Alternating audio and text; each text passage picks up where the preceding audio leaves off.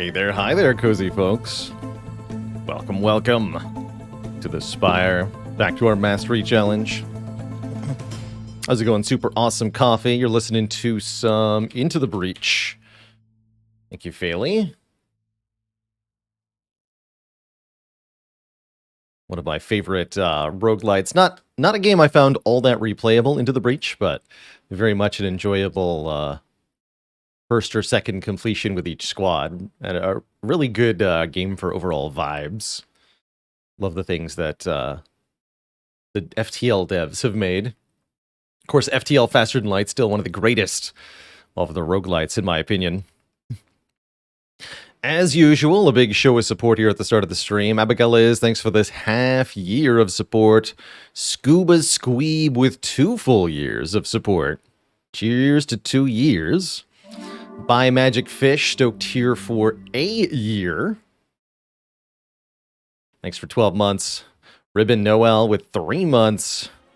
Good luck on the final 7. The lucky number 7. My hope is that we can do at least one mastery each stream from here on out. That's just my goal. If we master a card, it's been a good day, because there are so few of them that remain. Breadbasket with the 5 months of support. Thank you, thank you. Are the FTL devs making anything new? I have no knowledge of this. They might be. But I don't know. FTL Advanced, or not FTL, sorry. Into the Breach Advanced Edition was either earlier this year or late last year, from what I remember. Or has it already been a long time? Maybe it's been longer. And I'm just like spacing out for years. That might be the case. Anyway, relatively recent. So I imagine that's been what they were working on for quite a while. And now with Into the Breach Advanced Edition out, they can actually focus their efforts on something else, which I imagine would take a while. So I'd expect quiet out of them for a couple of years. Freudian hit with the 41 months in the Prime sub. Thank you. Thank you. C Brown Pants with a half year. How the time flies. Oh, that's right. I totally forgot to add schedule for this week. That is on me now. Yes, please do that, Failey. And I'll make a note to catch it next week. Alien12378 says, if the magic flower increases healing by 50%, does that also affect healing and rest sites? No, and the relic itself will tell you why.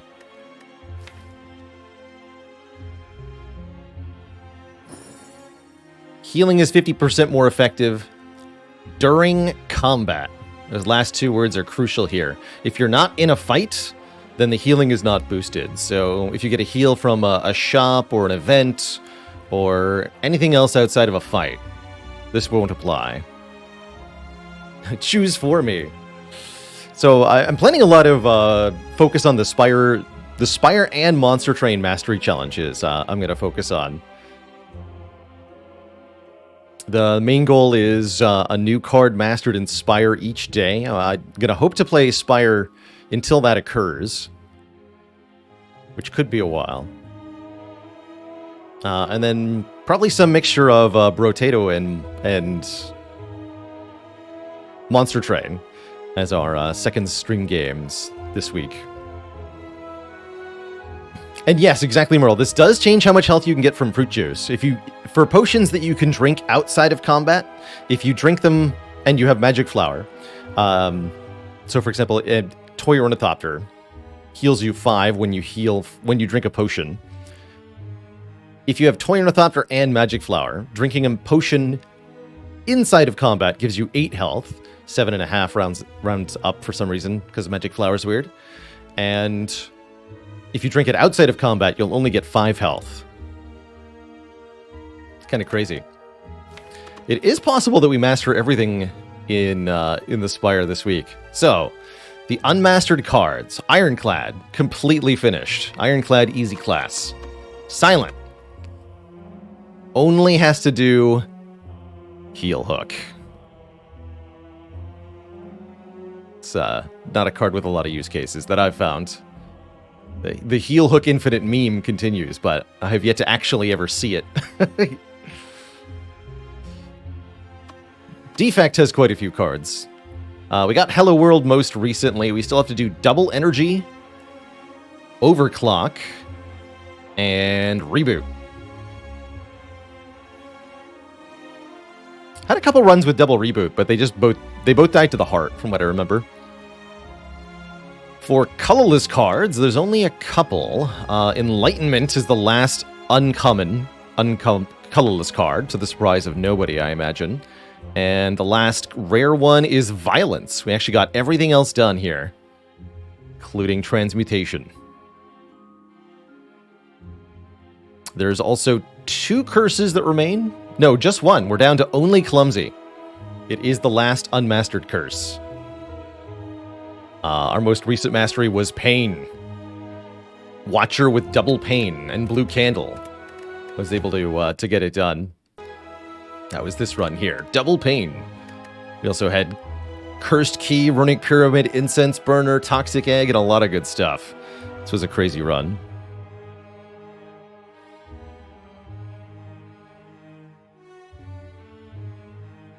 Hey, Threat Level Midnight, congrats on purchasing your first house with your wife. Definitely tough to do in modern Canada. Buy your own house outright. Tom, thanks so much for 58 months. 58 out of 352. Yeah, she just reminded me I missed some subbage before the stream started. Let me see if I can go back up. Catch that. Time Vagabond with 38 months.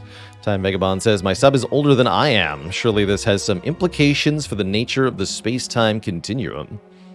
Kalar Durin subbed with 3 years, saying 3 hecking years of Baylor Lord, ladder challenges, 400 wins, card masteries. What will year 4 bring?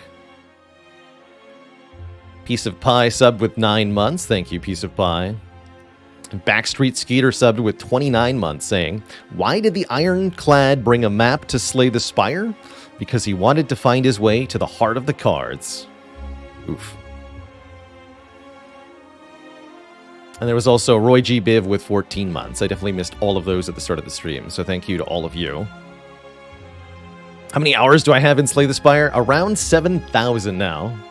I have yet to find another game that is entertaining for the same length of time that Slay the Spire is. Just Cryogen's excited to say that over the weekend they beat A20 and got the speedrun challenge, netting you platinum on PlayStation. Well done. I think some more subbage coming in here. Whiskey Neat G with 5 months. Thank you for everything that you do. I recently realized that a lot of the games you recommend I tend to enjoy very much. Just logged 60 hours in the last spell and 100 in Brotato. Those are some good stuff. I have a list of recommended games. I should make that. I think that would be a cool thing to make at this point. Especially in the year of our Lord 2023. It's really hard to find, an interesting game on Steam, just because there are so many different games on Steam. It can really be difficult to distill the tens or of thousands into something just using the search function. Word of mouth really is becoming, once again, the best way to find things. Aria2447 with 7 months. Cool to go back and do some reviews. I've not yet completed BG3039. I'm parallel playing through Armored Core 6, which has been eating up my time a lot. In a good way. It's Curse Key and always pick from Act 1 for trying to get Clumsy. At this point, yes, we're going to be very aggressively trying to get Clumsy because there are so few ways to actually get it. So we're going to be trying to brute force it, essentially. Gudra Parzival with 33 months of support. Thank you, thank you. Top Gun has been struggling to beat the heart with Defect, but having a blast. I do have a, let's see, exclamation point Defect guide. I think that might be how to beat the heart with Defect right there. And if so, I would highly recommend checking that out if you're struggling with heart solutions as the Defect. Defect definitely struggles in Act 4 more than the other characters. And Dindir says, still need to new game plus AC6? What? I'd heard there was a new game plus, but is there additional content beyond the first new playthrough?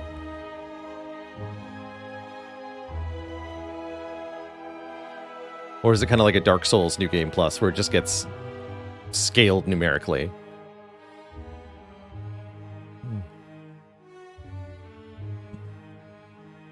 Mr. Zorak says, Baylor's video on speedrun was super helpful, but not as helpful as an Act 1 Brimstone. Definitely. Smile Riley says, no, it is Slime Riley. I always mix that up. Would I ever consider streaming other games, or are roguelites basically the main breadwinner of the channel? I think roguelites are really well suited to Twitch streaming in general, live streaming, because they're so replayable and because they reward mastery.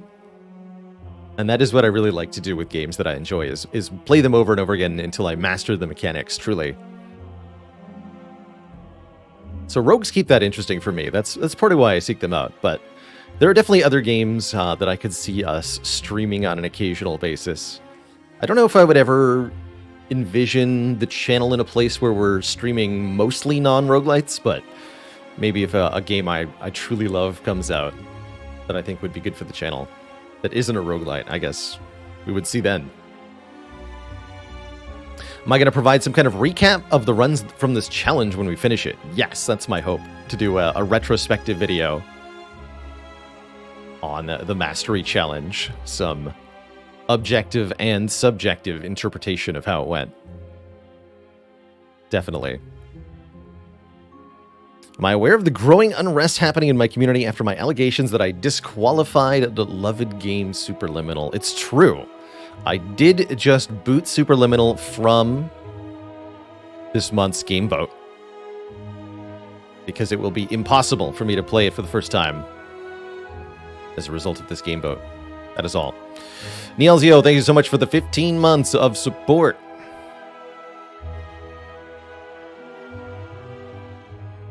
It's good to be here. Sayathan says, are there any other hidden mechanics in Monster Train, like priority units? I'm trying to think of it, if there's any main mechanics that aren't spelled out to you that are of similar consequence. There's a couple of other things that might not be obvious, but nothing of the same impact as priority units off the top of my head.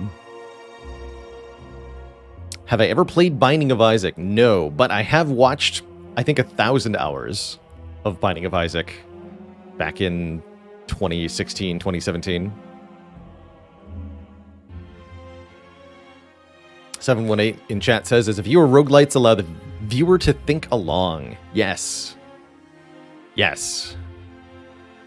And they're also games that are fundamentally impossible to spoil, which I think is pretty cool. Nobody can tell me what's around the next corner. And that's definitely not true for non-roguelites, for the most part. It's because nobody knows what's around the corner.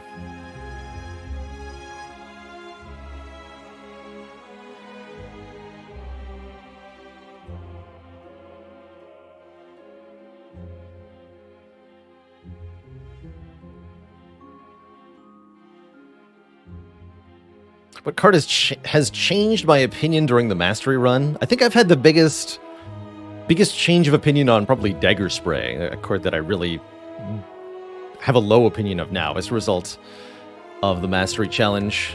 Card that was way better than I expected, probably Necronomicurse. This card's actually really good. That's what I found out. Do I ever find myself burnt out on video games after streaming all week? No, Banish Radish. I am a game addict through and through, so after a hard day's work of playing video games, I often decide to play more video games off-stream.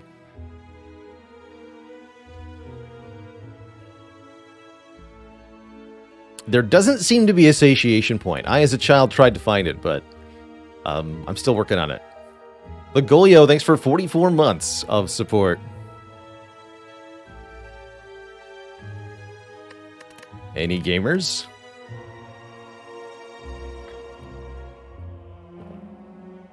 Yeah, video game burnout just means you gotta change the game you're playing. Current offline game of choice is Armored Core 6.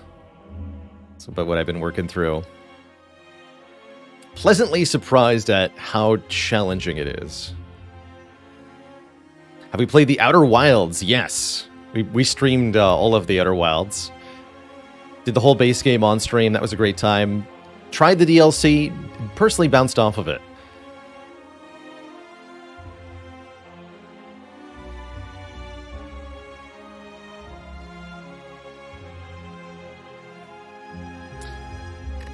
Playing Ironclad or skipping to Silent? I think Ironclad, if anybody's going to master Clumsy, Ironclad's a good candidate for Clumsy mastery. There's also a couple colorless cards to master, so I think we will do an Ironclad run. Have I started playing BG3? Yes, I'm most of the way through BG3. I'm in Act 3 of that one. I'm playing as Will, as the origin character. That's been quite cool. Playing as Will, you get some more direct interactions with the demonic patron Mizora. Super cool. In Armored Core 6, I'm in Chapter 3, so I'm still kind of early in. Fickle Beast, thanks for the 11 months in the Prime sub. What are the ways to get Clumsy? Clumsy can only be acquired from random curse sources, which means you can get it from Niao, you can get it from Cursed Key, you can get it from Match and Keep.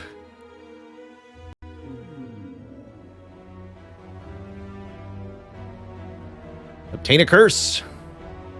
That's definitely what we want here as we embark into the final runs of our Slay the Spire Mastery Challenge. Only 7 cards remain, one of which is a curse named Clumsy. If it's not Clumsy, then the 250 gold will easily allow us to remove the curse at whichever shop we choose. In addition to that, early 250 gold starts are usually pretty strong, so this feels like a good pick both for all purposes in this run and for the Mastery Challenge specifically. I doubt that's the curse that we wanted. We could, in theory, try to transform this curse and turn it into a Clumsy. That's another way to get a Clumsy, is to transform an existing curse. So we could consider keeping it for that purpose, but it is a bit of a liability at the moment. Let's see. Overall, what path would I like to take? Something that ends up over here, for sure. So that looks like we're probably going to have to brute force our way through one of these elites. And then get on to the juicy path of rest sites and elites. That's the one I want here. And that's what early 250 gold will let you do, because we can buy a relic and several cards at this shop. This shop would not allow us to get onto the good path, so we'll disqualify that one. The Jackster with 34 months. Hey. How's it going? This is a lousy turn 1. Let's see. Bash would leave you with 6 health, which is how much our strikes will do next turn to a vulnerable louse. So let's just defend Bash here. Bash the front one. The back one has too much health. Ow. That way we can strike, defend on this turn. If we had bashed the back one, we would have had to kill it with 2 strikes. And then we would have taken 1 damage on the second turn.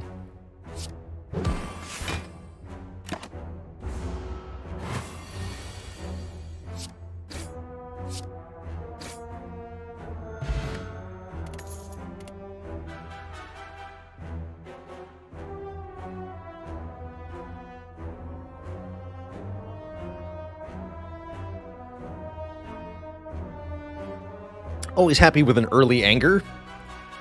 Clash. Clash probably not so great when you've got a curse in the deck. Anger's always rock solid. Our act boss is the Guardian. But I don't think that's good enough reason to not take anger. There could be some vague reasons to take Warcry. You can do funny things like put Doubt on top of your deck to delay the weaken. But in practice, I don't think that's so important. Cleric! Hello, friend. I am Cleric. You know what, Cleric? Just purge that Doubt. I think the odds of getting what we want off a transform is just way too low to try to keep that around just for that purpose. What if instead I had some nonsense like Abacus Fiendfire? That's interesting. If anybody can use Abacus, it's the Ironclad. Also, I owe the crowd a dad joke for threat level midnight. Why is the Abacus the best defensive relic? Because you can always count on it.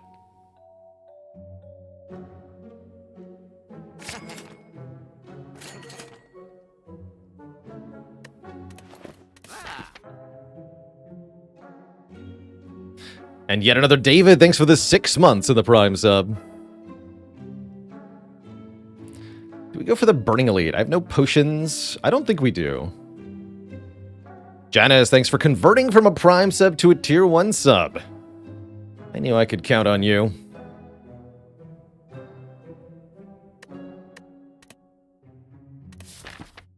Yeah, I think we should avoid this Burning Elite and just get lots of regular elites this act. I don't feel like we got quite strong enough from that shop. The Abacus can do fancy things, but it's not going to reliably do fancy things. And it's not going to save us in most combats.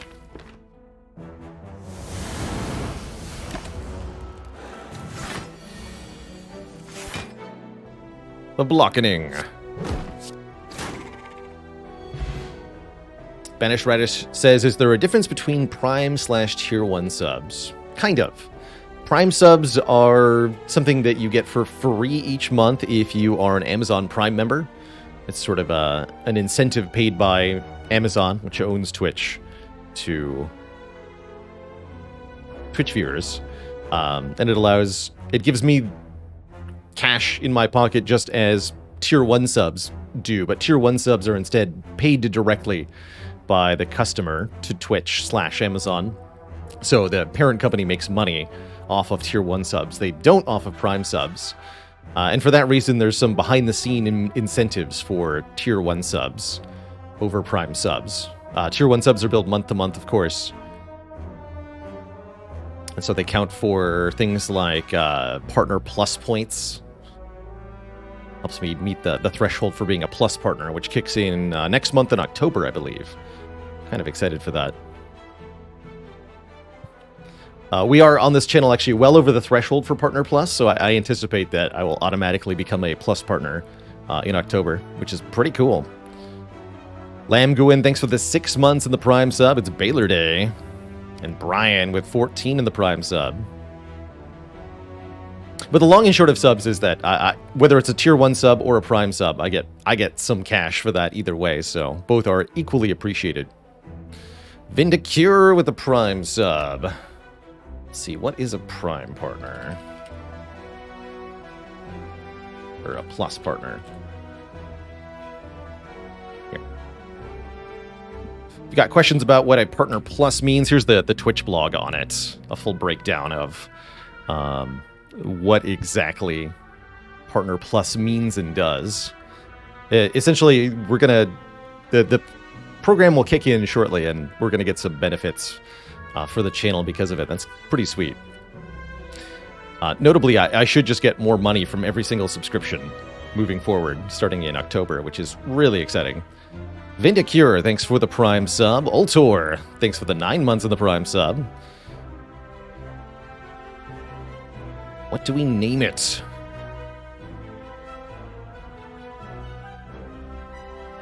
Ultimate. Ultimate baby. The Lagging Panda, thanks for the Prime sub. Welcome to the Cozy Sub Club. Is there a difference in percentage split between donations and subs? Yes. Subs are generally 50-50. Although, again, that's part of what changes with Partner Plus. Bits are usually around 70% to the streamer. That's the Twitch-approved method of direct money giving to individual streamers is through bits. And depending on how you purchase the bits, you'll get somewhere in the 70 to 80% threshold. And then direct donations through PayPal, which don't give any money to Twitch, are more like 80 to 90%. Yes, we are over the 350 threshold. Last time I checked the number, we're at 500 plus points for the Partner Plus program. So unless I lose 30% of my month-to-month subs by October, which seems really unlikely, then we'll be totally good. Once we meet the threshold, we're automatically enrolled for a full year. So I'm locked in for a full year of Partner Plus, as far as I'm aware.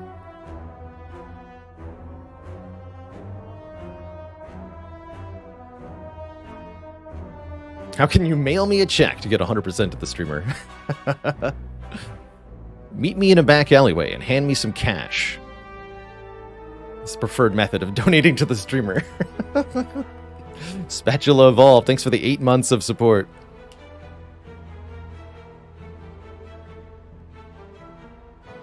Yeah, just put it in the dead drop. You should already know where it is. I like cards that exhaust. I think the goal of this deck is just going to be able to get rid of every card. Goon the Spoon, thanks for the 3 months of spooning. The Bafla, thanks for the tier 5, tier 1 subs. Welcome to the Cozy Sub Club, everybody. I think we go Bash Anger over Fiendfire? I think so. How's it going, Amidala? Found me on YouTube and got you back into Spire after a few years away. It's a game that aged really well. I think Spire will still be very entertaining 10 years from now, because the visual style is really well done. It's simple, but very consistent, very communicative, and very pleasant to look at. And the gameplay is just endlessly deep. Crazy how... And, oh my god, we got a Searing Blow. Do we do it? We can get 4 upgrades this act. Interesting. This is definitely a situation we can take and use the Searing Blow.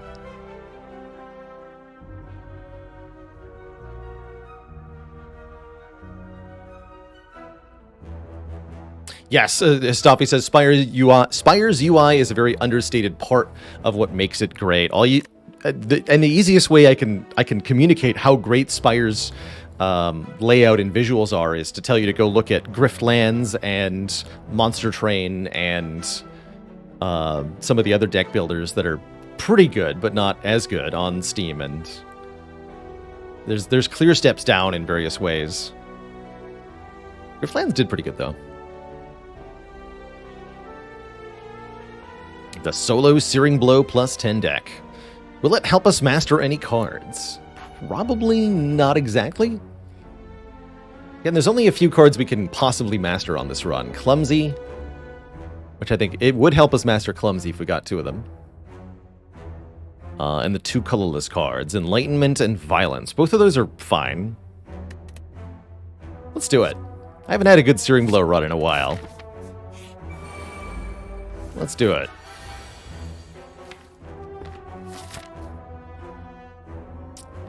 Do we use the Strength Potion here or in the next fight? I think our Abacus is worst in this particular combat. Let's use the potion now. Double Defend, or do I Searing Blow? I think I Double Defend.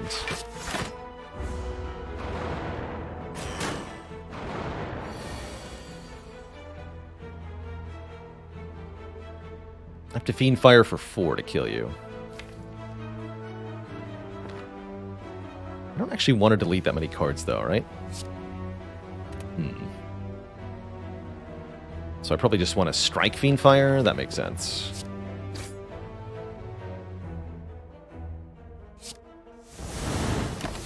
Taking 10 in this fight is almost inevitable, usually.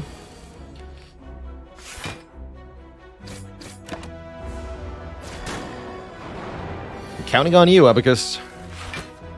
Thanks for the help.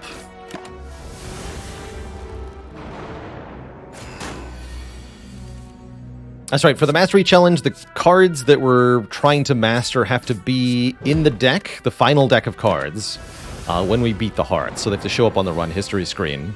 That means we can't use temporary created cards or anything like that to achieve the mastery conditions. They have to be real copies added to the deck.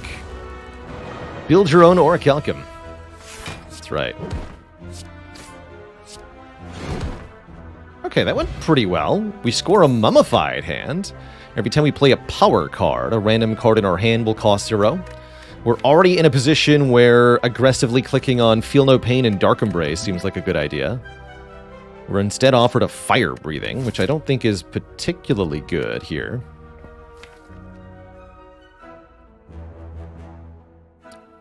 Edged TV, thanks for 3 months of support. Resigned from your old job last Friday and got a better paying from home job.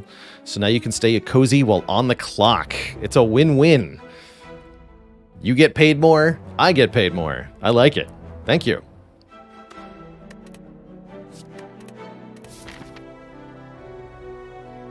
Yeah, Fire Breathing would have maybe vaguely helped against sentries, but as we saw, we didn't need it. Although we did have to use a potion, so that's part of it. My philosophy with Searing Blow is that you just upgrade Searing Blow every single time that you're offered any upgrade. Each upgrade on Searing Blow is more impactful than the last. It gets stronger and stronger with each successive thingy. Delete cards. Totally okay getting bonked by the Gremlin Knob here. I do not fear the knob.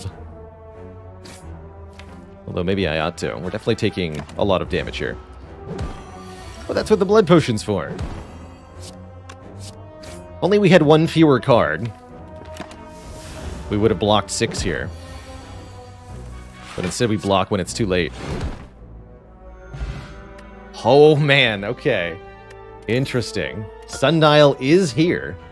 Every 3 times we shuffle the draw pile, gain 2 energy. Interesting. Now we just need the Unceasing Top, and the plan is fully complete. That makes Dual Wield really valuable, actually, as a card here, because Dual Wield can allow us to make a duplicate copy of a Pommel Strike or a Dropkick. And that would actually allow us to start going infinite. Which might be how we win instead of Searing Blow. Can also dupe the Searing Blow, which is pretty strong in its own right. And it could also dupe Anger. You know what? I'm going to click on that. There's enough possible interactions. All right, Unceasing Top. Frozen Egg. Oh, that's pretty good. Frozen Egg Mummified hand. All powers are now upgraded. Okay, give me some powers. I'd love some powers.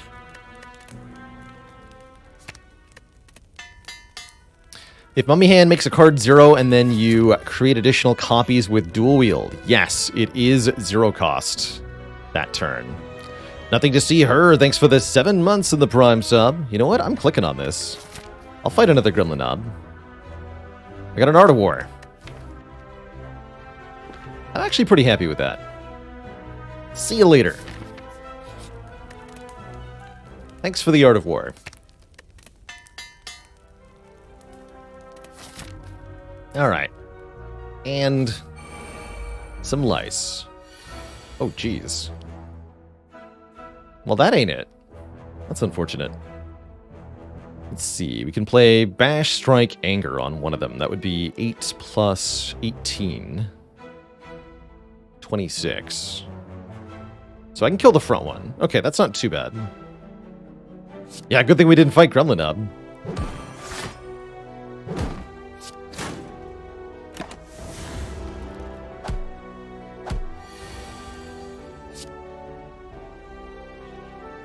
I guess defend Searing Blow?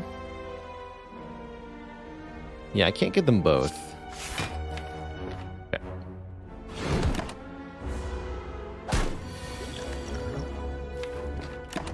Thanks.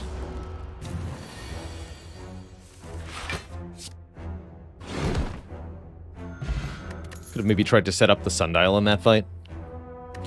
Take an Armaments, a little bit more block, lets us upgrade a card in hand, which can stack Searing Blow upgrades, or since nothing else in the deck will be upgraded, it can also upgrade any other card. So that's pretty consistently useful. Helpful against Guardian, but I do want less cards overall, so I think I'm going to skip it, because we're trying to have as few cards as possible currently. Spacey, thanks for 3 months. How did you even get to 3 months? Doesn't matter. You're here now. Thank you. Yes, Armaments with Searing Blow can be a bit of a trap. That's true. I'm going to make another Fiend Fire, because I didn't realize we could do that. Seems strong. Although I'm going to use it immediately, so that wasn't actually helpful. We keep the dual wield, though. This does 40 damage.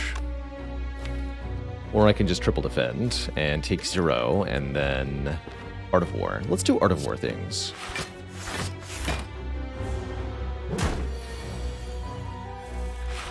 Yeah, now we can play the Bash more easily.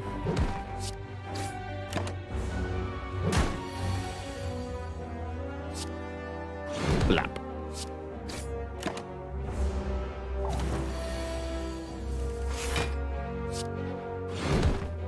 Good fight. Toxic Egg. We have 2 eggs, Twitch chat. Will we get the full 3? There it is. Do we change plans here?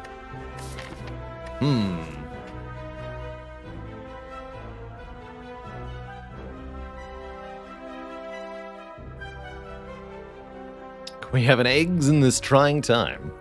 I do really like Flame Barrier, but Pommel Strike is an actual win condition for this deck, with both Sundial and Abacus and dual wields. We can really use that. I would actually, at this point now, upgrade Pommel Strike over Searing Blow in order to get that win condition in play.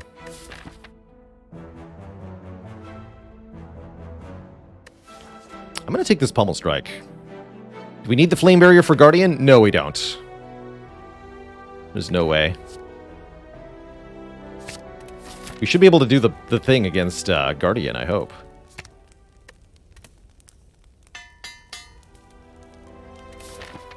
See how this goes.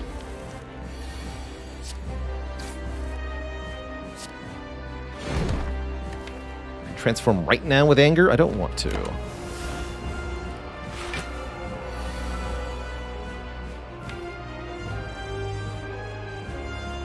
Okay, so we dual wield the Fiend Fire, then play the Fiend Fire next turn? Is that what we do? It seems to be what we do.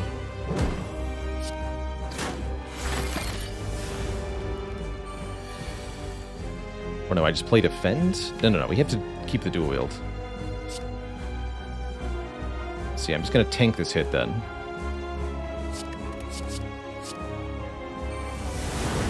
Note that we only take damage 1 time, even though it was a multi-hit card. We do have the Blood Potion. Also have the Abacus here.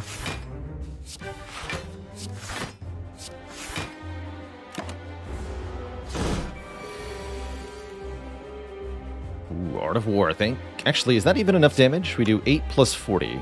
No, I have to use the Strength Potion if I want to avoid 20 damage. I'm cool with that.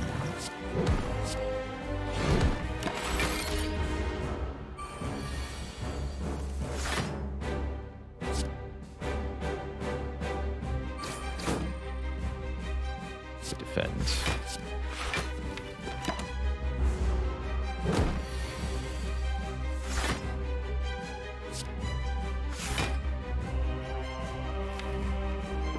Could dual wield the Searing Blow. I don't think I'm going to. Didn't draw the Pommel Strike again. How rude.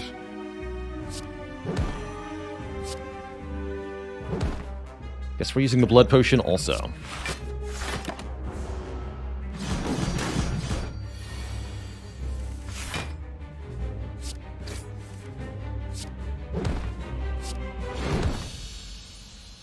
Bit of a sketchy fight, but we're through. GG. What do we got here? Barricade Plus? That's kind of cool, actually. How's it going, Atomicia? Been thinking about a pathing problem in Spire. Is there an optimal way to path in order to improve your rare chance? An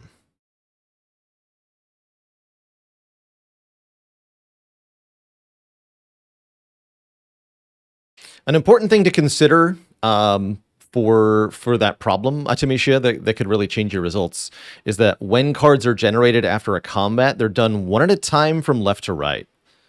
So yes, elites have an additional base rare chance, it's true.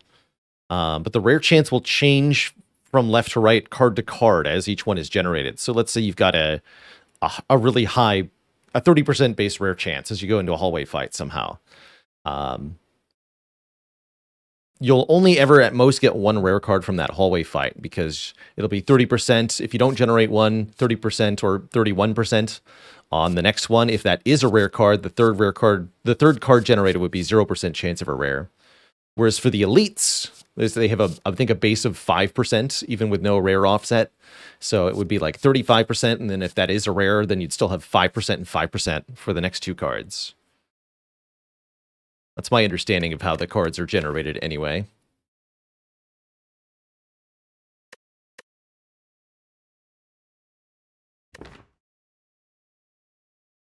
This barricade might be excessive.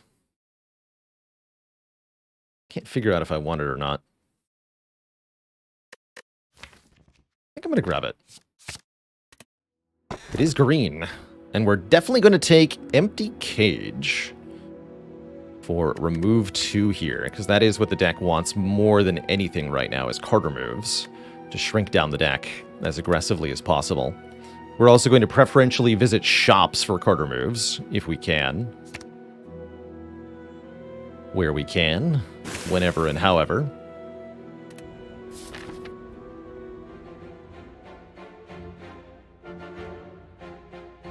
And we can do that quite a bit already. That would lead me right into the Burning Elite, which I'm almost okay with. Question is, how do we tangle with foes like this in the beginning of Act 3? And the answer, Act 2 rather. And the answer is we don't. We're quite bad at it. We are going to get bodied here. And it's not pleasant. Avocado could do the same thing to us.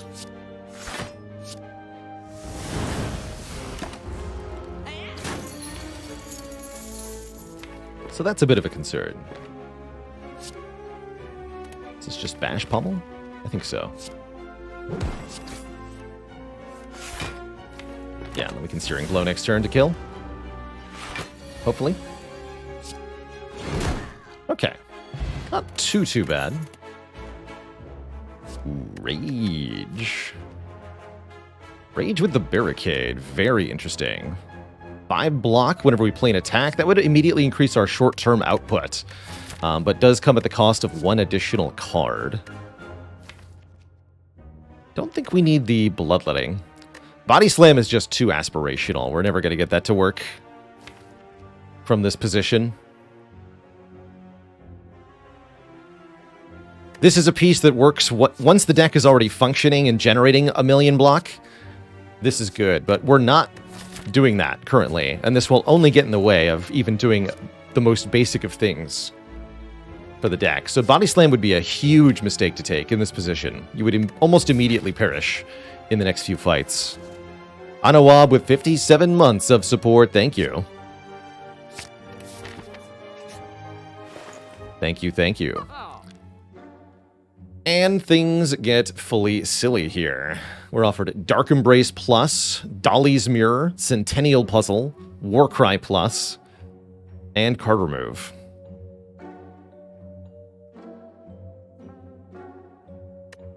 Dolly's Mirror could duplicate the Pommel Strike Plus, which is probably the strongest duplication at this point. Hilariously. I think Dark Embrace is exceptional. Any source of card draw is very good. And yes, Embrace Remove is very good too. Why can't I hold all these purchases? Might just be Dark Embrace double card remove. Dupe the Dark Embrace. Oh, we can do that. Now you're thinking. Dupe the Dark Embrace. Of course. Of course. Why didn't I think of that?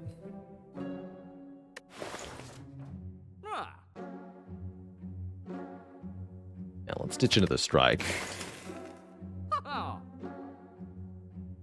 I think that's all I do here. We could also buy a potion, but I think we're going to try to get money off of these two events, and then we can get another remove here.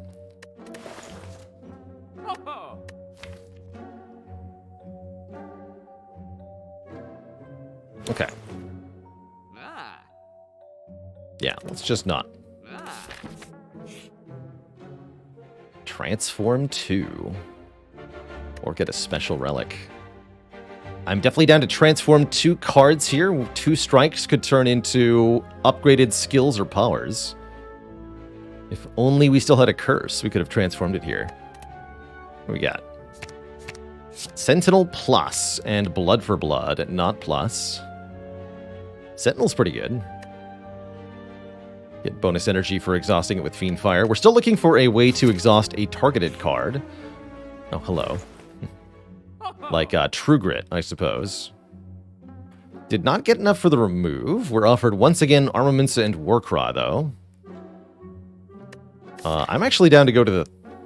Let's see, we have no potions. That makes fighting an elite, especially a burning elite, not really a good idea. So I think we should avoid the burning elite. And buy the Swift Potion. Go this way. That's my plan. But then birds killed me. I see. Good job, birds.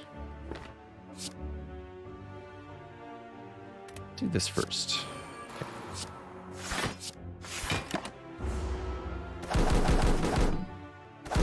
Yeah, where's Flame Barrier when you want it? I do miss it a little bit. Okay, I miss it a lot. It's a lie. I miss it lots. Dual wield Dark Embrace.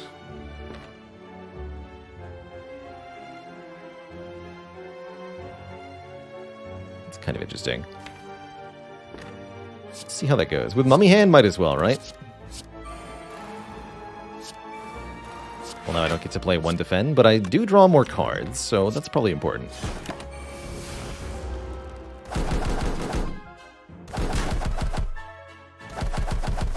Ow.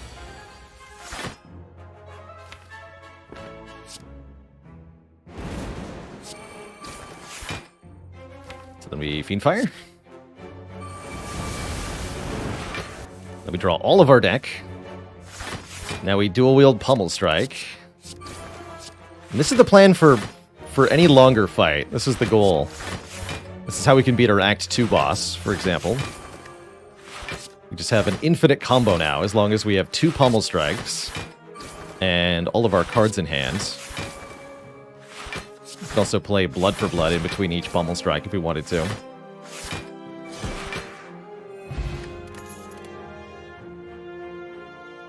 So, Arma Plus for free. Still gonna get refused here. Because less cards is more. Alright, it's the Slavers. That's pretty bad. Because there's not a whole lot I can do about these guys. They can actually kill us if our draw is bad enough. I think this is what we need the Swift Potion for. We need to find Rage or Dark Embrace or Fiend Fire here. If we don't kill one of them on turn 1, we're just toast here. They deal 34 damage, we have 38 health. Okay, that's a bit better. That's a bit better. Dual wield became free. How interesting. It's pretty bad. Deck has too many cards currently. If only we didn't have the Searing Blow and probably also the Barricade, I think this would be working a lot better. But as it stands, we're not quite there. I guess I'll dual wield the Pummel Strike, even though we can't really do that correctly. This needs to exhaust for the card draw, huh?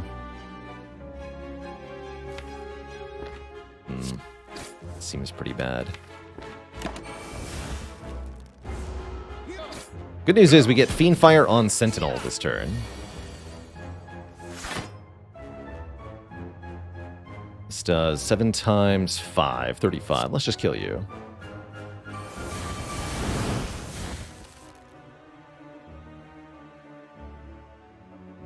I'm alive for now. Can rest next floor. Surely this is fine.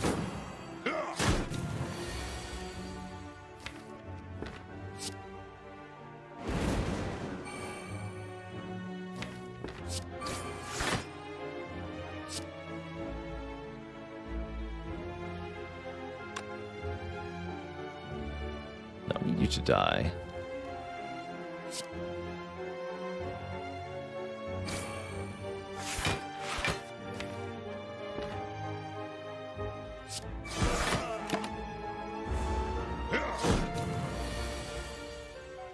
And there we go. GG. Slain by the Slavers. Not quite able to distill this deck down to the proper essences quickly enough. Taking a superfluous searing blow and then trying to pivot.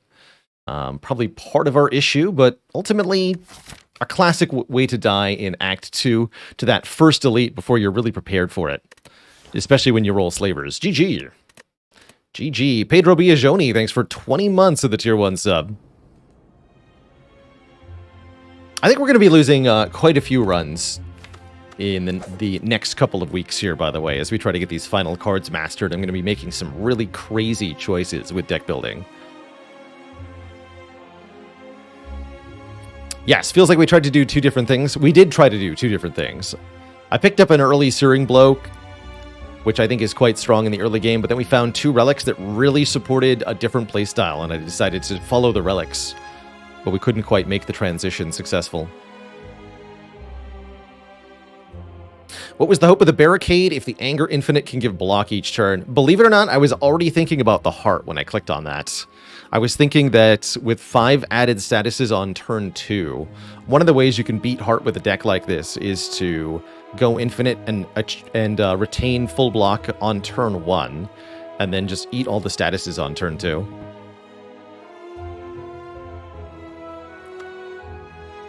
But carrying the barricade around until that point, kind of an iffy choice. I also grabbed it because, yeah, we had Toxic Egg and Mummy Hand, so it was pretty lightweight as far as barricades go.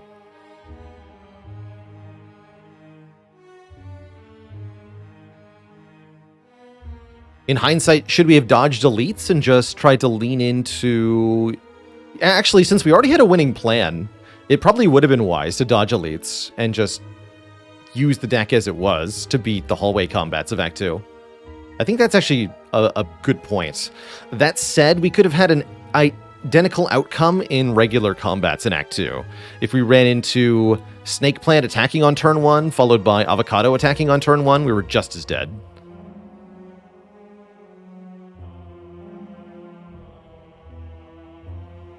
And for what it's worth, I think we slaughter the Book of Stabbing and do pretty okay against Gremlin Leader. But yes, defense was tough to ramp up quickly. We had very bad defense on turn 1, turn 2, which is a way to lose in Act 2 in general.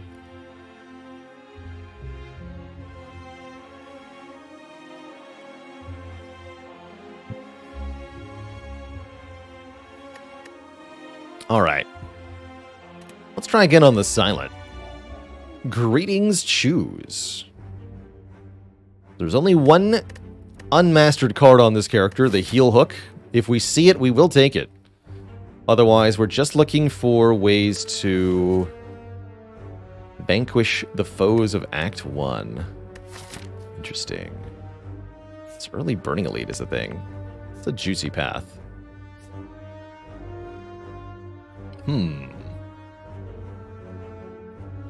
One in Rome.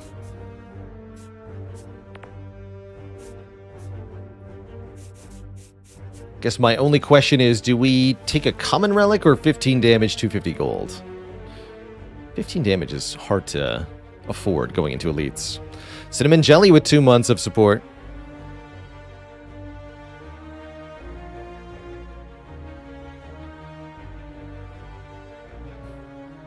And welcome to the Abaton. We also have a spreadsheet, mastery sheet, that shows all of the cards that have been mastered and when they were mastered. But the exclamation point unmastered command is the easier way to list the remaining ones at this point. Common Relic is pretty solid on Silent.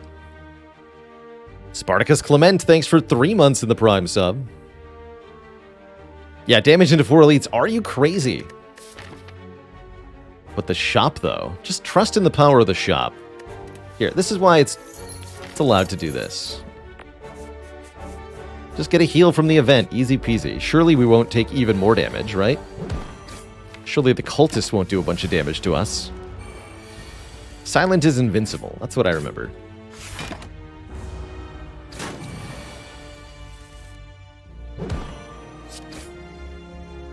Definitely have to play this strike. We are way behind on damage. This is a 55 health cultist, too. That was a really bad turn 1 draw. Terrifying. Definitely got to take chip damage again. Yikes.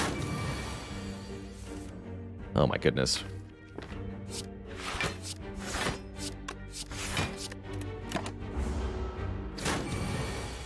Okay, there we go. That wasn't that bad, but that was definitely bad. Blade Dance. Definitely take the damage card. Get another combat. That's actually a good thing.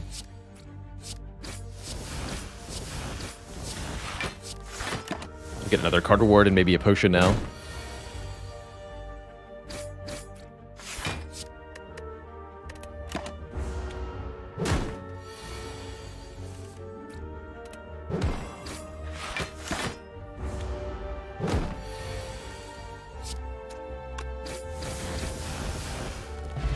Okay, that's very helpful. That'll restore some of the missing HP.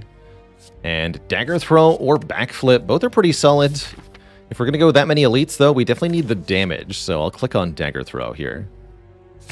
9 damage, draw 1, discard 1. And I'll lose some max health to gain the Golden Idol. Meaning we get more money from here on out. That's all quite good.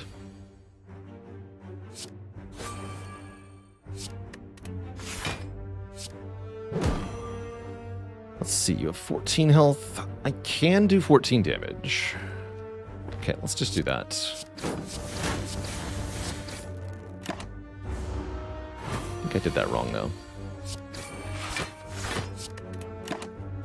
Money!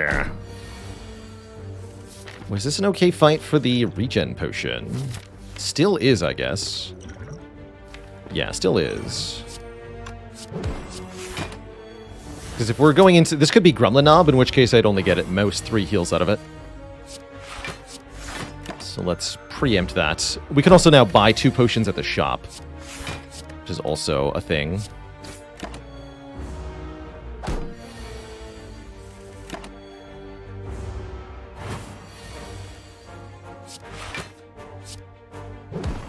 Easy.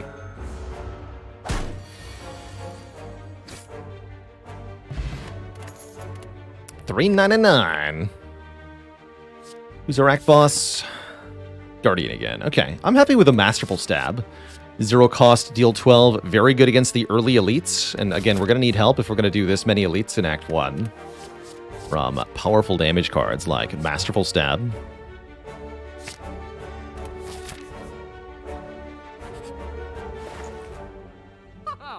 And there is the waffle here. That's really funny. I shouldn't have drank the potion. That's really funny. There is good stuff here, though. I like the potions on sale. Strength Potion, Explosive Potion look very powerful. As far as relics go, if I'm not taking the waffle, I'm down for the Nunchaku. Every time we play 10 attacks, gain energy. And certainly there's a lot of attacks in this deck already. So let's take Nunchaku. Let's take 2 potions to make the elites not so suicidal. And that leaves enough for either a card remove or leg sweep. I think I'd go remove?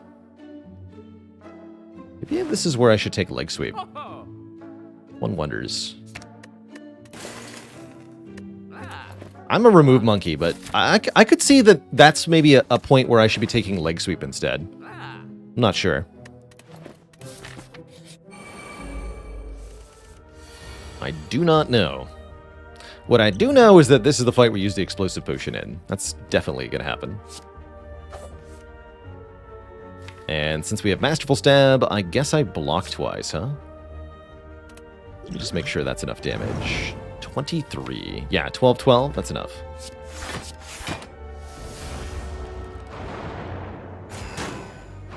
Unless, of course, we don't draw them both. We do. Good. Thank goodness for life being simple.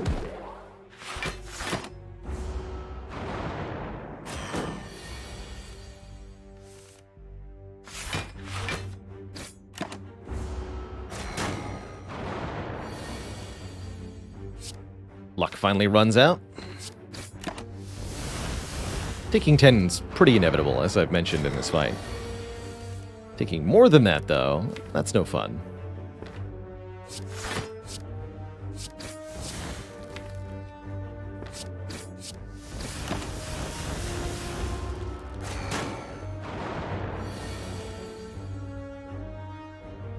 Can't kill you, right?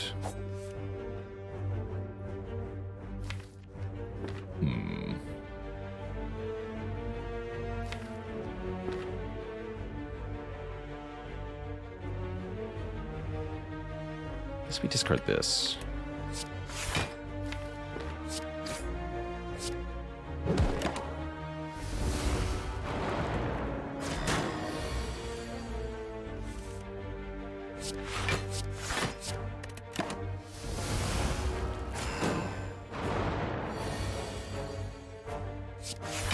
Okay, 22 health. Can rest.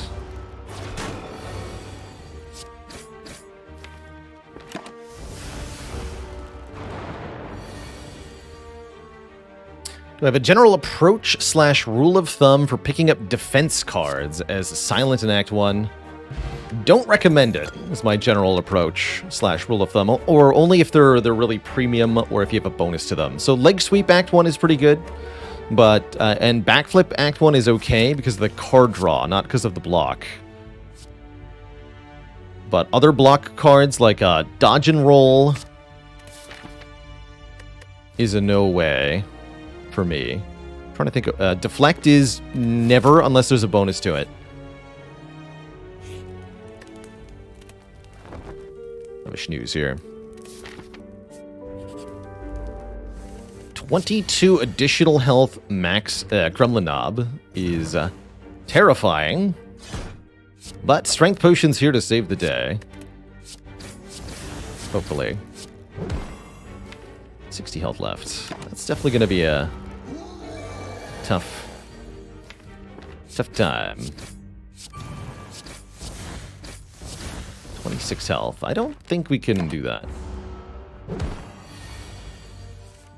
Oh, we totally can. Awesome. Got him. Get wrecked, sir. Pick up a Snecko Skull. If we apply poison, apply one more. That would make Envenom okay, since we have so many attack cards.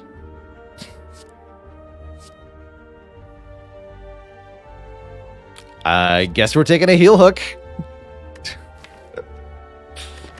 Sure would be nice to take this corpse explosion, but there's a not mastered label on a heal hook, and, well, that means we're taking it. It's our only chance. We must do it. Heal hook for the win? Question mark? Strawberry's pretty good. Got 2 more elites to get through. That's kind of tough. Thankfully, we can use a potion in each and every combat, which will make things substantially easier on us.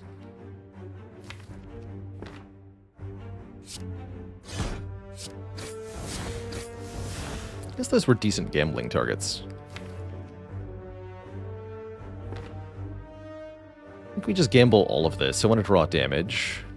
Although it's better to play this, right? Gamble all of these. Yeah. That's what you want. Just kill one on turn 1. Worth taking the 10, because now we avoid 3 days in the first place.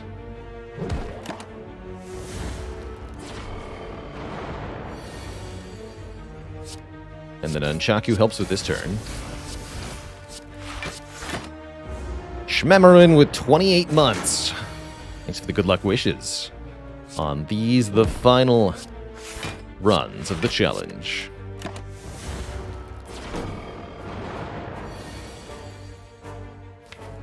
Ouch.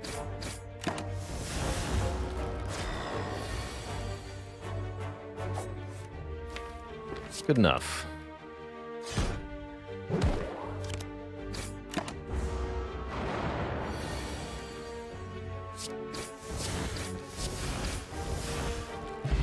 Shuriken. Every time we play 3 attacks in 1 turn, gain a point of strength, and a fairy in a bottle. If we would die, instead heal to half HP. Awesome findings. Now we're actually totally okay. We're going to do huge damage thanks to Shuriken. And the fairy in a bottle means that this last elite is not so difficult after all. Awesome. We don't want any of these. Like I said, dodge and roll, even with Guardian as our act boss, it's just not that good without an upgrade or a bonus of some kind, and I really don't have one to give to it. Current upgrade I'd like to do is Neutralize to make the heal hook a bit more reliable. But first we have some events to get through, including a Dead Adventurer, another elite, offering us more money and another relic. I am going to click here. Let's find some loot. Find some loot. While searching the Adventurer, you are caught off guard. More sentries. You heard me. There's more of them.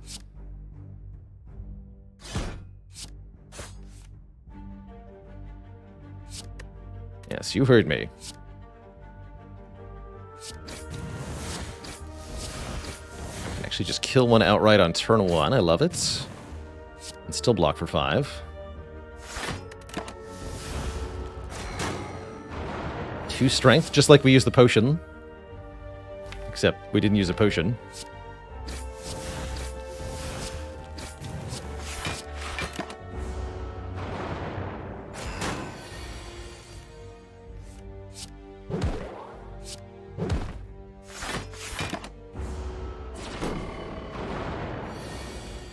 Excellent.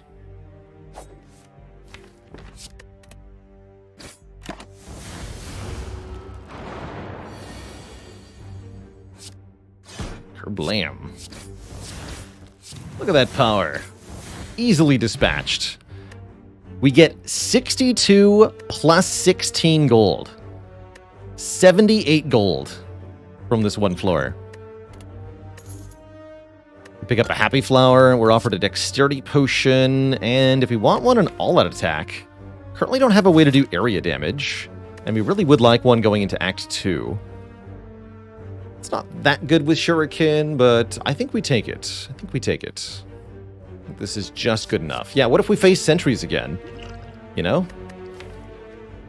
Don't think I want this Dexterity Potion, though. I'm going to take the Energy Potion and the Fairy still. Do you still get gold from the kill if you find gold on the Dead Adventurer? Yes. When you find gold, you find 30, and we would have found the remaining part of the gold, essentially. So yeah, when you find gold, you only get about half of it.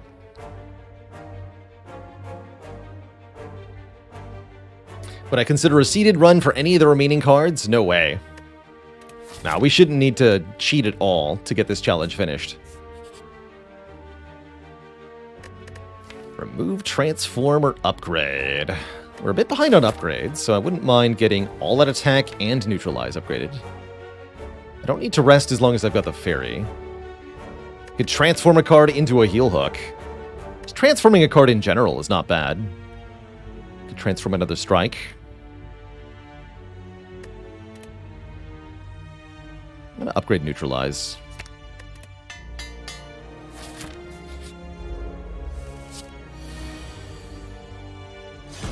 Masterful Stab has been very good to us so far.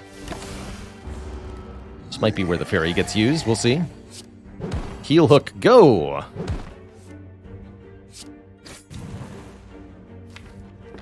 Doesn't look like it, actually. With 2 strength, this does 11, 8, 12. What is that? That's obviously 31. Okay, so we play Blade Dance. and Survivor. So we only take 2 here.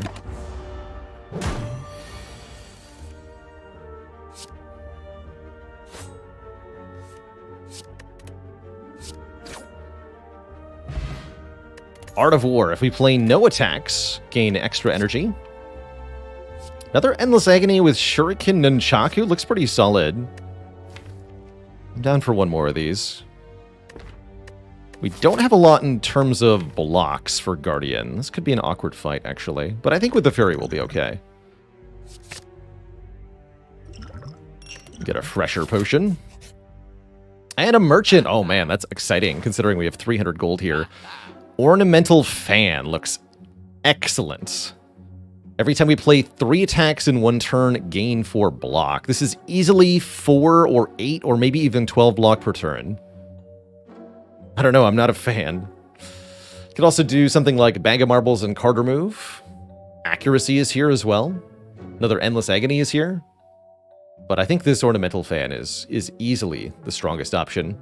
There's also Prismatic Shard, which would dramatically lower our chance of finding a second heal hook. I don't know about that. I think the Ornamental Fan will be useful in Guardian 2. Not that useful against Guardian, that's true. But I think it'll still help in that fight, which I'm not that worried about, admittedly. The Shuriken should bring a pretty swift conclusion to the fight. I guess we upgrade Blade Dance, right, for an extra attack now, because Ornamental Fan and Shuriken. Let's see how this goes.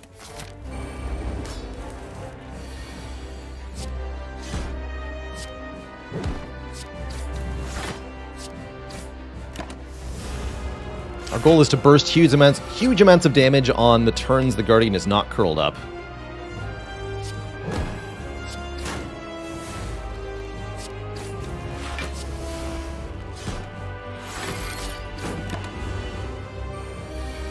And then just block on the other turns.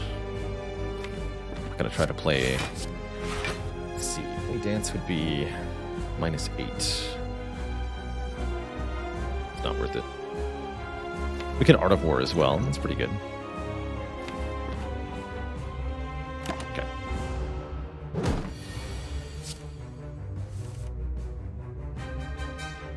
Do have to take some damage here. It's a little unpleasant.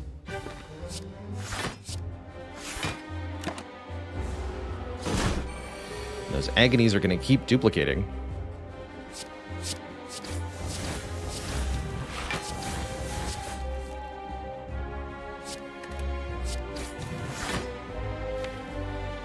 Okay, that's a really good draw order.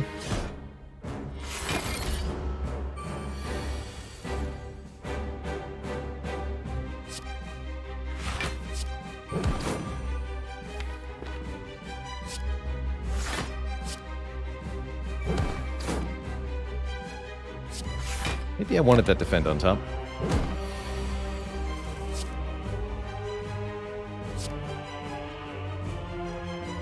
Go to 1 hit point. Kind of down for that. You got it. Ah, then Mediocrity gets drawn. Unfortunate. Good news is we're not dead.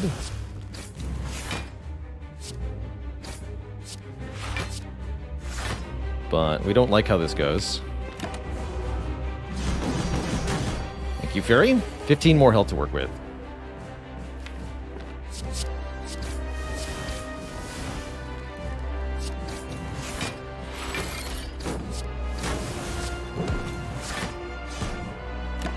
Now we should be able to just finish the fight, especially with 7 strength.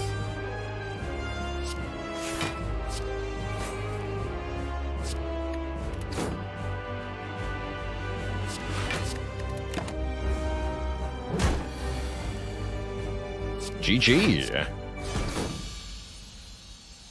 That wasn't too bad. We did have to spend our Fairy in a bottle, but we got the 2 upgrades we wanted. And we're on to the next act, being offered Storm of Steel, Adrenaline, or Glass Knife. Those are all pretty juicy, rare cards for a deck like this. How do we get this many relics? All you have to do is beat 5 elites in Act 1. after taking damage from Niao as your starting bonus. It's not that hard. We also purchased 2 relics. So buy 2 relics because you had 600 gold in Act 1. And kill 5 elites. Easy.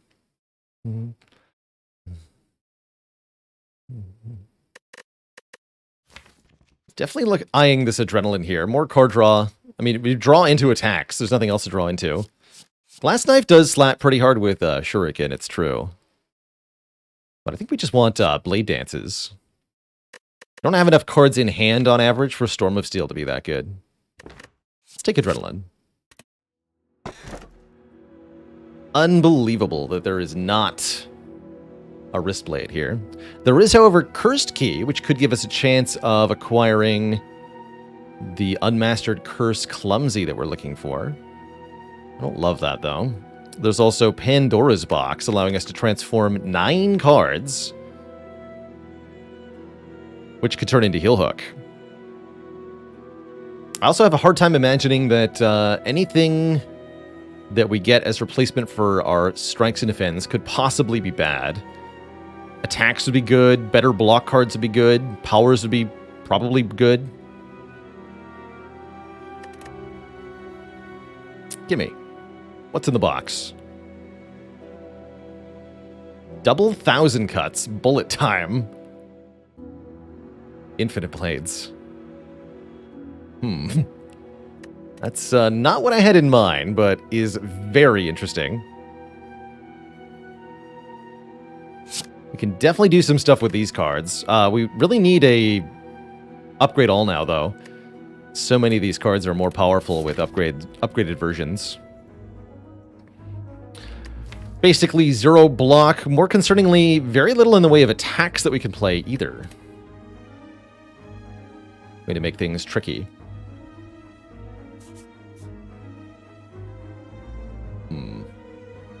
Kind of poor for a shop. Usually I find a Pandora's Box needs a couple of upgrades, a couple of removes before things get comfortable. We actually have pretty good energy. Even though we only have 3 base per turn, don't forget we get Happy Flower and Nunchaku and Art of War, all contributing to our energy output. So we can actually play quite a few cards.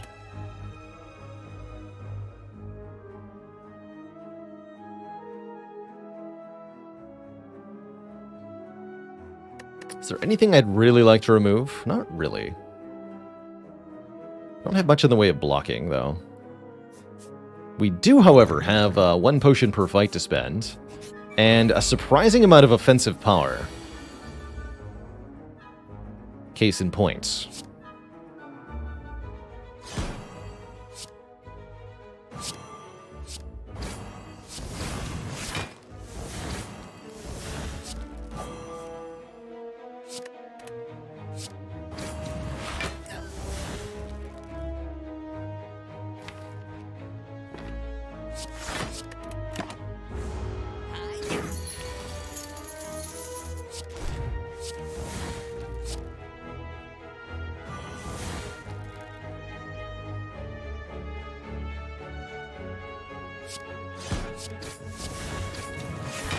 Did.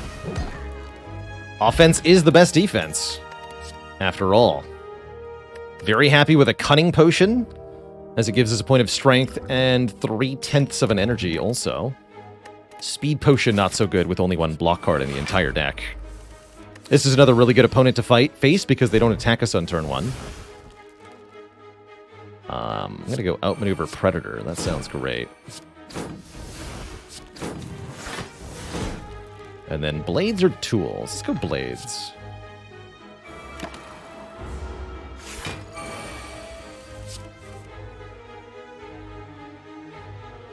I have 6 energy. And a bullet time. Apparently.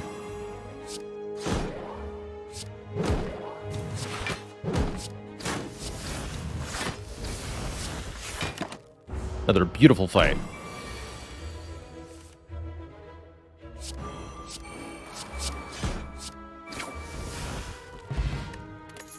Keep these 2 potions. Calculated Gamble. Discard your hand, then draw that many cards. Love calculated gamble in almost every situation.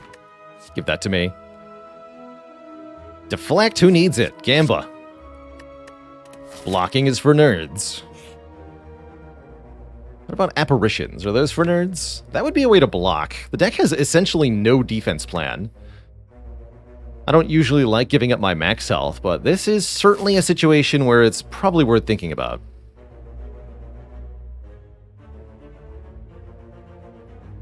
I don't know that we need it, but it's very strong. It also makes us pretty vulnerable to bad initial draws. Though I guess we're already vulnerable to those. Seekers, thanks for the Prime sub. Welcome to the Cozy Sub Club.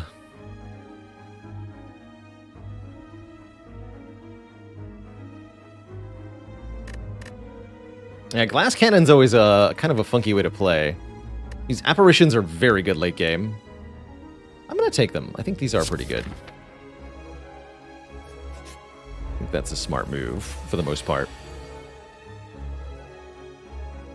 Don't always need to play them, notably.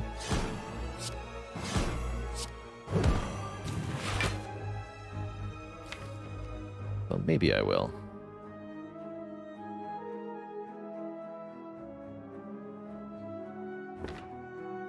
Being intangible for turn 3 is pretty wise.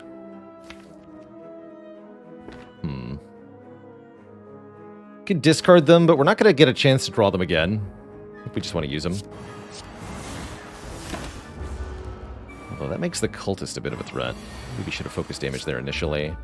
Pretty happy that I chose to do what I did with the apparitions here, given this draw.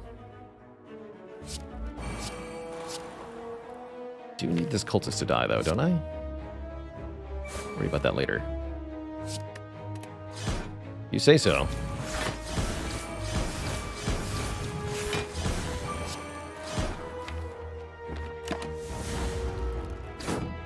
This turn's pretty spooky. And I did not get what I was hoping for here.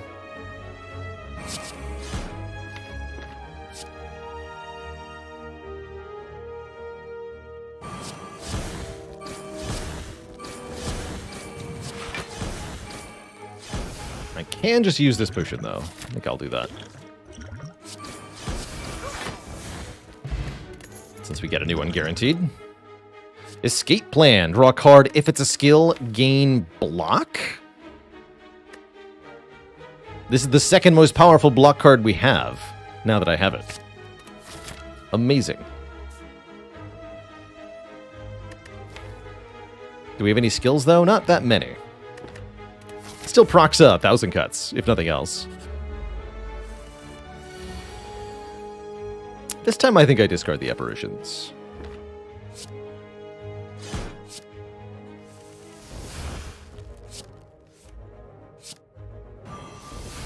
Terror Predator. Sounds right, with bullet time in the draw pile.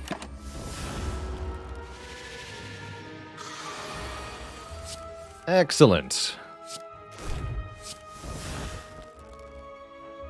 Double 1,000 cuts and all the attacks you could possibly ever want.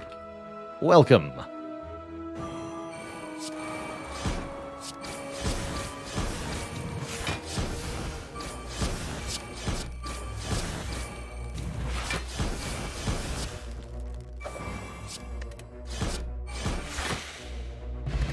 Love it. Paired flechettes. Bouncing Flask with Snecko Skull's kind of strong.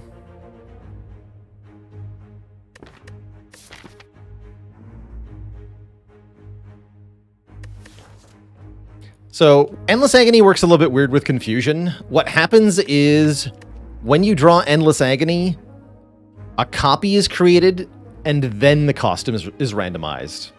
So, the additional Endless Agony is equal to the previous cost of the random Endless Agony. So, a bit odd. So, let's say first time Endless Agony shows up in your hand, it's 2 cost. You get a 0 cost one created into your hand, and then the original copy is drawn at 2 cost. If you play the free one and discard the 2-cost one, the next time you draw it, you get a 2-cost one added to your hand, and the next one is random. The original one redraws at random cost. Very strange. Would this deck take an Envenom? Definitely. It would definitely take an Envenom. Hoopla says it's why everyone making a Spire AI gave up, because the game's state machine is so busted under the hood. That sounds right.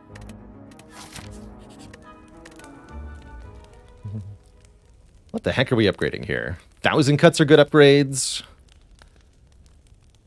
Terror is a decent upgrade. We could upgrade one or more of the apparitions, try to keep them around, although that won't really matter until the champ fight.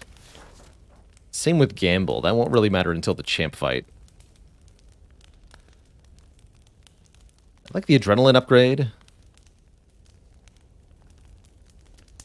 I guess the 1,000 cuts upgrades are pretty good. Let's do those first. Not sure that's correct, but it will help a lot if this is... Yeah. Stinky AoE fight. Do I just bullet time now, or do we dagger throw first? And then energy potion? I think we just bullet time now. Seems a-okay. Double apparition turn one's pretty good.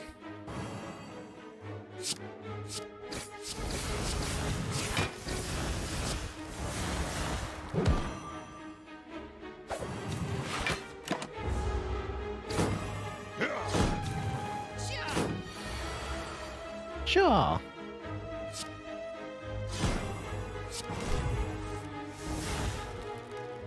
Excellent. Take the 2.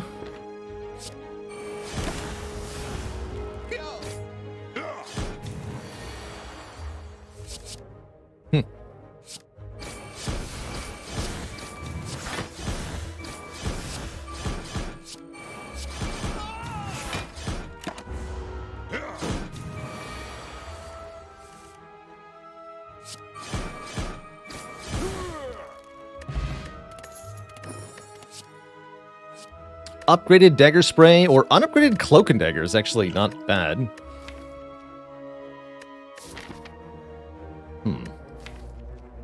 Feels like I have AoE sorted with double 1,000 cuts. Eilers1, thanks for the Prime sub. Welcome to the Cozy Sub Club. How does this beat Heart? Double Ghost in a Jar. That's my guess. I think we skip. As tempting as these two are. I will take Power Potion for Champ, though. Yes, we will. Didn't end up using Attack Potion on Slavers. I guess I'm not going to use it anywhere.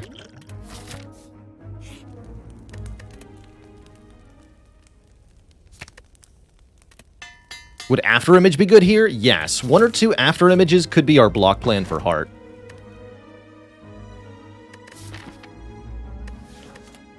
Skip that. Match and keep. Maybe there's a stinky curse here. The right kind of stinky curse. We could add a neutralize. Or a malaise. I want the malaise. We don't get the malaise. Bummer. He disappeared. I'm going to take 3 more events. We're looking for Thwack here, probably. I owe the chat a dad joke for Fluffy Bullet.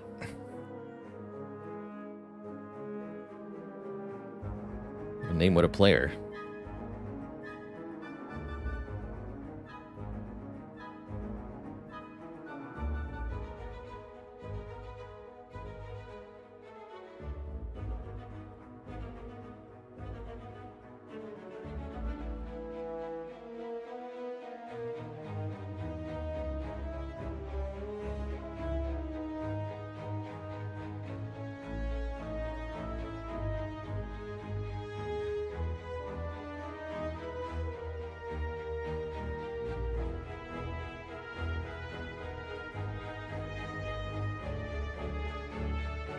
And the sheep that could. Lots of sheep on the mind.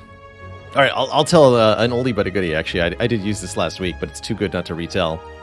Did you hear about the gremlin that stole a sheep and then evaded authorities? They say he's still on the lam. Onwards and upwards. Snake plants. No refunds.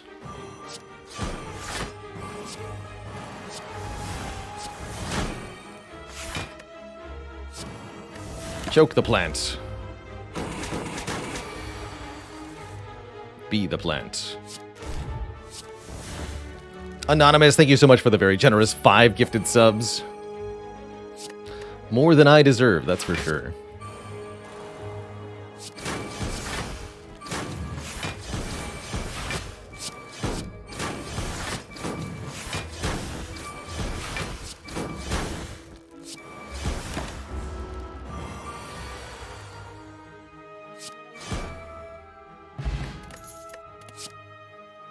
Upgraded Sucker Punch. Pretty good way to get weakness. We do want more weakness because of Heal Hook. Also, if we're going to take a second Heal Hook, we definitely want reliable weakness. And it's an attack card, which synergizes with all the other stuff. I think it's better than nothing. So I will grab Upgraded Sucker Punch here. Spare some coin, child, says the beggar. We can lose a card for some money here, which I'm happy to do. Although, what would I like to get rid of here? I think the Infinite Blades is actually useful. Choke is kind of decent. Predator is kind of decent. I guess Outmaneuver is not that good. Let's lose Outmaneuver. This deck has other ways to get energy. Heal Hook is the worst card. Oh. According to Ranwid, it's Tools of the Trade. How about I trade you my Power Potion for a Relic, Ranwid? I'm going to get more potions in the very near future. Give me what you got. Mango! Wow! That's like 50% more max health. We went from 30-ish to 47. Thank you, Ranwid, for the juicy, juicy mango. I love it. I really do.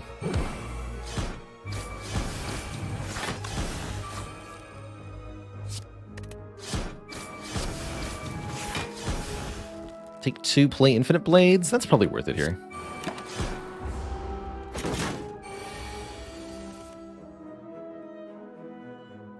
Was it though? Was it really?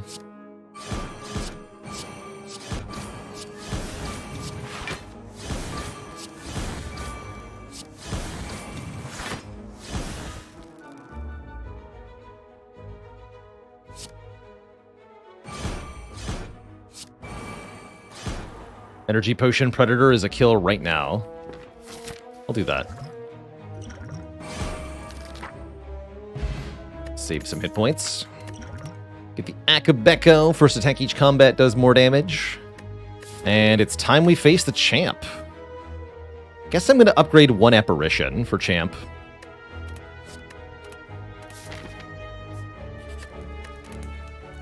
I don't feel that good about this fight, but I'm hoping that we can simply burst champ down, dishing out tons of damage before champ really has a chance to respond.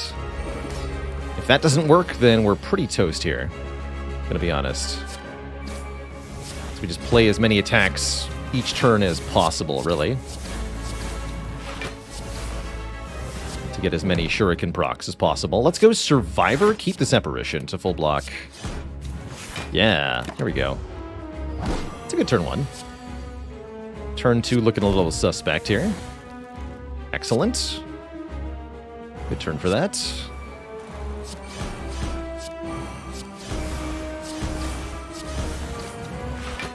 So far, so good. We actually really don't want Champ to metallicize. If we can do this without Champ ever getting block, that'd be really, really helpful. Might be worth taking 21 just to play these two.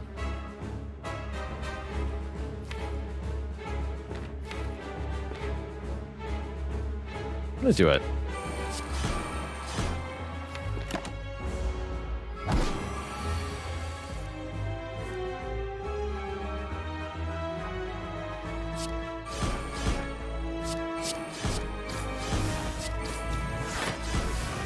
Champ will go below half here if we play any more cards. I'm okay with that.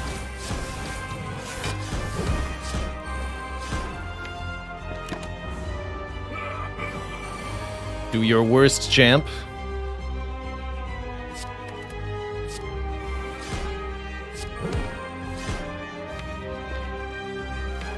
Now get hacked.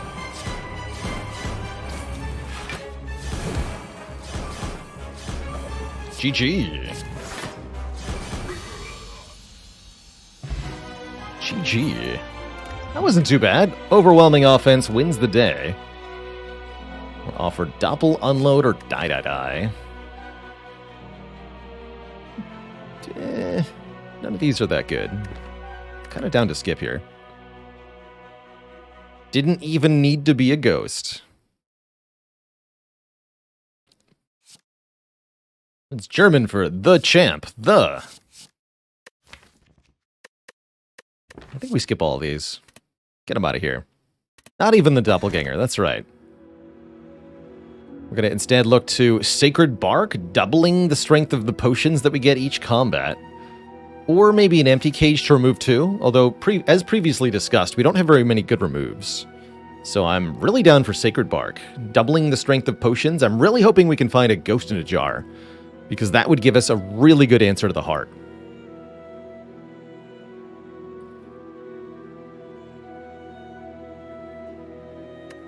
Excellent. I'll take it.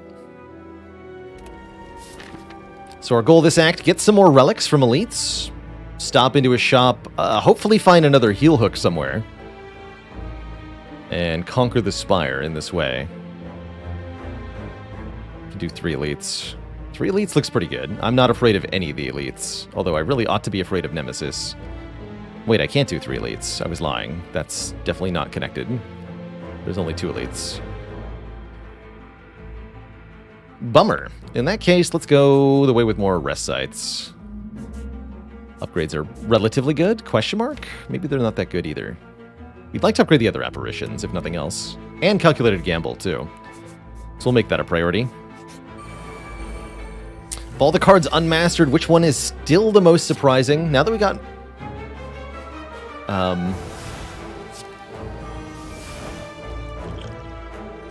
Master of Strategy. I guess Violence is probably the one I'm most surprised by, but I'm not that surprised that one of the colorless uncommons is... or one of the rare colorless cards is still yet to be finished. Maybe double energy on Defect, but ultimately all the cards that remain are cards I don't evaluate very highly, so I'm not that surprised by any of them. I am not that surprised.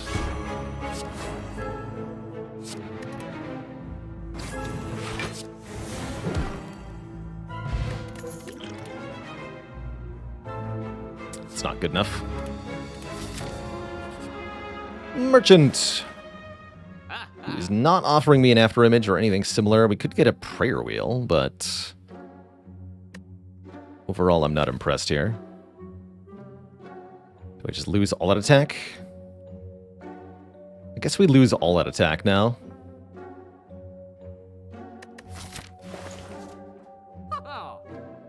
Look for valuable endgame potions in the Cauldron is an interesting option. It's definitely some things that could be really important here. I also, generally speaking, like Centennial Puzzle. First time we lose health, draw cards. Very good against Heart, especially. I think I'd rather buy Puzzle than Cauldron. Let's do that.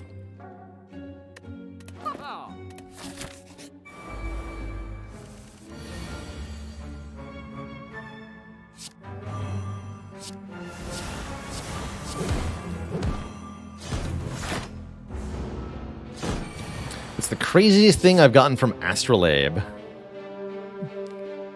Ooh, good question. Don't think I've had 3 upgraded Adrenalines, but I've definitely had 3 rare cards happen before. Choke Plus. This is 6 shivs, by the way. It's a sick potion.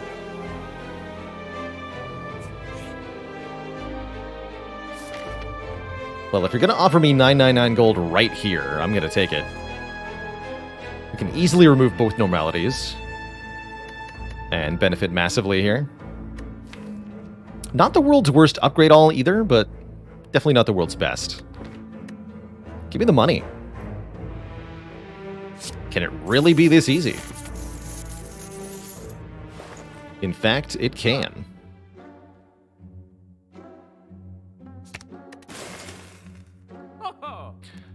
Thanks for the money. Hee. Of course, this shop is actually not that good. Do we take accuracy? Bear in mind, we actually only have Blade Dance and Infinite Blades for Shivs. I don't think this is actually very good. Do we take Juzu here? No, we don't.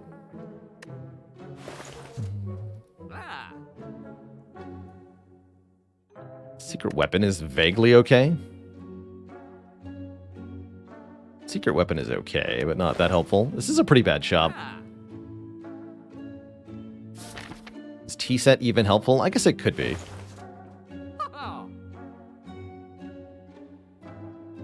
We are going to change path now. Yeah, we're going to go this way to the store. Guess we'll do the elite first, so I can find out if I need to rest. Something like this now. Yeah, we definitely don't take Juzu. Wondering about Quick Slash. It's kind of sad. I don't think I want this.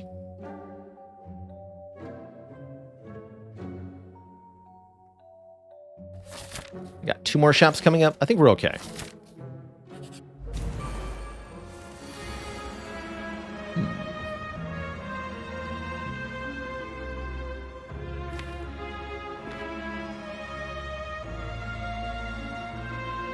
This is why we're supposed to be afraid of Nemesis. Do I skill potion to try to get a discard card? Or do we just let it go?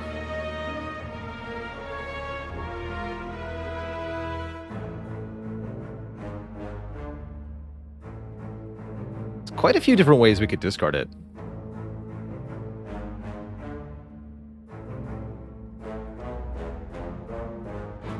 There's a few other good potions we can get to. I'm gonna do it. No, huh? That's extra bummer. Double dodge and roll or 2 more blade dances is what I'm gonna take, but I can't use them. Cannot use them. I guess we adrenaline next. And then neutralize. All out attack. Bummer. You fool.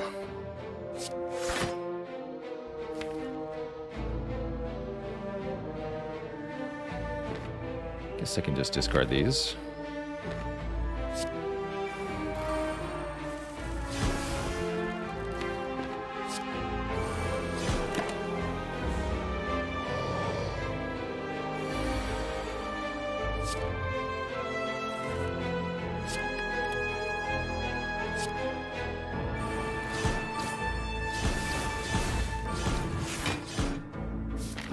Definitely not how this is supposed to go.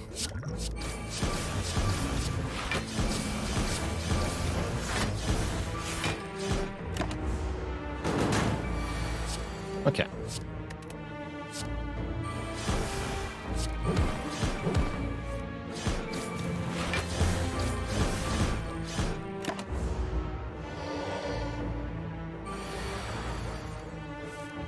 We have survived. Paper Crane. Enemies that are weak deal way less damage. That's part of how we can defeat the endgame bosses here. And a Fruit Juice, which gains 10 max health, by the way, with Sacred Bark. Fruit Juice of the Gods. I'll take 1 more Tools of the Trade also.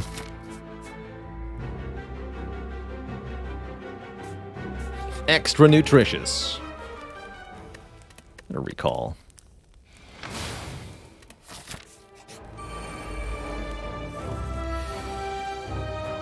Please no. Help!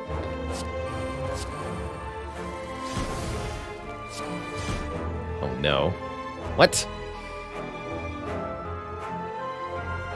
Shoot.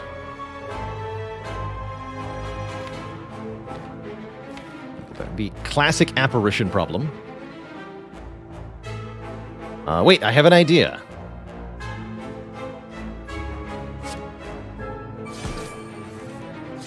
Draw more cards with the Centennial Puzzle.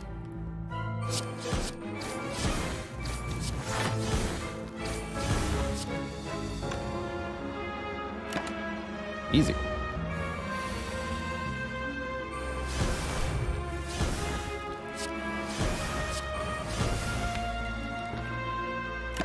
See if we can save a hit point here. And the Nunchaku, too. No.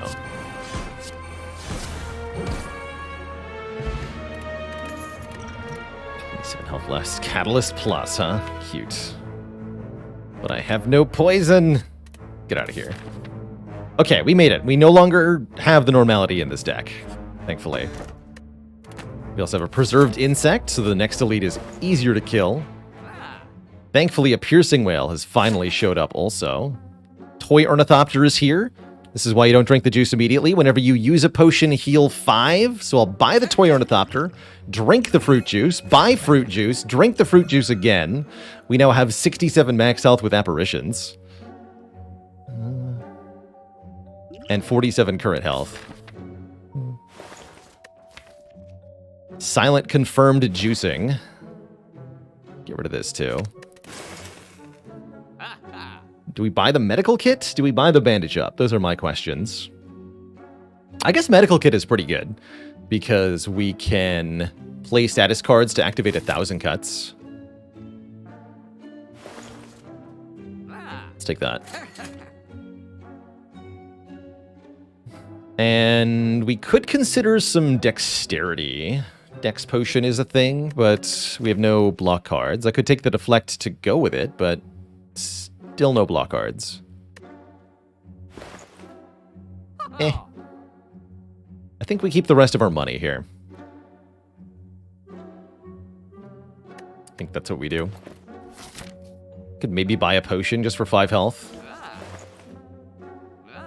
I don't think so.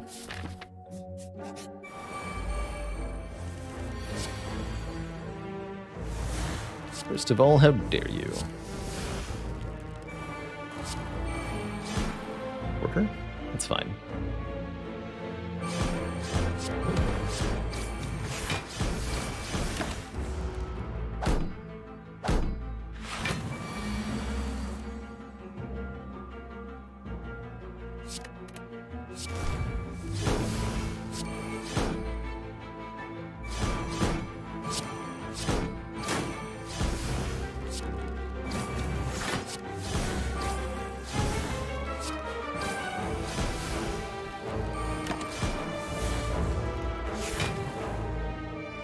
Hallow, thanks to the Prime sub. Welcome to the Cozy Sub Club. Welcome, welcome.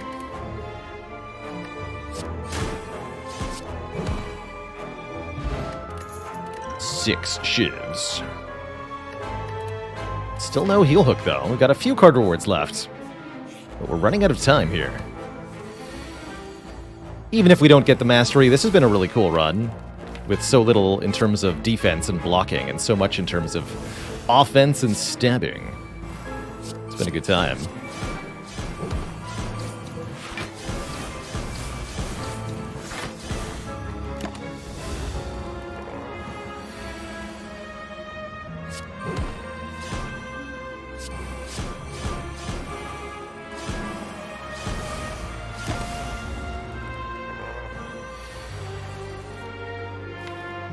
Just drink this now.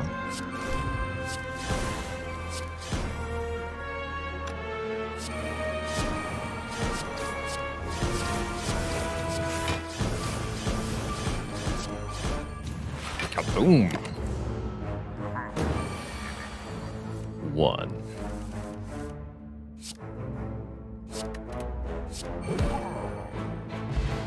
Incense Burner. Every 6 turns we become intangible. And another Blade Dance, which we've been lacking. 3 more shivs to our hand. Pascal, thanks for the 13 months. The Baker's Dozen. Halloaf says, found you on YouTube and been enjoying the content. Had to come by and drop a sub. Well, thank you. Always a pleasure to hear that from folks. If I could get any card right now, what would I like for block? For block, I would like probably After Image. Wraith Form would also work. If I could add any card of my choosing, it would be Heel Hook, of course. For our Mastery Challenge here. But it might be Parasite. Maybe that's what I get. Concerning. I'll take 10 here.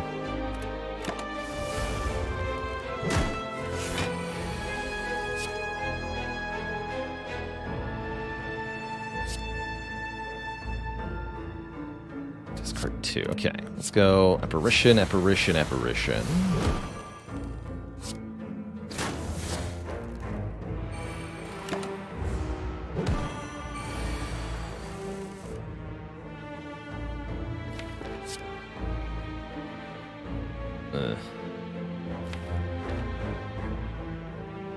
Guess I won't need this.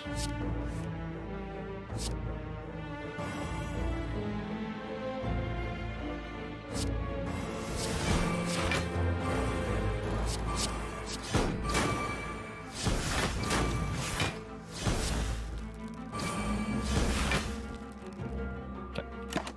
Stop there.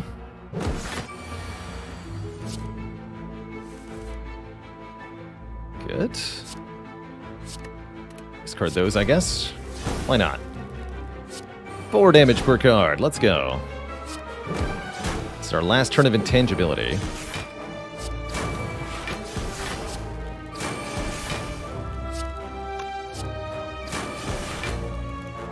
Okay. We'll stop there. We'll stop there.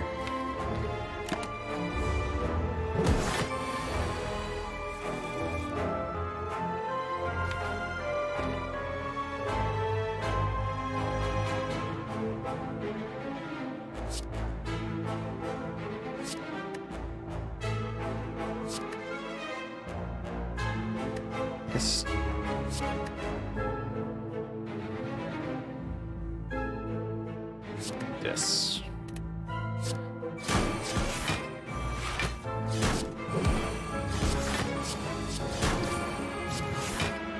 So we just want to get the Parasite to use an attack that we can block. This'll work. Although I've got so many more shivs, I'll play a few more. We can also just maybe kill it this turn. Looking at the damage options. We can just kill it. Easy. Should have healed, though. Heal hooked.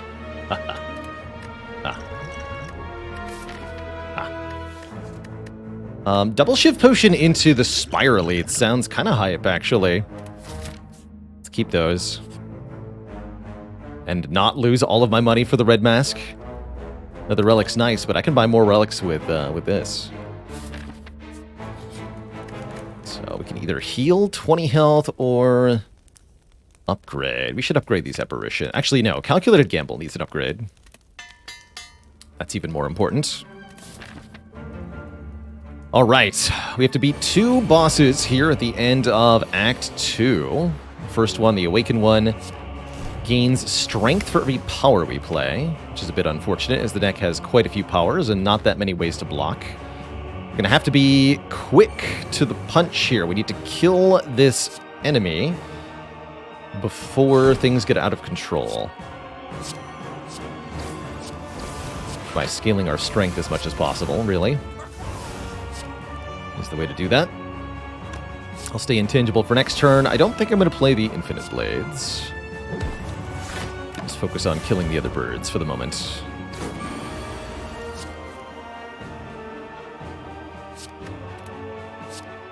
Terror goes here.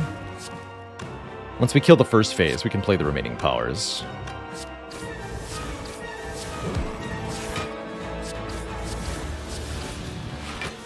This doesn't do anything. Next turn could hurt a bit. I actually probably wanted to take some damage on this turn. Or we could just Piercing Wail this turn. You know what? That works too. Ah, I'll take it.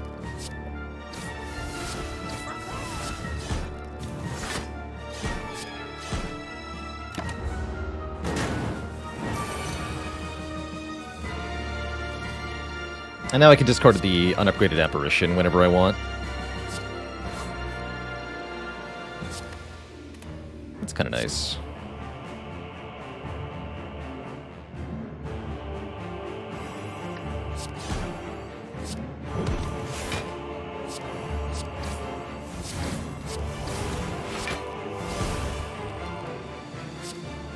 Take a little bit more here. That's fine.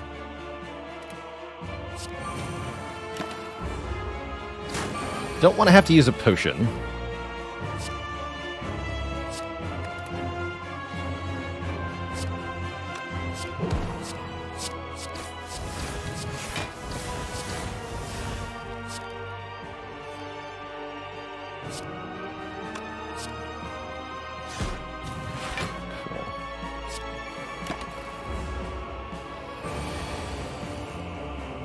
It's a good time for an apparition.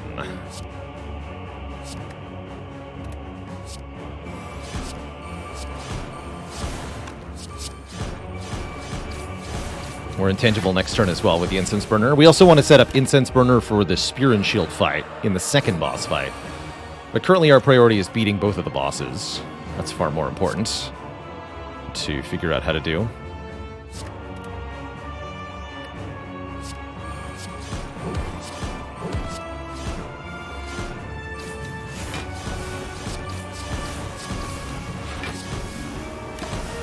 Looks like we're doing just fine.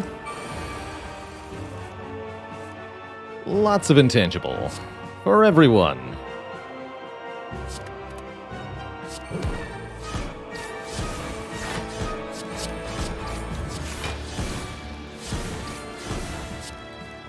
Okay, let's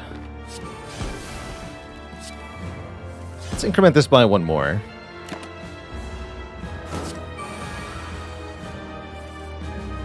That also gets us Happy Flower on 2 for the next fight. That'll have to do. Okay, hopefully 29 health is enough for the next fight. It is Tim, the Time Eater, who is very rude. But I'm actually not that worried here about Tim. We've got some good answers to Tim. We can also double Apparition turn 1 and benefit ourselves with the Centennial Puzzle. I think that'll be good. Let's go Apparition, Apparition, Infinite Blades, Tools the Trade. Activate Art of War here.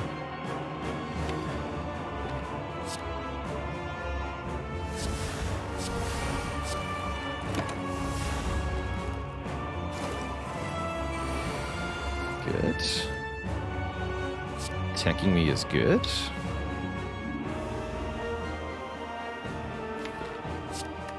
Oh, I only need to discard 1. Okay. Good talk. We should play 6 cards if we can. Okay, this will keep us intangible for a while. Although, once the intangible runs out, we're going to be in a bit of trouble in this fight. Pro tip.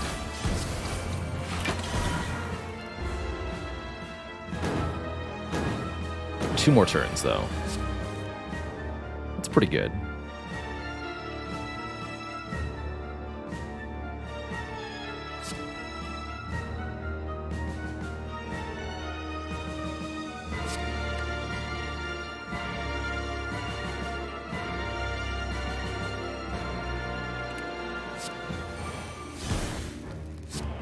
Let's do it this way.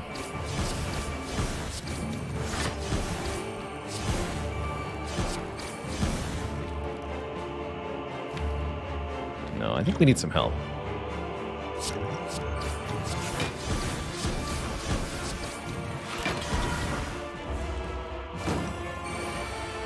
That's not good. We have to bring Time Eater below half health this turn, or else. Or else.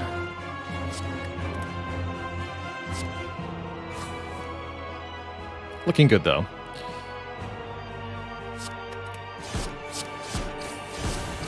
Half health is 240 here. Good. Easy. I can do 3 more? I can do 3 more, and I might as well. Good talk. So Time Eater on this turn will bring themselves below... back to half health and remove all debuffs. We luckily draw the Piercing Whale, so we can do what's colloquially known as the Piercing Whale trick. playing Piercing Wail on the turn that Time Eater removes debuffs is a way to permanently remove strength from them. So Time Eater goes back to just basic strength here. But we don't have a whole lot in terms of blocks, as you can see.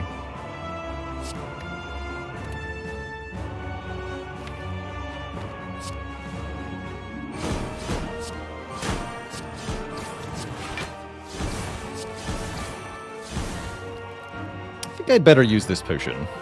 Actually, wait, this is only 6? Yeah, no, I needed to play the bullet time if I wanted to do that. Okay, never mind. Take some damage here. Don't kill me. This could be bad. Definitely feel like I needed to potion. Or to bullet time and then potion last turn to win. I think I failed this. Because this would be 10 by 3. There's no way I can block for enough. Shoot. Yeah, I failed this. I definitely had to bullet time and then potion last turn, and I played too fast. Shoot. Well, the good news is we had no cards up for mastery, so dying is allowed. Although we might be able to save ourselves here.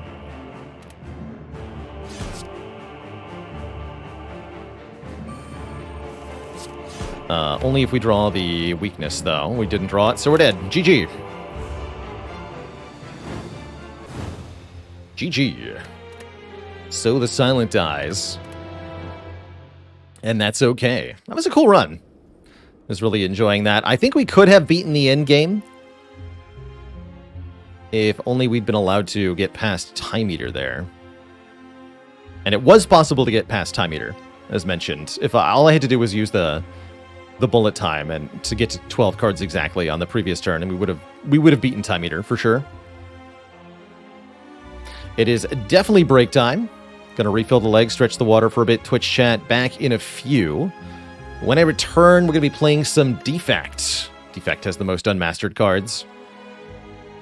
As mentioned, I do expect it to be very difficult to get card masteries at this point, so I don't have any expectations today other than that we lose 6 runs in a row. That's truly what I think will happen. Or we get 1 card mastered. Maybe. But we'll be up for run number 3 in a moment. I do need a break first, so back in a bit, Twitch chat. Don't go nowhere.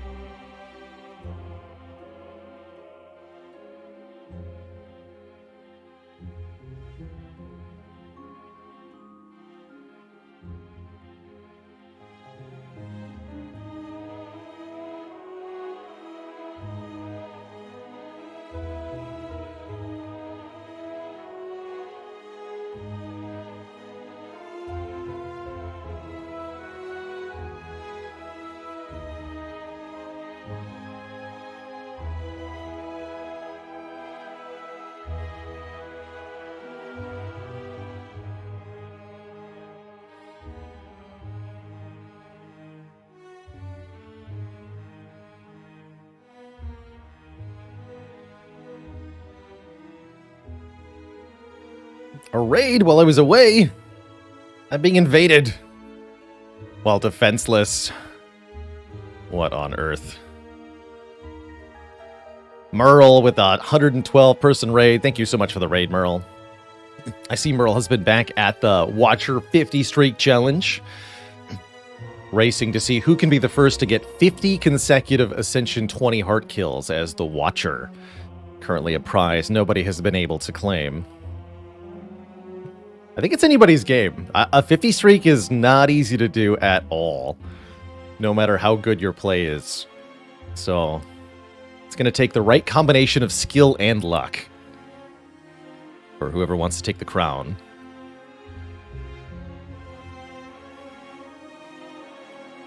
Is there a prize other than clout? Nope, just clout. I guess bragging rights. Infamy / fame within the Slay the Spire community. It's certainly a huge accomplishment. Yeah, and before Zeknar goes 50-0 on Silent.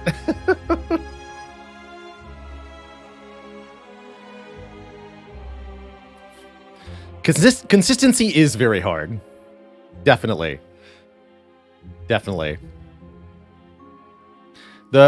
Looking at it as an outsider, I think it's going to be very, very difficult to get a 50 streak if you're doing consistent boss swaps, because there's a 1 in 20 or maybe a 2 in 20, depending on how you look at it, chance of a very difficult run if you get Busted Crown or whatever the second worst one is. Bad Calling Bell can also end runs. Oh, Zeknar's streak is over. 27. Lost on run 28 in Act 2. I have to go back and watch that for sure. Well, congrats to Zeknar for 27. That is a obscenely legendary feat with the Silent.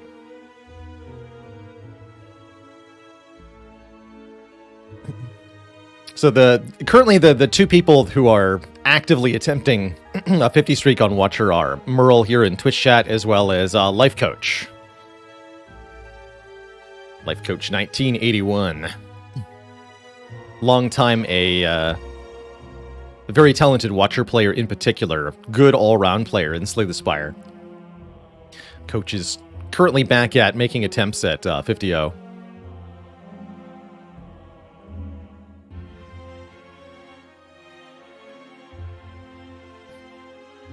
I think in his own words, he said it would take something like a year, he expected. I think that's probably...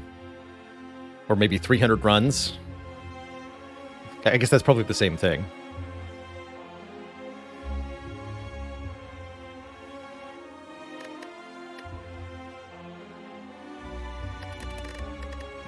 Anyway, let's play some Defect here. Defect has the most remaining unmastered cards, therefore the most potential for things to go correctly here. Chance at Violence if we lose all gold. Chance at Reboot if we take a random rare card here. Hello? Starting options? What? Still 3 shops, though.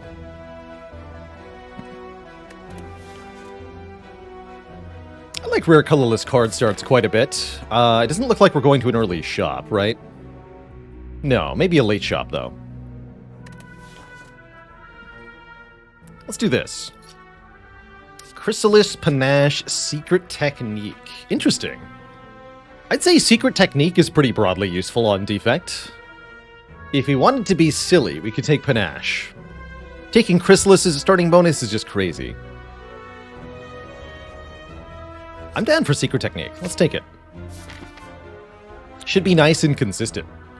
Especially if we can find a Seek later on. And I guess just take a bunch of combats into Fire Elite Fire? Defect has pretty good matchups against the Act 1 Elites, as long as you get a potion or two and a decent card, damage-wise, or two. Ha! No missing out on defend for me. Hurry McDurr, thanks for the 18 months. Right on time for the old reboot mastery. That's right.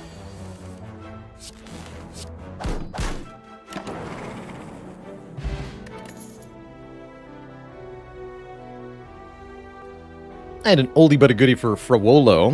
What do you call a chicken staring at lettuce? Chicken sees a salad.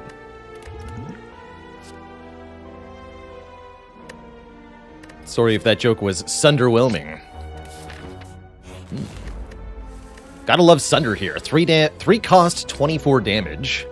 And if it kills something, crucially a minion or low health enemy in a multi-enemy fight, you get the energy back. Pretty good. Cygabs, thanks for the 2 months and the Prime sub. Let's go. What do you give a defect with 2 broken legs? A dual cast.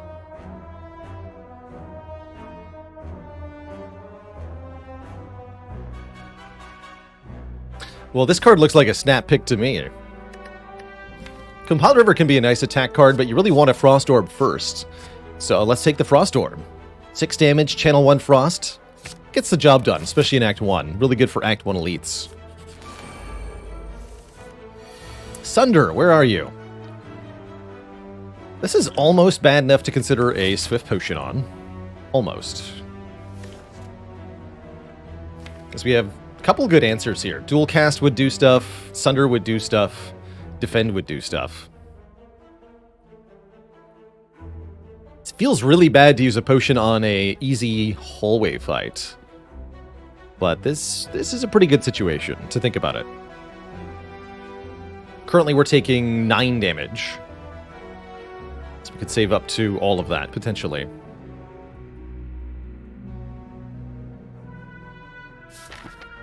I don't feel like I'm going to need it in this fight.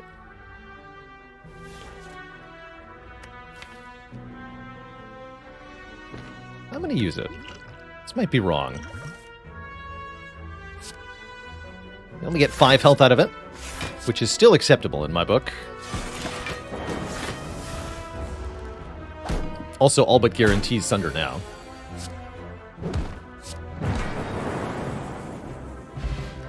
And my hope is that we're going to have 2 more potions pretty soon. Ooh, Charge Battery, Tempest, or Beam Cell. Hard to go wrong with a Beam Cell alongside Sunder here. Although I do quite like Charge Battery.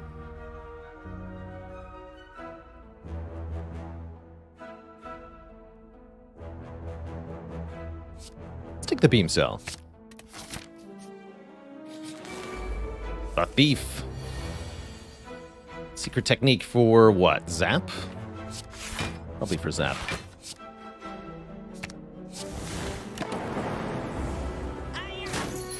Having Secret Technique makes upgrading either Zap or Dual Cast a bit more attractive. If only we'd gotten the Beam Cell here. Dang.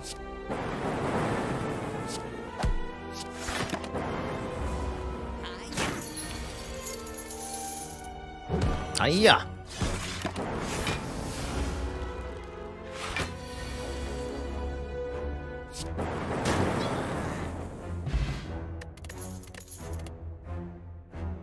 Ooh, self-repair versus ball lightning or bullseye.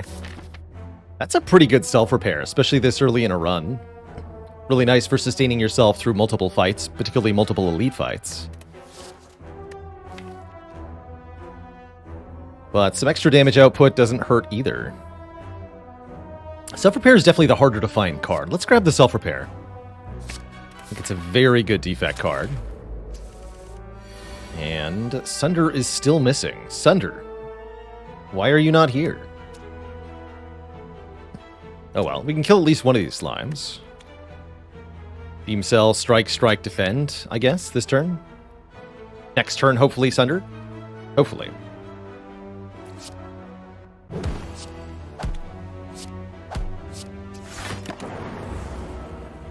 They're angry. Perfect. Sunder you.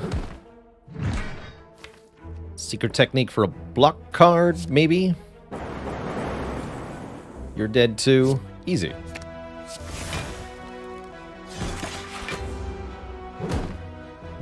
That wasn't so bad.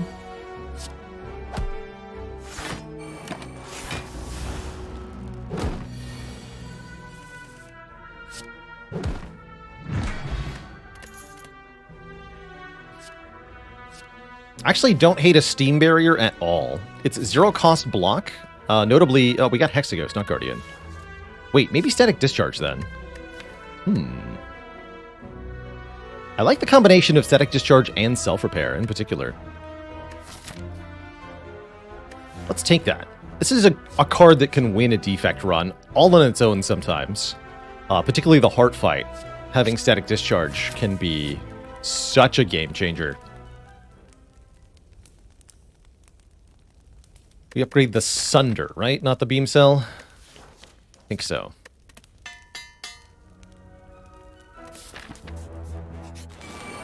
Yeah, the Sunder. No! Classic problem with Sentries, draw the Sunder turn 1. Still pretty good, though. Definitely play it over the defend, self-repair line. You gotta deal damage to win. Or you're toast.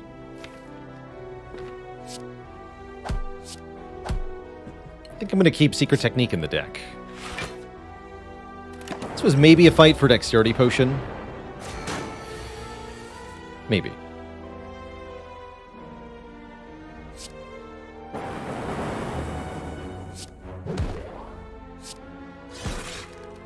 Static over Strike? Definitely.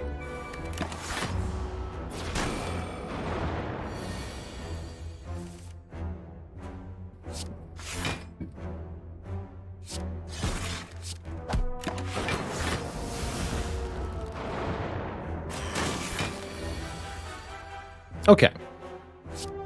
Now we're in business. Hopefully we draw Self-Repair before we kill, though. I'll take it. We get the 7 health anyway via Strawberry. Cute. And now we can take a Ball Lightning. Which I will.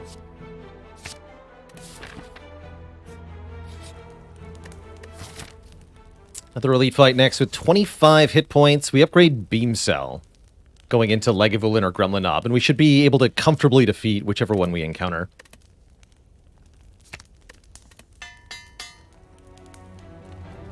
More like Bale Lightning. Am I... More like Bottled Lightning.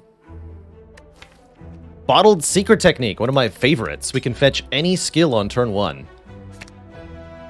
Including any later Seeks we find to get anything on turn 1. For example, here we can get Zap. Not a great turn 1 otherwise.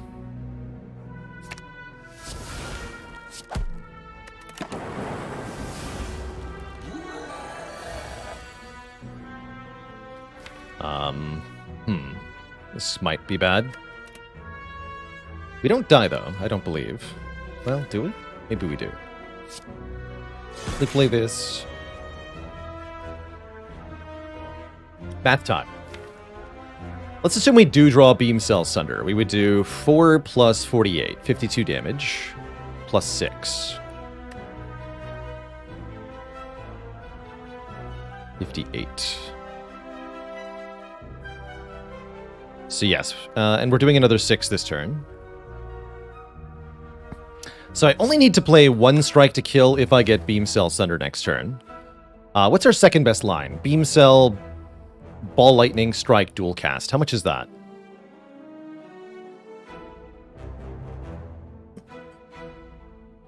We deal 4 from Beam Cell, 10 from Ball Lightning, 9 from Strike, 1 Orb Evokes for 8, Dual Cast for another 16, and we have 2 Lightning Orbs left, so another 6 is 53.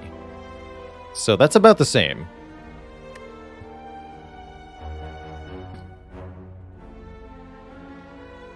Because we again have... Actually, no. That's not about the same. That's critically quite different. Actually, we would need to play both strikes to get there.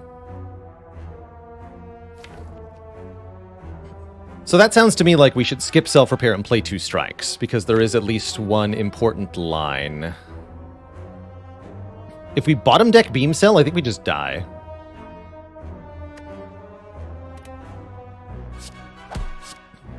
Hopefully that doesn't happen. We'll see. Oh, good. Okay. So we could have gotten away with the self-repair, but I'm happy with where we are. Ooh. See a glacier, take a glacier. Machine learning is pretty good, too. Notably, this glacier can be always in our hand on turn 1. I'm clicking on that, for sure.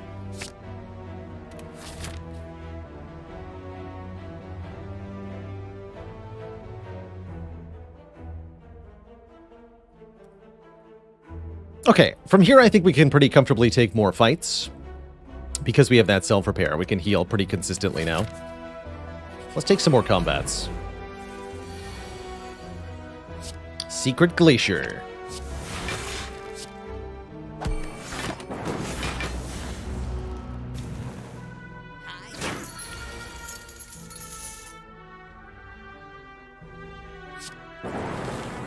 Ow.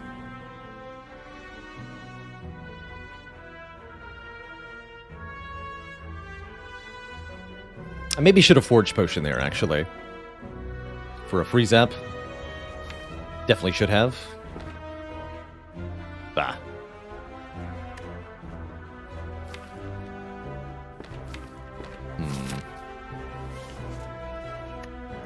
Guess I'll do this.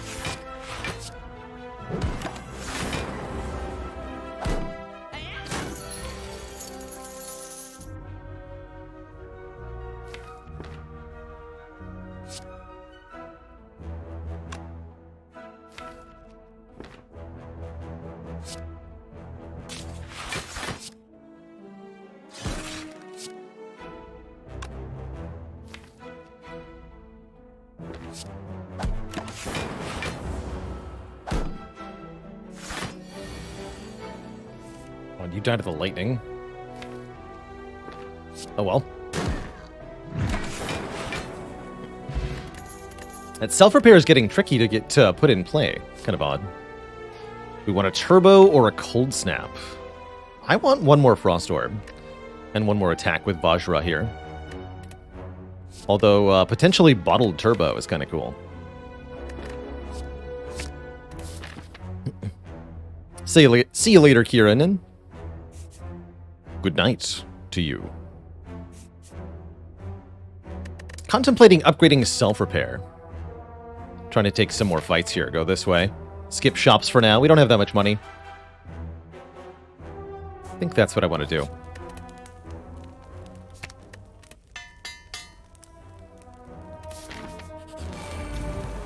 The gremlins are here. Not too bad with Sunder, thankfully. Still a bit of an awkward turn.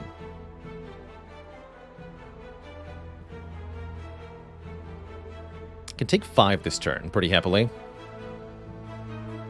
What does upgraded secret technique do? It doesn't exhaust. It's not that good. Unfortunately. Blame Glacier seems important, but we need to kill the Gremlin. Upgraded Ball Lightning is exactly 11, though, actually. This is a pretty good upgrade. Okay, let's do this.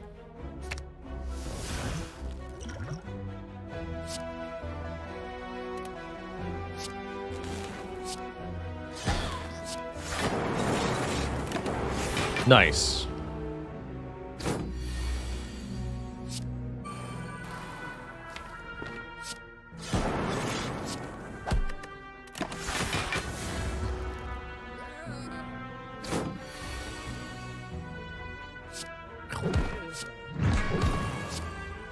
+1 strength made that a lot easier. Get fruit juice. And Blizzard is here with Cold Snap, Glacier. That's kind of interesting, actually. I think Blizzard is potentially useful in the long term, but kind of an obstruction at the moment. It definitely won't be good short term. I don't think I want it right now. I think I want another Blizzard later, but not this one here or now. Same, I don't want Cool-Headed, I don't think. Yeah, it might be okay in 35 floors, exactly. Let's just take a later Blizzard, if that's how we feel.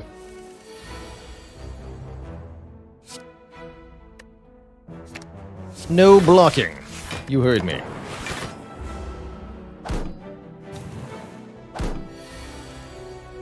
Blocking is for chumps.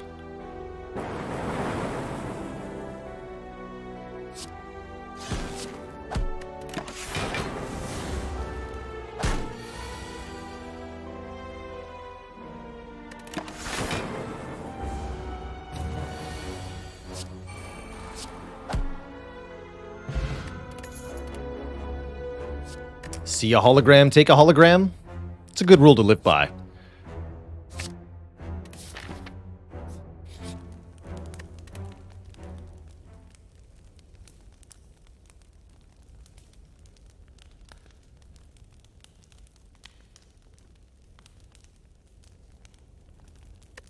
Was that a good heal? I think so.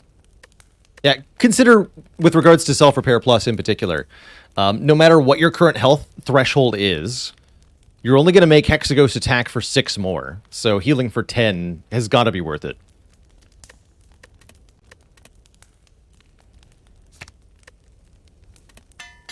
For Hexaghost, we definitely upgrade Static Discharge here to get 2 lightning orbs per instance of damage we take. Once that's down, anyway.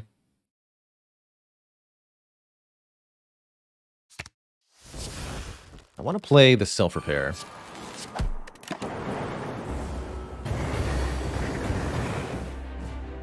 It's not a good draw.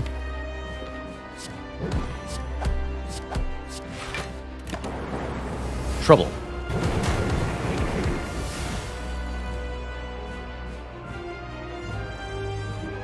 Bit of trouble.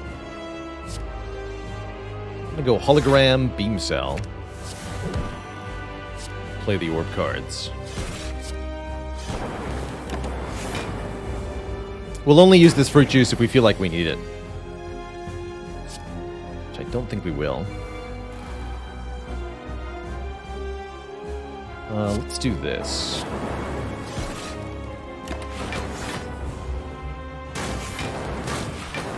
Have some lightning.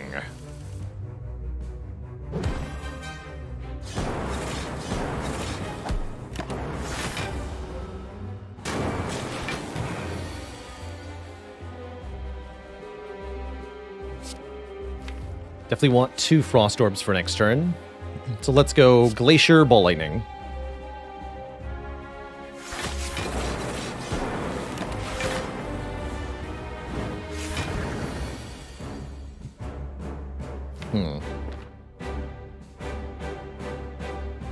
What do we got here? We take 4. So we go down to... no, we take 4 and gain 4. So we end up with 10. It's not good, actually. Okay, play the Zap, then.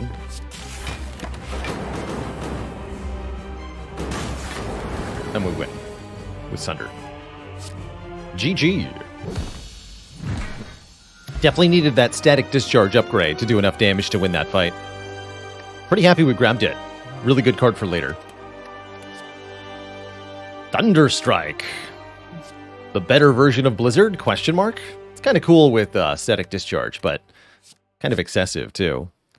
Buffer is a good no-nonsense card. I like Buffer, no problem. There's also All for One. If we upgrade the Secret Technique, All for One can get interesting. If we had Turbo, I'd like this more. As it stands, I'm eyeing this Buffer.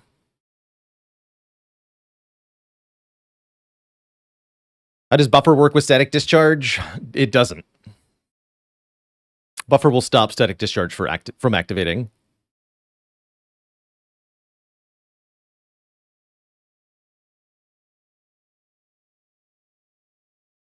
Why Not Rock says, should you drink fruit juice before moving between acts, since the heal is a percentage of your max health? No, the heal is a percentage of your missing health, which is different from your max health. And crucially, when you drink the fruit juice, your missing health does not change.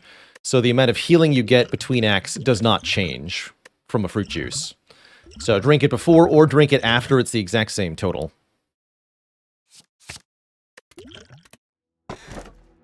Ooh. I guess Curse Key, right? This is a chance for Clumsy. Otherwise, we're limiting our cards per turn. It's actually not the world's worst Joker, but I don't love it, especially with bottled secret technique.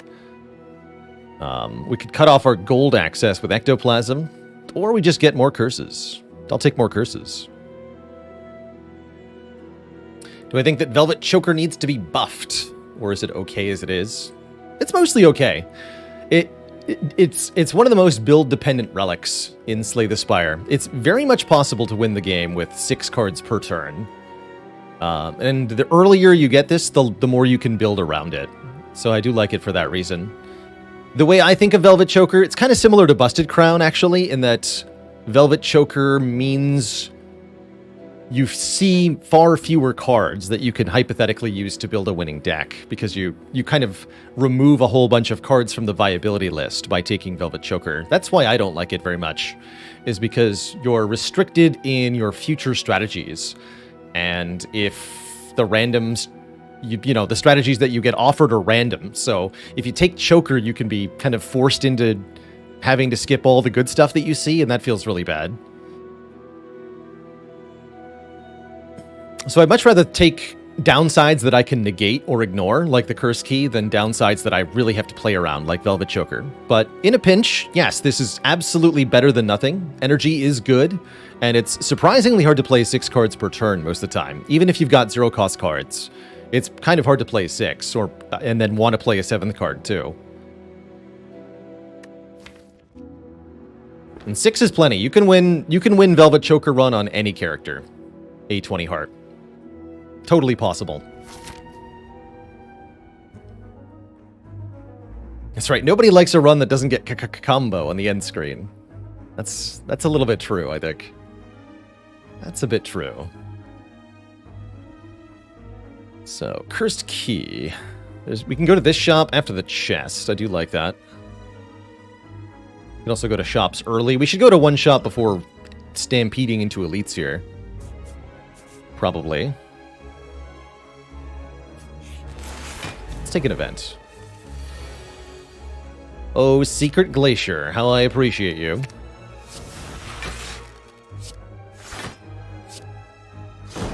Secret Glacier, Best Glacier. Useless Gas. Thanks for 5 months of support. Appreciate you. Bonk.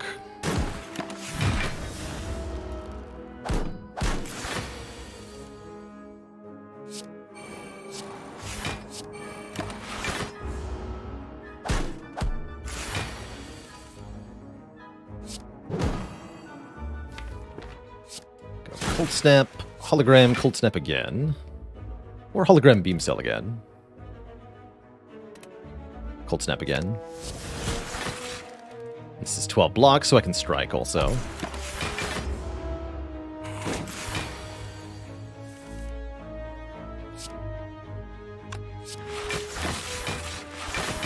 Where's Blizzard when you need it? How about Sunder? Where's Sunder when you need it?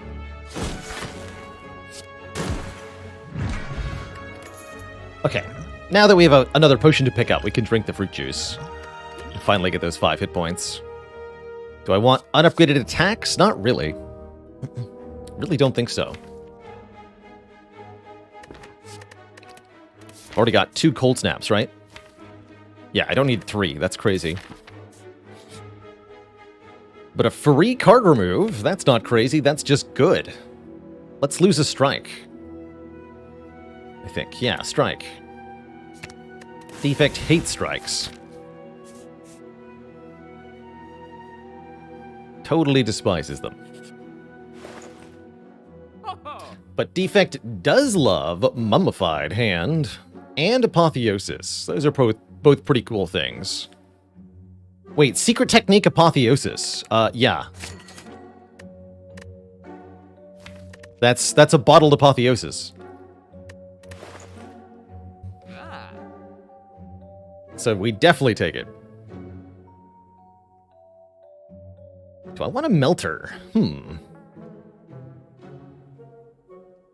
Melter's one of those sleeper cards that can be really good. So is Panic Button, though. Panic Button's not a sleeper card, it's just really good. Feels like we need a bit more offense, bit less defense, though. Well, maybe that's not true. I do like Melter in general, though. This is a card that can really carry some weight in the late game. Could also be right about to run into the enemy pictured on the card, the baseball. Not that I think we need Melter's help for that fight. Oh, are we actually 1 gold short of Melter remove? Yeah, we totally are. Never mind. I can't math. Well, never mind then.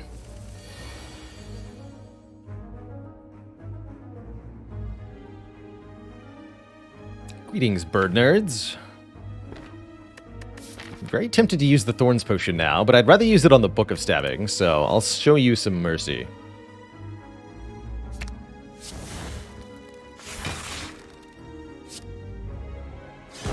Prepare for mercy.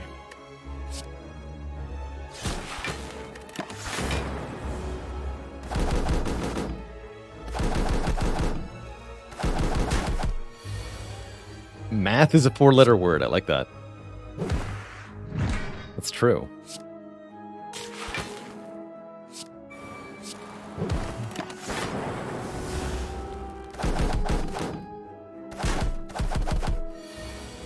I maybe want to not kill the back one and buffer it somehow? Oh, shoot. I definitely should have potioned. I guess I'll use this one now. Heck.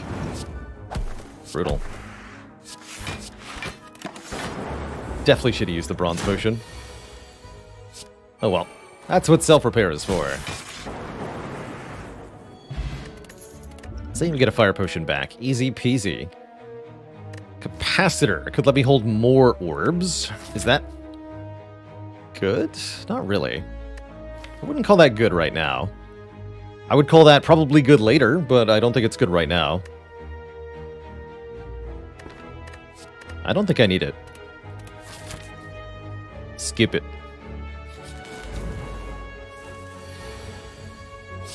Okay, let's actually deploy Apotheosis.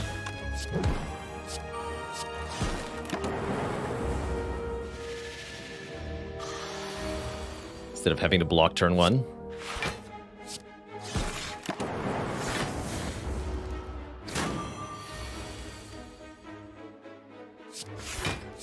Rude.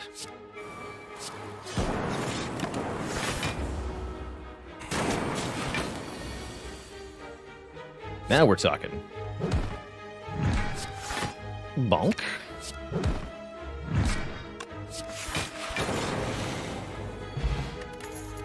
Self-repair has been doing some good work. Tempest with a plus, an X-cost lightning generator. I like that quite a lot. It's a potentially very strong way to get some damage output with orbs, and if we can boost our energy output, this will scale automatically. That's pretty good.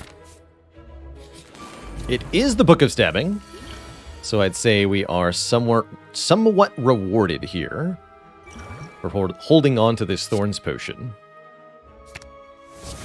Let's do this. Static Discharge will also help tremendously in this fight. And there it is. So I think I just want to end with 3 Frost Orbs. That way we'll block for 6, I'll get stabbed for 7, and then I'll evoke 2 Frost Orbs and get 10 block. One of the really cool things that Static Discharge lets you do is... Actually, maybe I just want Frost Orb in the current positions. That would prevent me from playing attacks, though. No, we're happy with what we get. What we get. I guess I could do Ball Lightning Cold Snap and have Frost... No, because then I don't get to...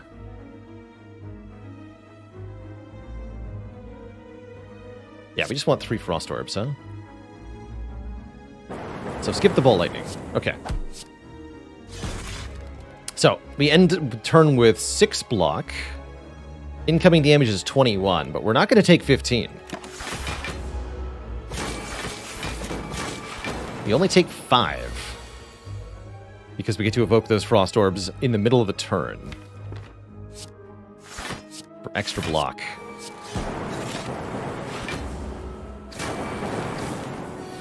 Yeah, isn't that funky? Funky. Funky monkey. And I think we just do this for as much lightning as possible. Yes, and then the book dies when it stabs us the first time. Cool. 77 out of 83 in leaving that fight. Peace Pipe can allow us to remove cards at rest sites. That's awesome with Curse Key, because we can now just toke any curses that aren't clumsy. And one of my favorite Defect cards is here, Equilibrium, allowing us to retain our hand for a turn. Very good. Oh yeah, and Peace Pipe with Bottled Apotheosis gives us something to do with the rest site, too. Hello. Can I interest you in another self-repair, he says. Otherwise, no, I don't really want anything here, sir. Thanks. I guess.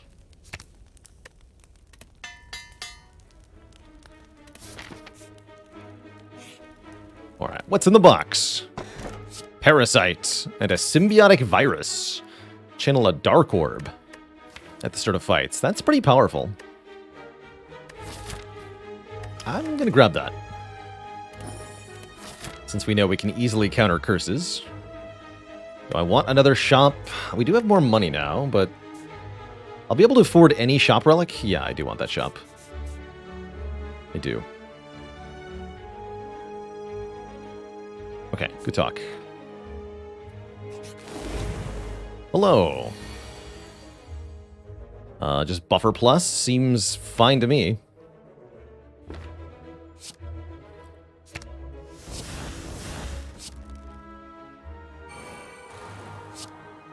Hold snap that chump.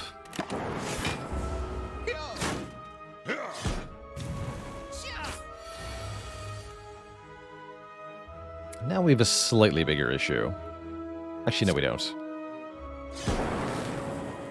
You dead, son? That's right.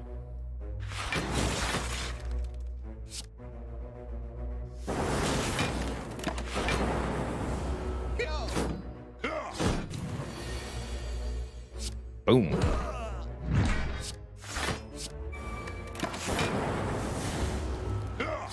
Very clean fight. All things considered.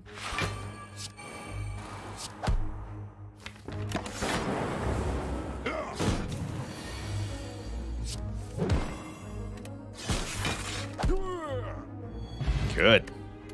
We're now immune to weaken, which is fine, I guess. Hey, look! An unmastered card, double energy. It even does stuff with Tempest and with Equilibrium. Cool. Double your energy. We take it.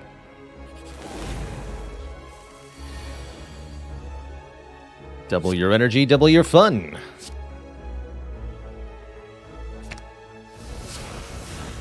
Guess we just go buffer? Guess so.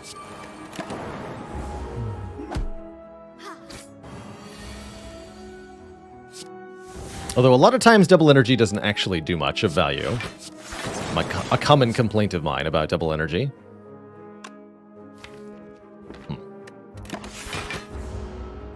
Shouldn't have done that.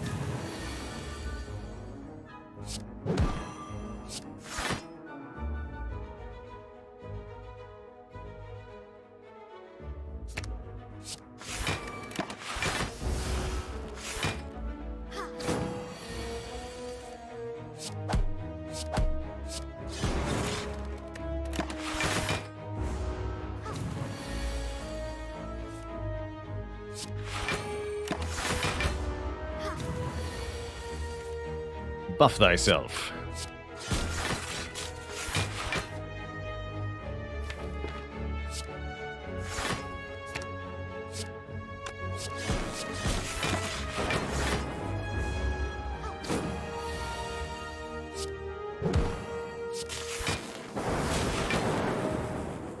Full HP for us. Take a battery plus or an aggregate. Upgrades don't matter, I guess, since we can always seek Apotheosis. Although we don't have to, notably, so sometimes it won't be the first card we play. Don't think we have enough card draw to make aggregate very good. Gonna skip all of these. Get to the shop. Which contains a runic capacitor and, perhaps more importantly, the second double energy. Wish I could afford them both. I think the Mastery Challenge says double energy is the way to go here. Double your energies. Let's do it. Leaves me with 132, enough to buy Amplify or remove a card. I'll probably do the second one. How helpful is Loop here? Not that good at the moment. As soon as we get some focus, it becomes a lot better, though. Currently, I feel like just continuing to dunk cards is the right way to go. That's what I'm going to do. Let's dunk some cards.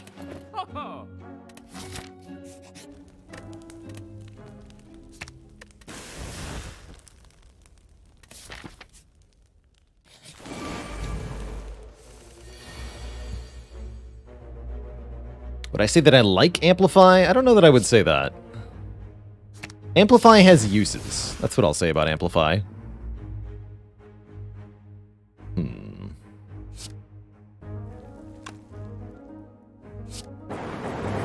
Yeah, I was worried that would happen. Damn it. Bah. This is fine. Thought about dual casting the Dark Orb, specifically to avoid that. Worked out okay, though.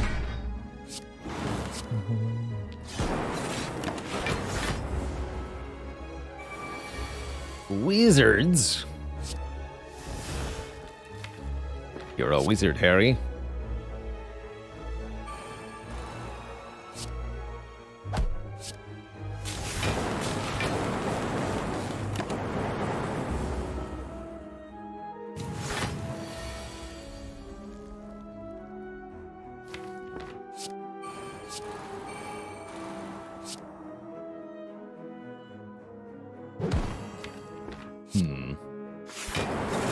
Make sure this is gone. Here it comes.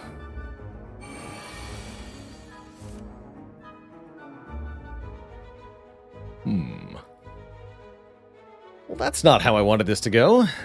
I guess I can mostly block it, but I'm probably going to use the Snecka Oil here. Let's go dual cast Snecka Oil. Draw 5 cards and randomize the cost of cards in hand. Yeah. That looks great.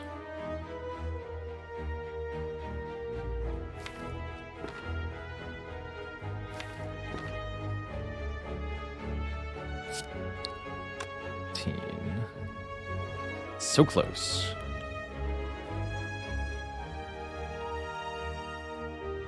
The Snecka Oil randomized this turn or for the rest of combat?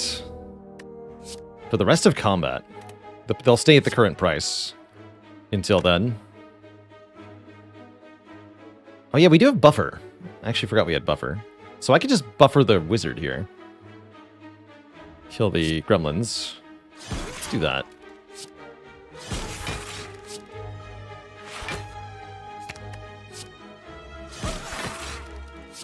Didn't quite have the ability to kill the leader. Oh, we actually just block it, even better. Hoping we can kill this turn.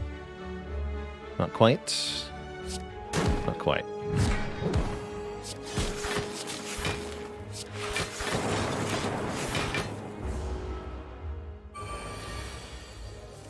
Okay, there we go.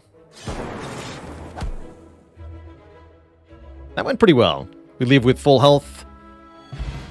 And a Bird Facer, healing us 2 HP when we play a power card. Currently we have 1.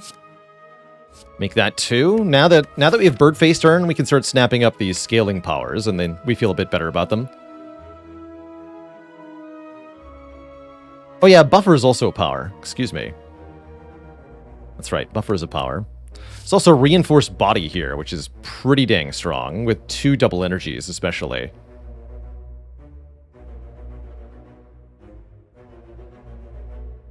Whether Gremlin Leader attacks or not is totally random. each turn, which is why sometimes Gremlin Leader attacks lots, sometimes Gremlin Leader attacks never. But you can always be assured that whatever's worst for you, that's what Gremlin Leader will do.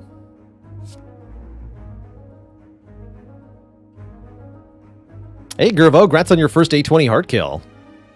Glad I helped you get there. I do really like this reinforced. I'll take the reinforced.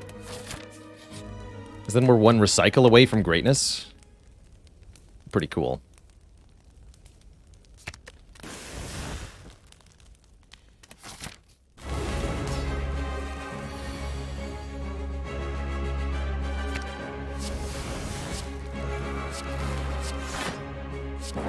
Zip-zap. Alright, us versus Collector might be a little difficult because we don't actually scale all that well. But we do, however, have Static Discharge. That does help a bit. But only a little bit.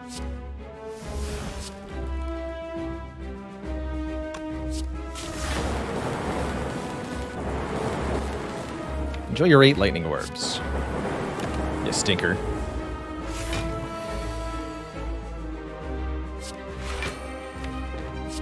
Okay, we have Buffer next turn. That'll protect us from any of the debilitating attacks following Collector's Mega debuff here. And we retain our strength. We don't get weakened, so we can still kill them. If any new minions appear, we can kill them easily with Sunder.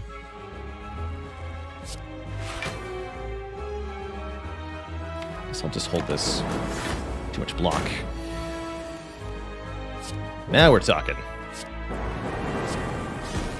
Boom.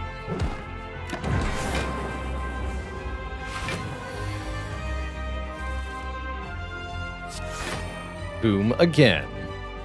But delayed.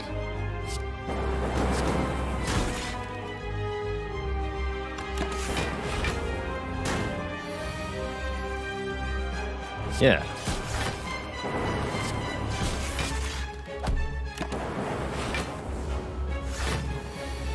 Easy peasy. GG. Wow. Yeah, Buffer did a lot of work in that fight. Again, whether Collector resummons minions or not is totally random, and that Collector just chose to alternate buffs and attacks in a particularly ineffective way. A different pattern from the boss could have made this much more difficult to get through, but we just kind of breezed through it. Could add a Hyper Beam, a Rainbow, or a Meteor Strike. It's actually a pretty usable Meteor Strike. We have 2 double energies and an Equilibrium. I actually really like this Meteor Strike. Could also find a Snecko-Eye, a Runic Pyramid, or another energy relic from the boss here. And any of those would make this Meteor Strike even better. Let's take a Meteor Strike. We have indeed seen 0 cards that say Focus. Notably, there are only 3 cards that say Focus on it. So it's not that likely that you'll see any of them in a given Defect run. That said, you do not need Focus to win a Defect run. It's merely convenient. Frozen Core ain't it, since we didn't take the Runic Capacitor. I guess we could take Philosopher's Stone, go up to 5 energy per turn with comparatively little downside, and use that to play the Meteor Strike. Really like that with a couple of X-Cost cards. Really gonna want some card draw if we do this, though. Let's take it.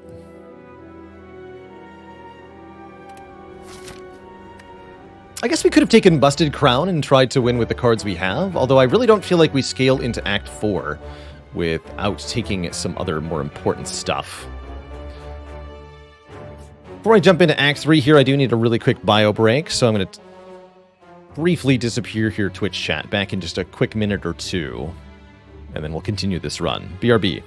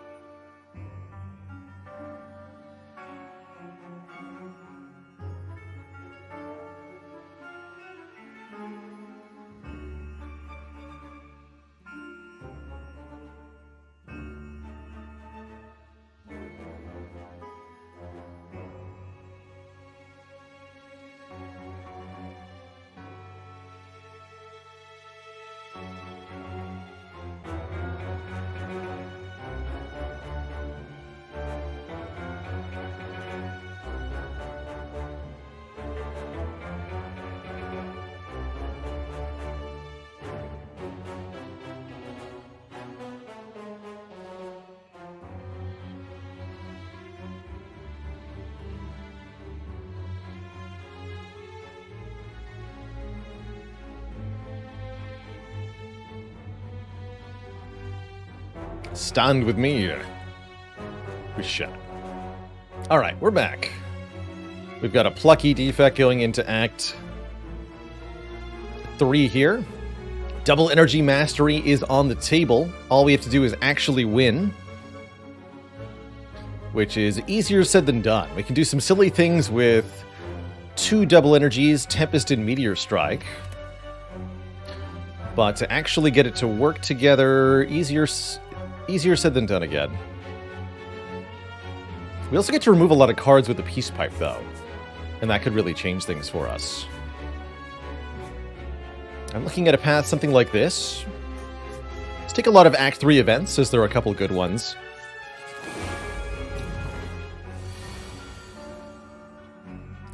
Alright, this might be a time to not turn 1 Apotheosis. Give me the old Secret Glacier again. That sounds grand.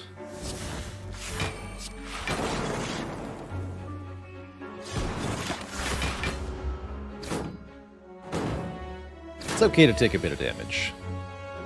Self-repair says all is well.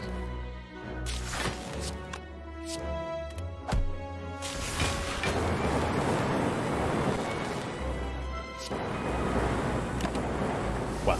Those lightning orbs really did not want to target that exploder. Now we can't get self-repair down, apparently. Interesting. Actually, wait. Can we?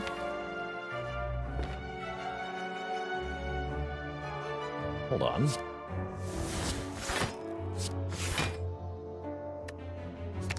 Take 1. Brilliant. No! Come on. Alright, well I took 1 for no reason then. But I will take a Cool-Headed. This is a card draw card and a Frost Orb generator. And we'll just get the health back in this fight, probably. Yeah, I know we could have played Buffer too. But I didn't. Foolish.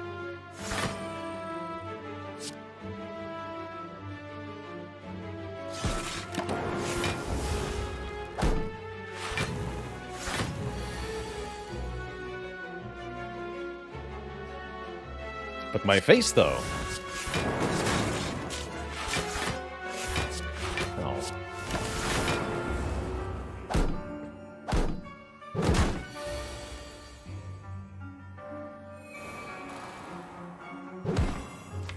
This is not going well. Typical Darklings fight, quite frankly. Just casually take 22. Like you do. Alright, time for Meteor Strike, I guess. Can I kill you? Yes. Save a buffer here. Feel like Orb Defect doesn't like Darklings. The random targeting is definitely a problem. Definitely a problem.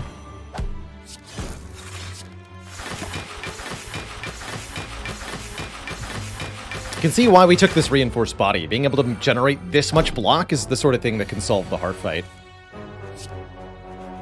That's very important.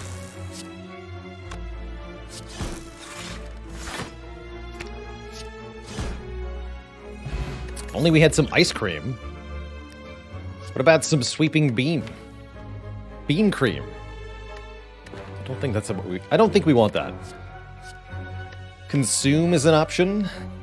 To get focus costs us orb slots, but that's actually not necessarily a bad thing. You know what? I do want this.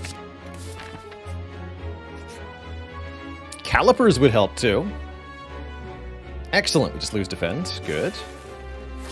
Re-removal. Good. Very good. Excuse you. Okay, that's better.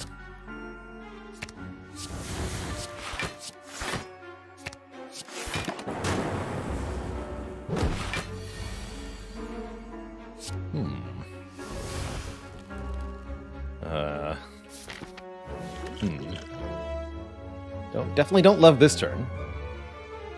Looks like I probably want a Swift Potion here. Yeah, that's a lot better.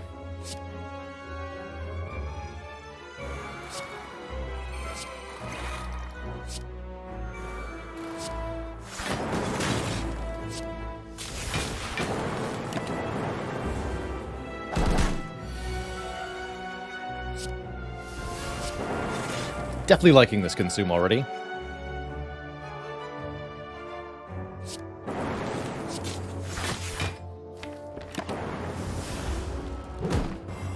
If the enemy's doing something I can already block, I'll probably not change the intent by hitting it.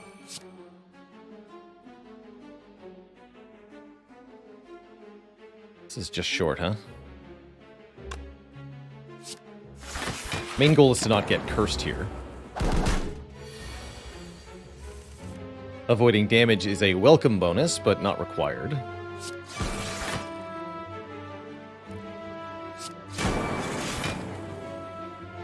Good.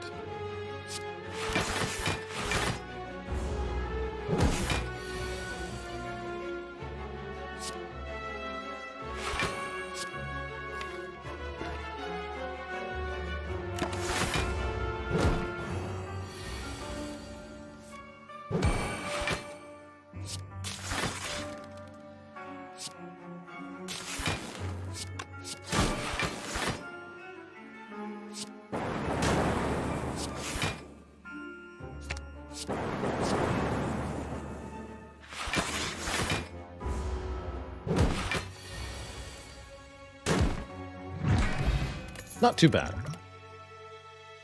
Chill. 3 frost orbs at the start of combat is not bad. Doesn't help with the whole card drawing is important thing, but it does assist overall. I think I'll take it.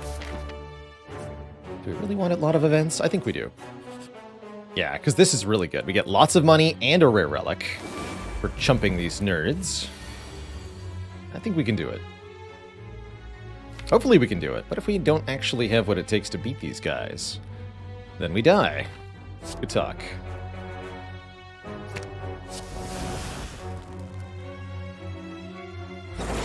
Yo-Yo, thanks for the 22 months of the Tier 1 sub. Appreciate you keeping it cozy for so long. See, they get really strong really fast is the thing. They also get dead really fast.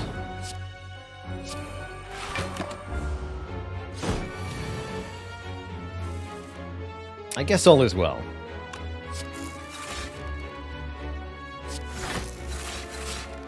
"22 lightning orbs, please."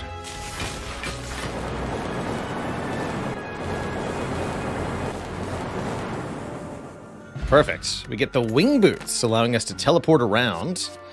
And if we want to, we could take an electrodynamics to give our lightning orbs the ability to hit all enemies. That's kind of neat. Can definitely snag some additional elites out of these wing boots, that's for sure. We're scared of Reptomancer. The electrodynamics could be a big game changer. Same with the Spire Spear and Spire Shield. Notably, Electro is not helpful against the heart, which is where my concern lies. What about Hello World here? That is a bit more useful against heart. Don't like it that much with Bottled Apotheosis, because then it'll be creating unupgraded cards. But it's still more cards. Yeah, Electro very good for Donu Deka. It also heals for 2. I'll take an Electro here. It's not a super Reptomancer, though. It's not. It just isn't. Actually, this is a fight we're very bad at. We might get trounced here.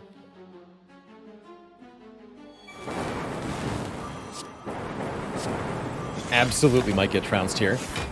I only have Consume for scaling.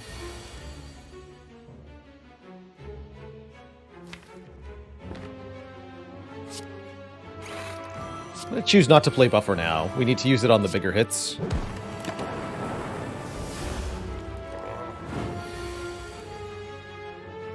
Okay, this is good.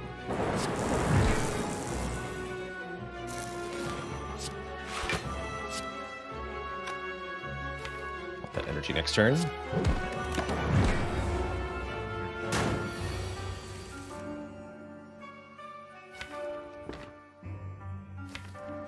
Okay, we have to hologram Equilibrium here, or this won't work at all.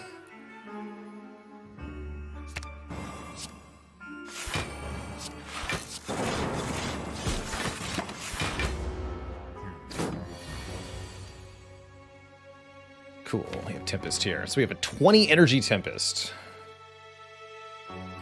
Or a 20 energy reinforced body, but there's no point to doing that.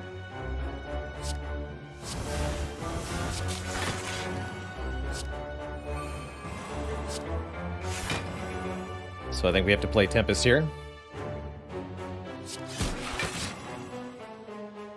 Might as well do this too.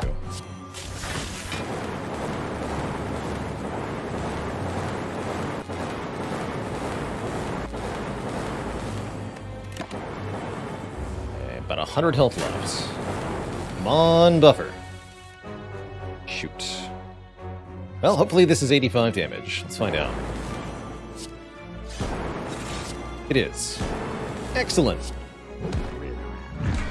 Guess I should have played buffer. Oh well, we get to bottle one of our powers now, guaranteeing a turn 1 power of sorts. Maybe bottled electro is a thing. And we get another reinforced, which I will be clicking on. Still looking for more card draw, though. Never didn't have it.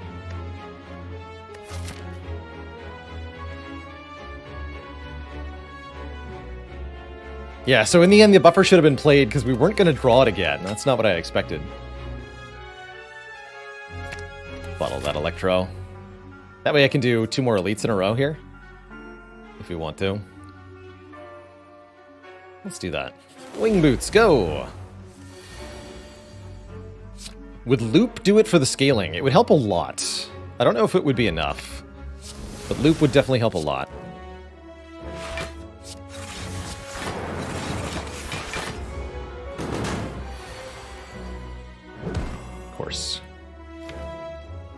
I mean, I guess this is what I want, right? We could draw Tempest and double energy next turn. So, sure.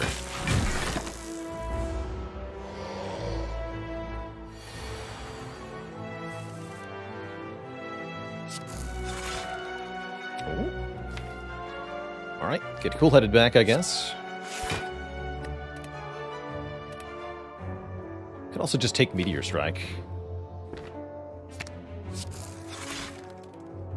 Should have done that.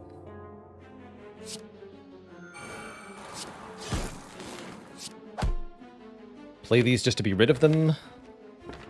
I think so.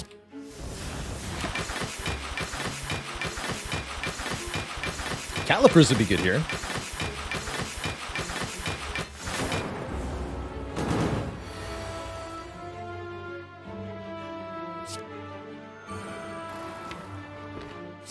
We're having that Nemesis problem where we draw all the damage on the intangible turns. That's always bad. It's always really scary. Might be kind of dead here. In a moment.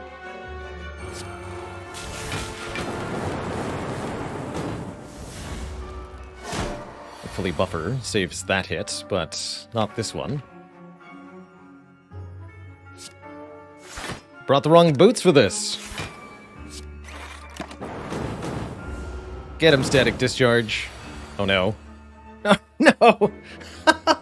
We just straight die? Well, not quite, right? Defend keeps us barely alive. Terrifying.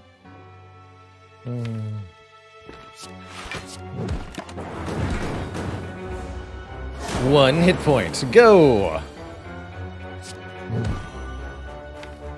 Terrifying, man. What a jerk.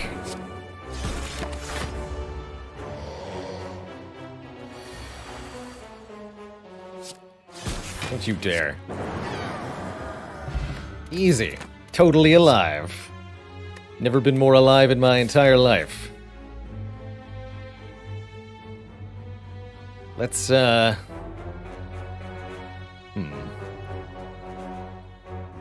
if I just went here?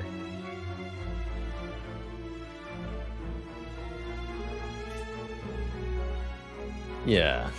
Go here. This could be even worse, actually, quite frankly. This is a bad fight for us.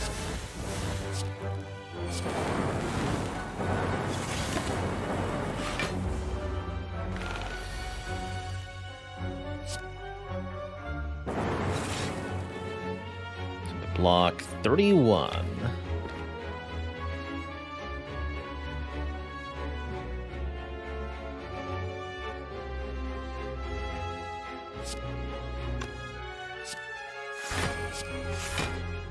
Guess I'll do it this way.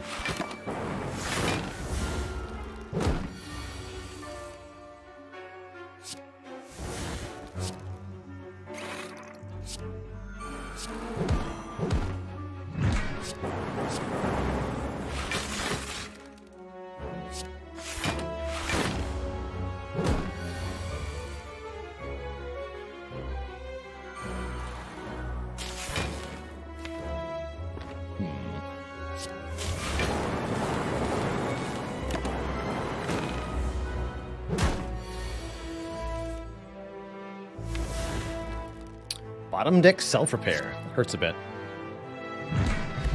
At least we're through the fight, no problem. Heat Sinks Plus. Or Go for the Eyes Plus. It's actually not that good of a heat sinks, huh?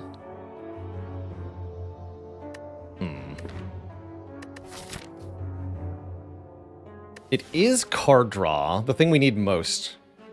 I guess I click it, but I'm not a huge fan. Maybe I needed that reprogram, actually.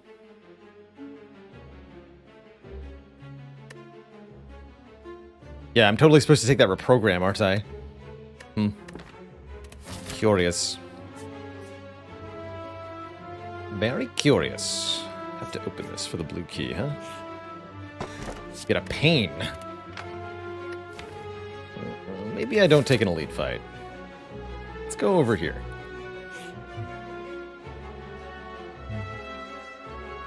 This is kind of a dire situation now. Hey, that helps. Pain be gone. Easy. We still have one more warp, also. Just have to survive Darklings, but this time we have electrodynamics, so it should be a lot easier.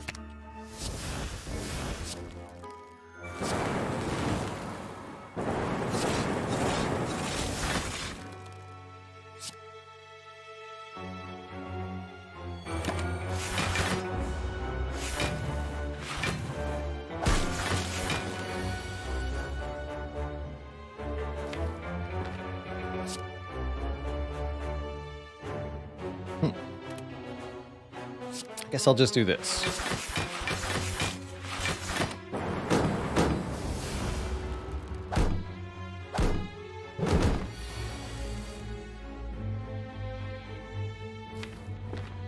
Okay. 24 to all. Careful here.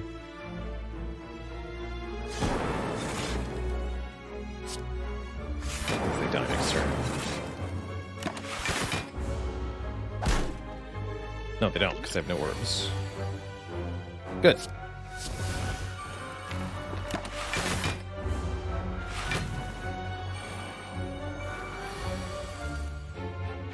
Self-repair will carry the day, as always.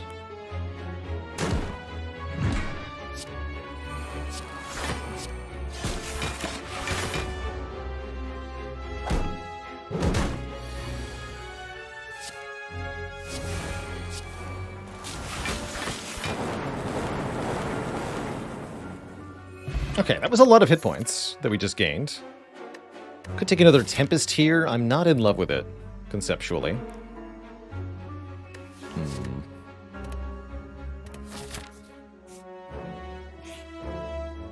Get another chest. I've already taken the blue key. I could remove any curse immediately, so this is trading one remove for one common or uncommon relic.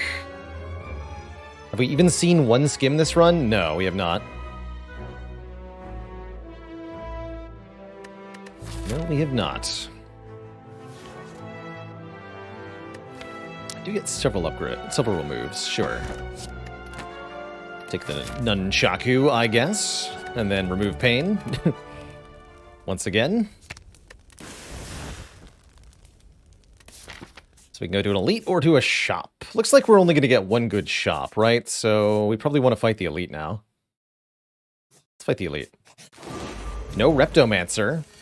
Took this electrodynamics for nothing. Dang it.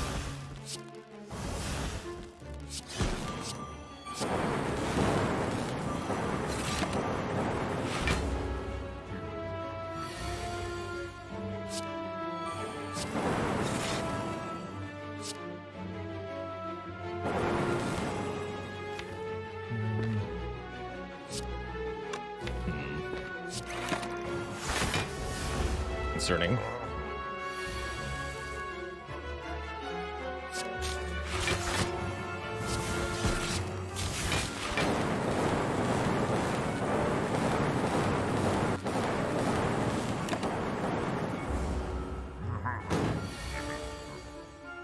Concerning.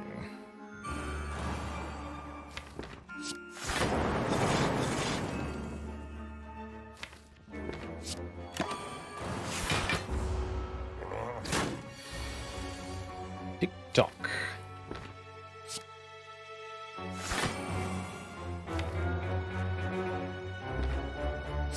Let's just block. Okay, Meteor Strike is here to save us, maybe. Kind of, sort of.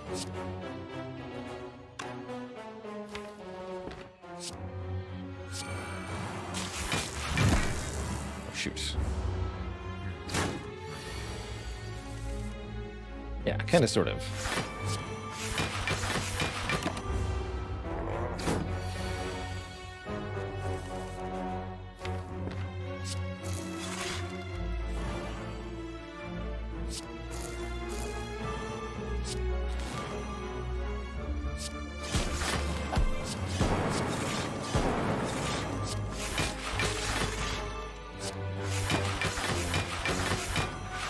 Getting closer.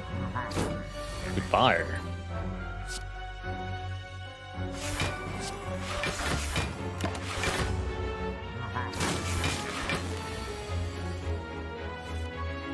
Question is, can I make this turn work? Because I think I'm just gonna die. Sure looks like it. Although, wait, no, we have 2 orb slots, so I can actually make this work. Why are you still here? I can do math, that's why. GG, we get the gold-plated cables, causing our rightmost orb to trigger one more time. Very good with our consume. And we do get some card draw in the form of Overclock, which is also an unmastered card. I suppose we should probably click that. We have to recall here. And our first boss is the Awakened one, who has +1 strength already. This is not very encouraging. I'm going to play the Electro. I think we're going to need to.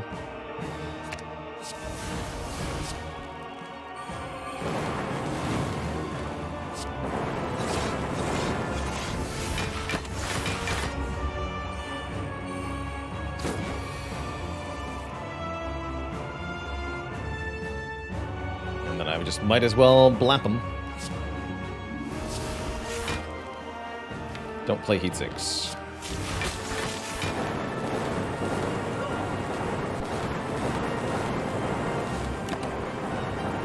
Definitely worried about this fight overall, though.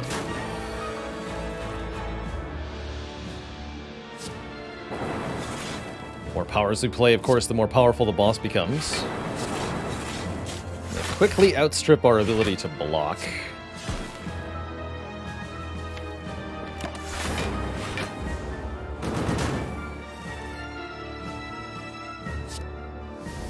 Playing Overclock is a losing proposition.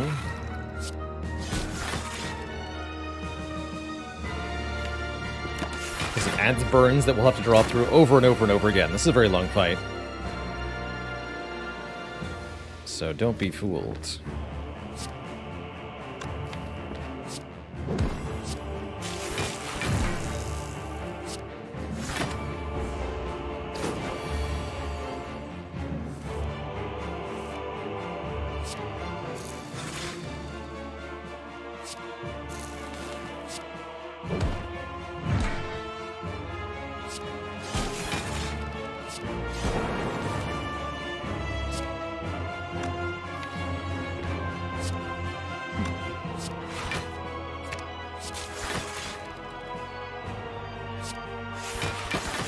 We can play the remaining powers in phase 2, though. And that we'll strive to do.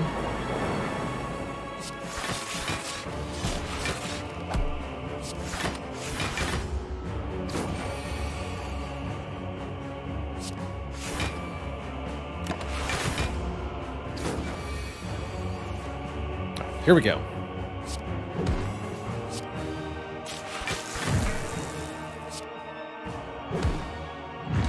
Get the energy back from Sunder, so we go heat sinks, self-repair. It's probably cool-headed as well.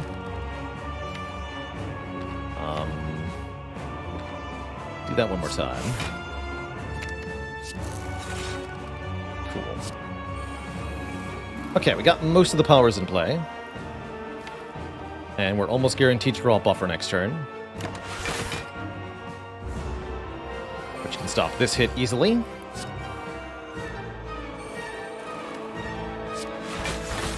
And now we should find that life is quite a bit better for us. With the powers down, we have much more consistent draws.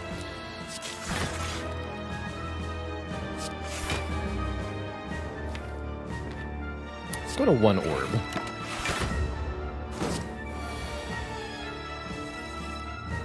Meteor Strike, go!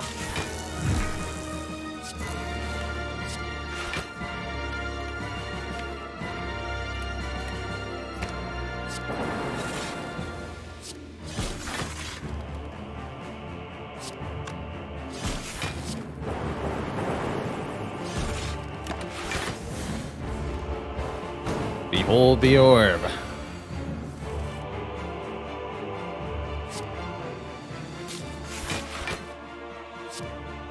Guess I need to overclock.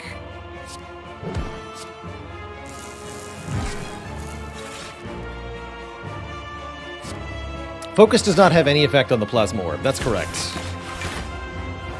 That goes for positive and negative focus, which means plasma orbs can be very good in a deck that has negative focus cards, like Hyper Beam or Reprogram. It's kind of cool.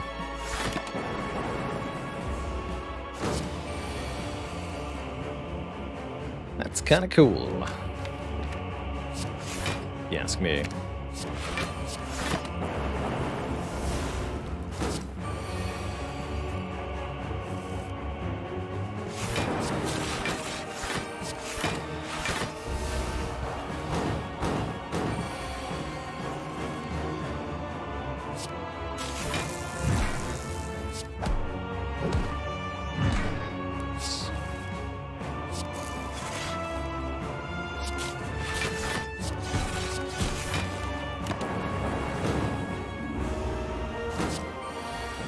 Good fight.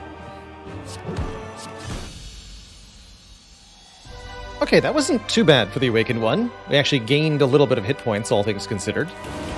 Our next opponent will be the Time Eater, who I'm actually a little bit more worried by. Yeah, I'm a bit more worried by Time Eater. There are some who call me Tim.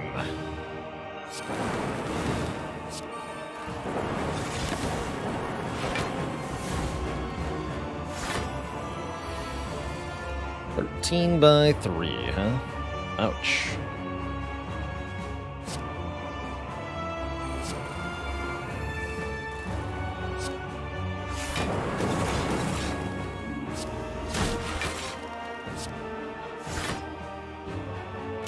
Two cards next turn is fine.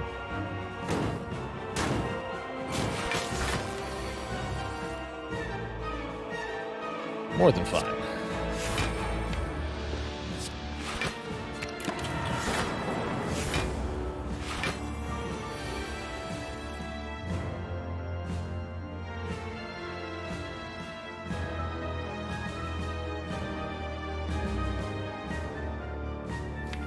A shocking development.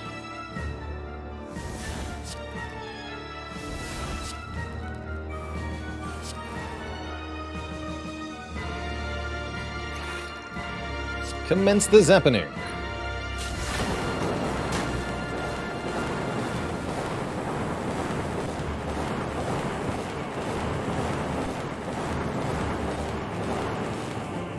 Right to half HP. Perfect number.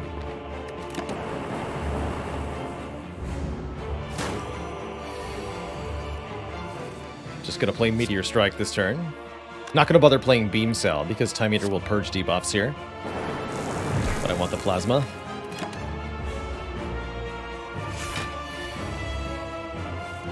We're in phase 2.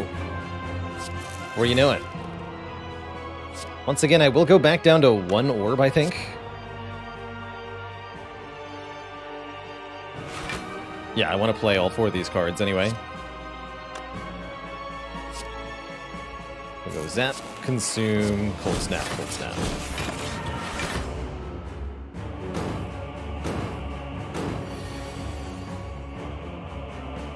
Excellent. Smithers. Play overclock. We're pretty close to the end here.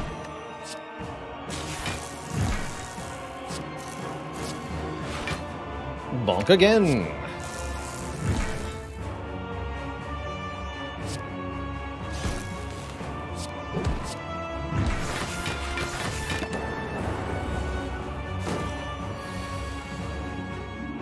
That's not good. Don't think I need to use any potion, though.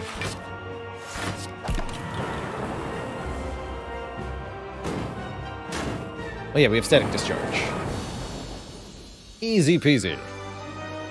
GG, we're on to Act 4. Toot thump, toot thump, toot thump. A deep pulsing dread can be felt throughout the room. Is this the heart of this spire? The source of all this energy? Charge your core, dealing 1928.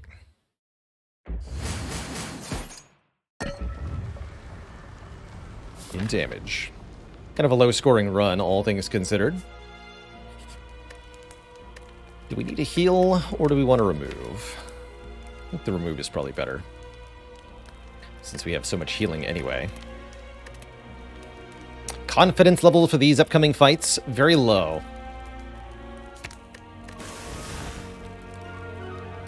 We are not able to scale up high enough to tackle the end game. However, Focus Potion, Bias Cognition, Skim, Cool-Headed can change things. Although I can't afford all of that. OmniCloud, thanks for 25 months. Time gets away from ya. And yet seems to only ever go up. Bronze Scale's not bad either. This actually is a helpful membership card. Does it slightly improve the amount of money we have?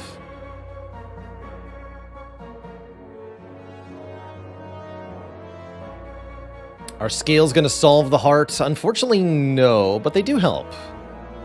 They do help. So I could do Bias Cog Bronze Scales. That's an option.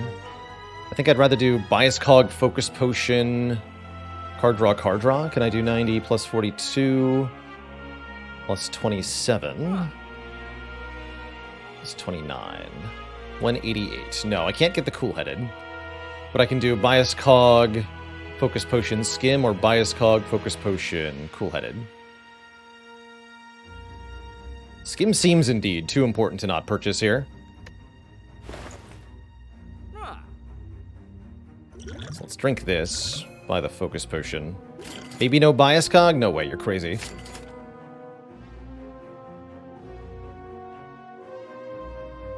You are crazy. Trust me, with the Bias Cognition, we won't be slow. Really wish you'd taken that Runic Capacitor. Oh yeah, we had to buy the double energy over Runic Capacitor, that's right. I remember now. Pepperidge Farm remembers. Yeah, we'll Lapo here.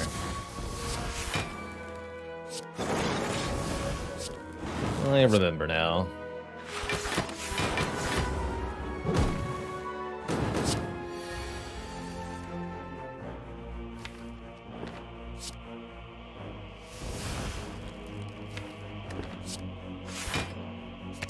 It's all burns, always has been.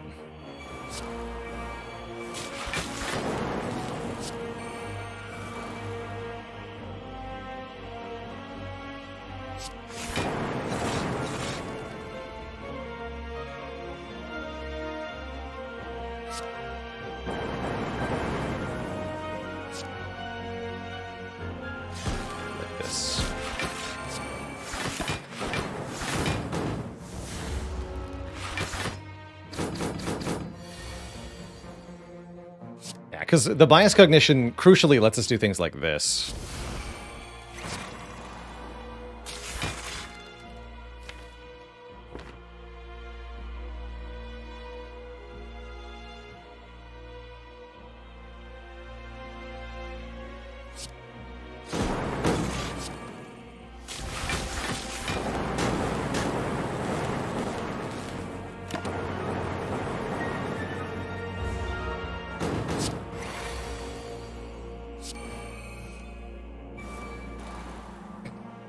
Hello?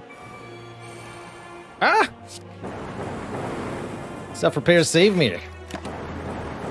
Oh, that worked out. Good. Get a sundial. Get another hologram. Another hologram will help. Okay, I think we have what we need to win the heart fight now. My confidence level is now moderate to high. We got some really important things, notably a focus potion and the bias cognition. Give us the upper level power we need for the heart. We probably don't play this as soon as we draw it in the heart fight. I bet we draw this, we play this on turn 4 or 5.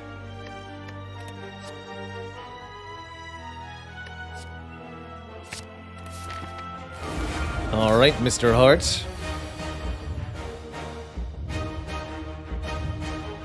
Not a bad turn 1. I think we just Secret Technique Apotheosis as always. As always.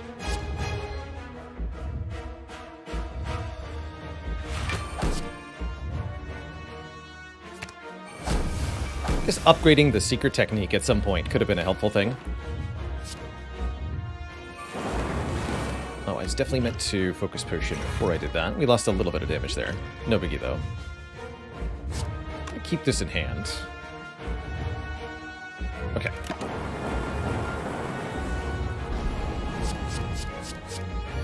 Hopefully we're not short by a very tiny amount of damage.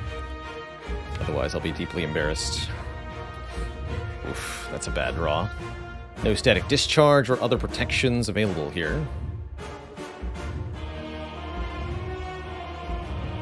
We can do some stuff. Consume, Cold Snap, Hollow, Cold Snap. That's pretty good. Could even double consume if I really wanted to, but I think we're going to want those 2 orb slots.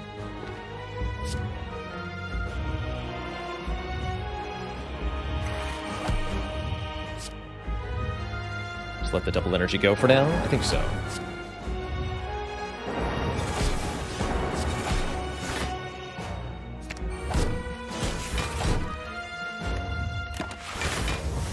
Take 30. Okay, that's a really good buffer draw. Substantially makes up for what just happened last turn.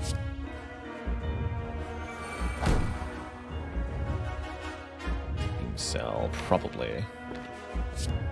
Better do damage somehow.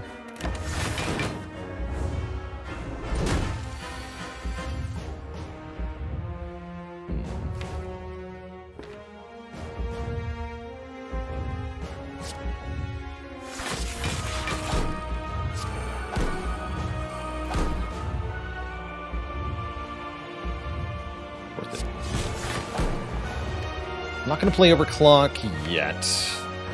I actually really like that both reinforced bodies are in the draw pile.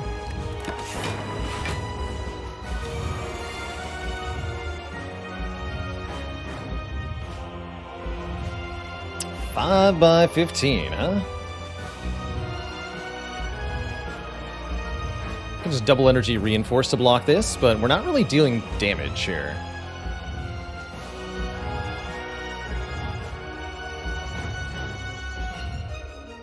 This is trouble.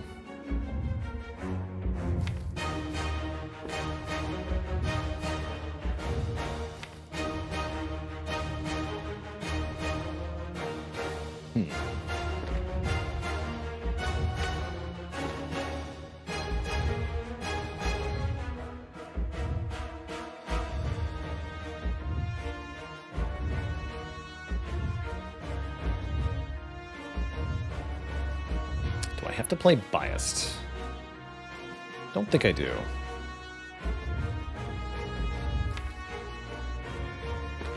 Could try saving our buffer potion, but I don't really think that's required. Saving our buffer with the potion.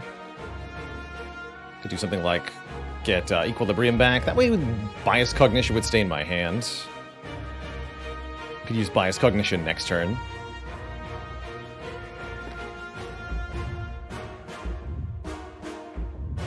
And keep buffer? That's kind of good. Sure. Sure.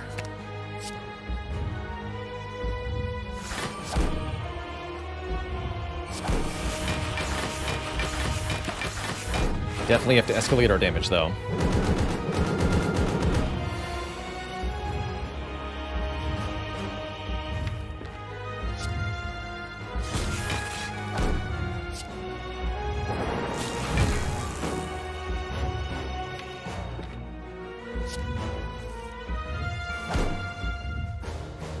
Yeah, gotta play this now.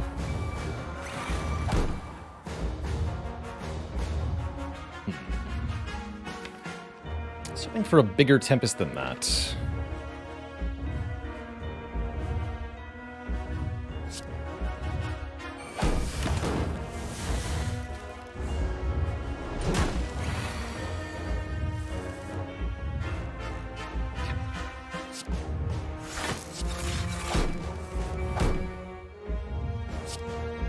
Good-ish.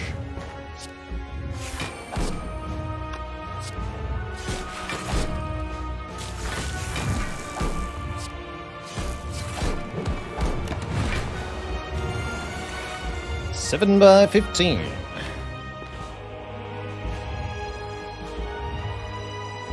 It's a big number. Not one we can't stop, though. There's reinforced. So what do we need here? Can't even get through the thing to do damage. I'd love to take some hits, though. Shoot. If we Hollow Tempest, we can't block. Obviously. That should make a bit of a problem. That would be no good. So I think we Hollow Meteor.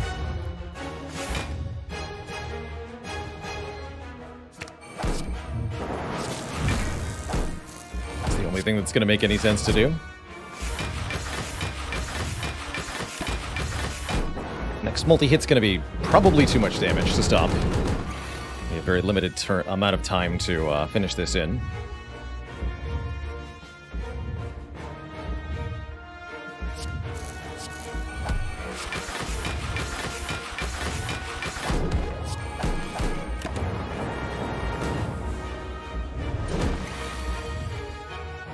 Yeah, this has not worked out.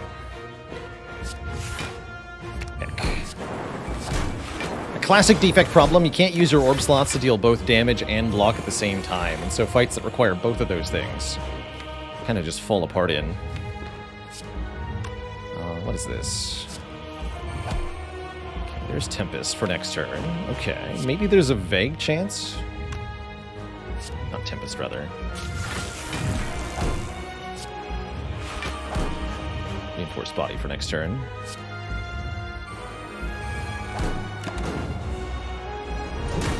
Well, but I lose the orbs. Never mind. We're toast. We're totally toast. Static Discharge just killed me. Yeah, fair enough. GG.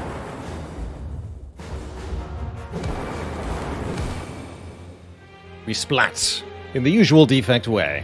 So it goes. So it goes, Twitch chat. I'm going to run it back on the Defect rather than rotating characters, but I definitely need a break before we do that. So, Twitch chat, I will be back in a couple of minutes. Definitely that was a struggle bus of a run. What really hurts me is that this is actually another example of a run I can point to and say this was directly killed by the Mastery Challenge. Because all you need to do to change this run from a very difficult run to a very easy run is to buy the Runic Capacitor at this shop. And then you have Consume in 6 orb slots instead of Consume in 3 orb slots. And you just easily block everything while also having lightning orbs. Loop would have also helped quite a bit had we grabbed the loop earlier. But it was really the Runic Capacitor that was the big miss out for this run. So it goes, right? If we had bought the Runic Capacitor, we'd be winning the run but mastering nothing, instead of losing the run and mastering nothing. Ultimately, for the challenge, they're the same thing. I'm Vax, thanks for the Prime sub. Welcome to the Cozy Sub Club. No prediction for the next run. I'm just going to be back in a couple minutes. Switch chat and BRB.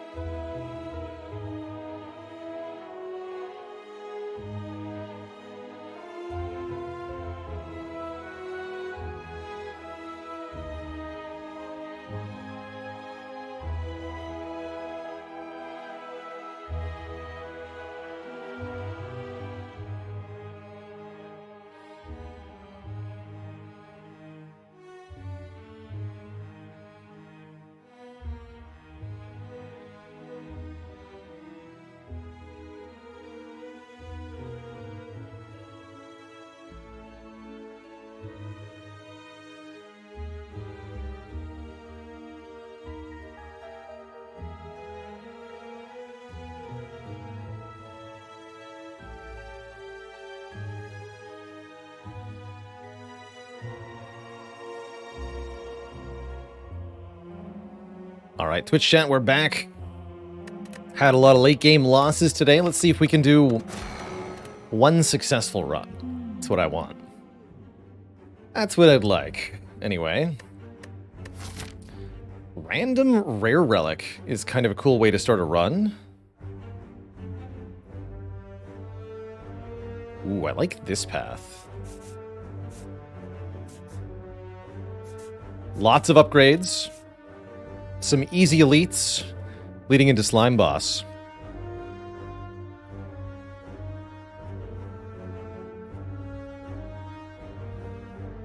If we get a good relic, we could maybe go for an extra elite here. Is there any favorable path with a shop to make 100 gold worth it? Probably just rather remove than take 100 gold. Aaron W97, thanks for the Prime sub. Welcome to the Cozy Sub Club. Actually down for a card remove. Especially with more upgrades. Starting with one fewer cards sounds really helpful. Let's do that. Just a basic card remove. On strike.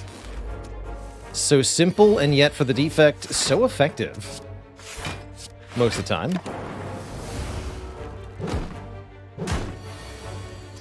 Ow. Why so aggro, though? There's only... I'll risk this. Risk this. Good. Ow.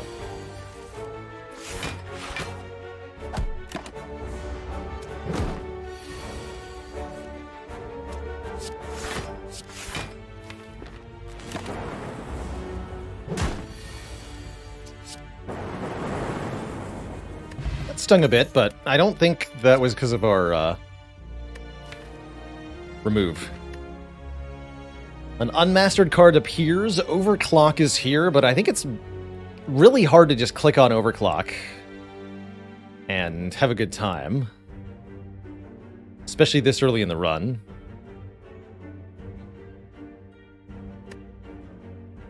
It's really hard. We can try it. Let's try it. I'll do it. 275 gold. No, going to a shop is such a worse path. Let's not take this curse.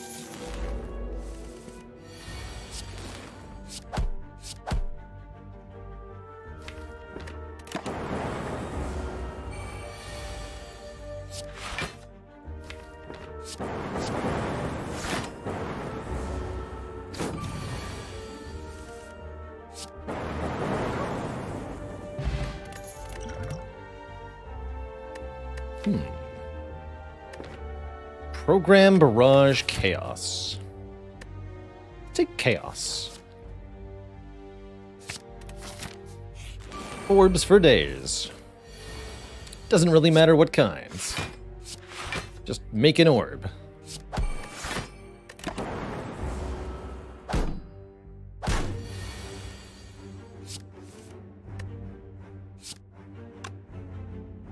Strike twice, dual cast, guaranteed kill.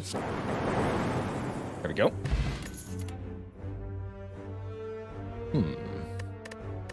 It's not Claw, but it is Darkness or Streamline. Really like Darkness with Chaos, actually, because Chaos can also make Dark Orbs. Yeah. We take the Darkness, we upgrade the Chaos, and we upgrade the Darkness. And we get a bonus Merchant. Oh my. Could have had 2 Claws. Could have Capacitor Glacier. Could have Potion Belt, although we can't buy Potion Belt and the Entropic Brew, sadly. Can just remove a card. Capacitor not that good with Dark Orbs, that's true. Very questionable, in fact. How do we kill enemies quickly? Yeah, we don't if we have Capacitor, that's for sure.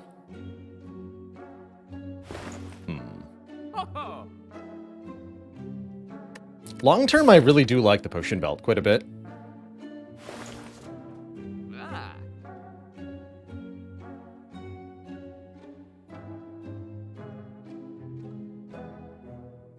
I could also go Glacier Carter move. Pretty happy with that, too. Let's do that. Get rid of one defend.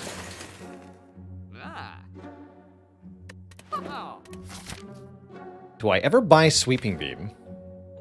I don't want to buy it. It's not on sale, right? No, it's not on sale.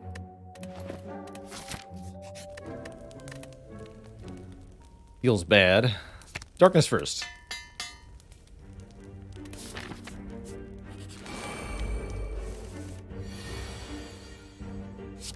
Dark Orb. Dang.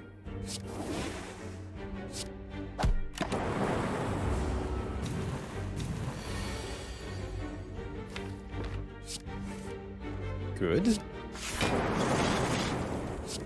Very good. Ooh. A deck with this much Orb Gen is a deck that likes Recursion. Normally not that exciting of a card. Here, it looks pretty sweet. Balding Bigfoot, thanks for the 10 months of the Prime sub. Cool-Headed's not bad either. Sunder's also pretty good to help us deal with low health enemies. Sunder really covers the gap that Dark Orbs can't target very well. But Recursion can be just as good as Sunder with a Dark Orb, because you can use the Dark Orb to kill a minion and still have it. Let's take that Recursion. So upgrade Chaos next. Maybe Recursion third. I could also see upgrading this Overclock. Pocket Watch. Oh my, okay. This just got very spicy. If we play 3 or fewer cards on our turn, we draw 3 extra cards on the next turn. That is very powerful.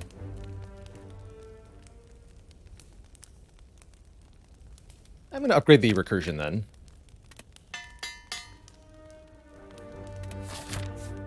We're not necessarily going to look to play 3 cards on every single turn, rather just 3 cards on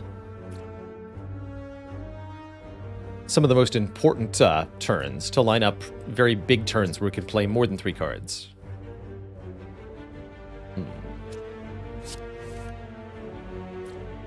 Feels like I might want to Explosive Potion in this fight. I don't anticipate the 3 sentries will be difficult at all because of Pocket Watch. Whereas currently we're under some threat here. Let's just use this right now. Boom! And then we can go Strike Glacier. Or better yet, Dual Cast Defend. Take 1. Rip Nader, thanks for the 100 bits. Challenge accepted.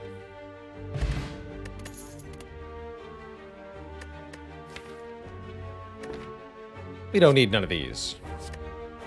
And Gizzard, thanks for 3 months in the Prime sub. Maybe I do want to streamline. I want a Doom and Gloom. That's what I want. Assuredly, that is what I want. Hey, we got a random Dark Orb. Perfect. 8 cards, please.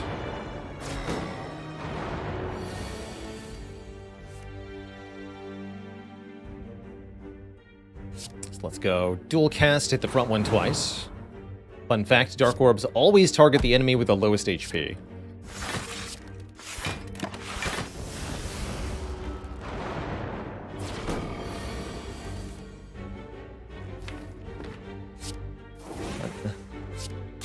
One, 2, 3.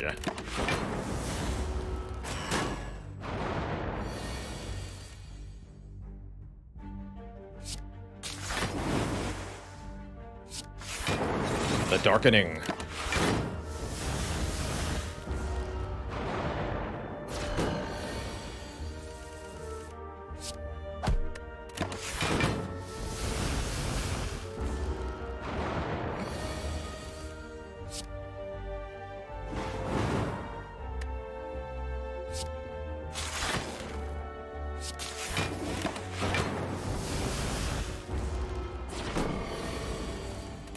Bang.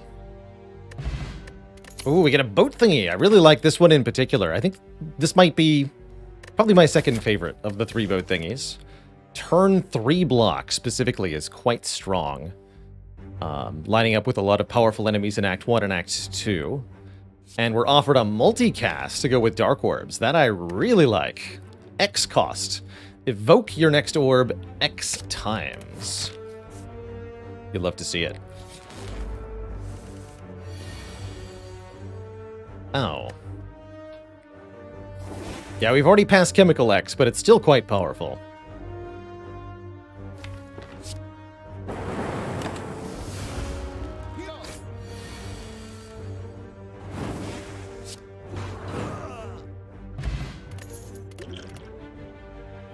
Algorithm this early is pretty good. Let's grab that.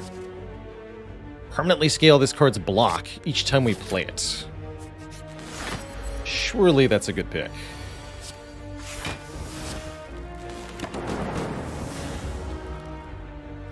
We'd like to wake up on this turn because we get 18 free block next turn. So we want to go what? Darkness, Glacier, Recursion? I like that.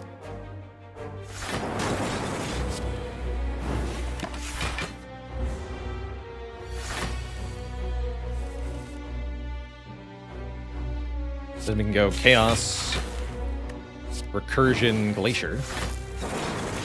And with this in front again. Multicast for 3 to kill. Nice. Smiling Mask will assure us of cheap removals, and there's the Doom and Gloom I wanted. AoE damage and a Dark Orb. Here we go. Really like the deck as it stands. Probably going to upgrade Multicast. Make it hit one more time. Yeah, the Spire is on our side this run. Everything is coming up. Dark Orb.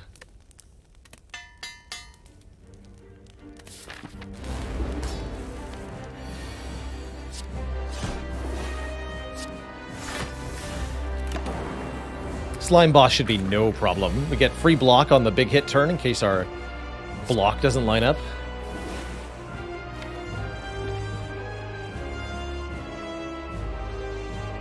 Let's go Multicast Recursion. Keep 2 Dark Orbs.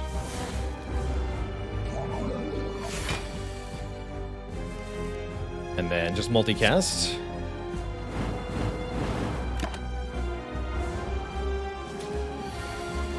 And then just dual cast. That easy when you got Dark Orbs against the Slime Boss. Boom. Anyone for an Echo form? I think that's really good with Pocket Watch. Pocket Watch helps us draw into it and helps the turn after we play it. Works really well with Genetic Algorithm and the Dark Orbs in general. Buffer's okay. Creative AI is okay, but I think Echo form is really good. Slime Boss, more like Slime Lost. Thanks for the 3 months, Dr.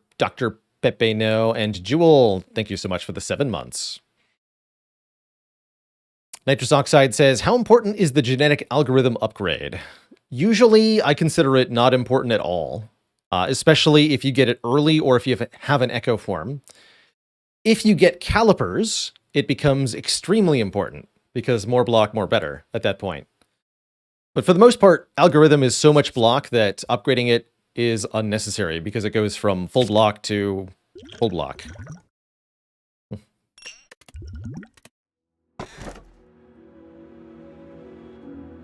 Cursed Key is once again offered. Don't really like the other options. So I guess I'll take a Cursed Key. When playing Algorithm with Echo Form active, does the second block give more than the first? I believe it does, yes. I think so.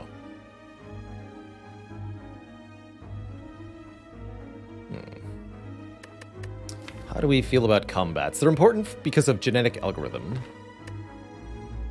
I'd like to get that leveled up in the short term. Probably don't want to go here or here. So more likely here. And then probably to this shop.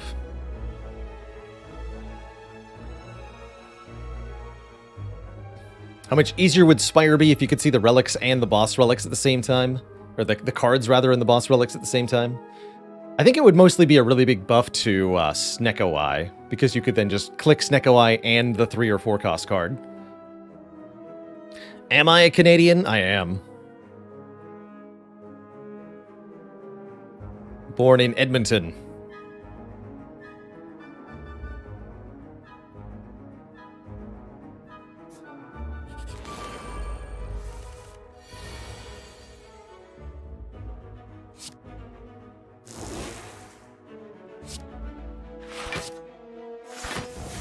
I'm not personally a huge fan of the Edmonton Oilers, but my father is enough Oilers fan for like 3 people, so I figure I'm kind of covered.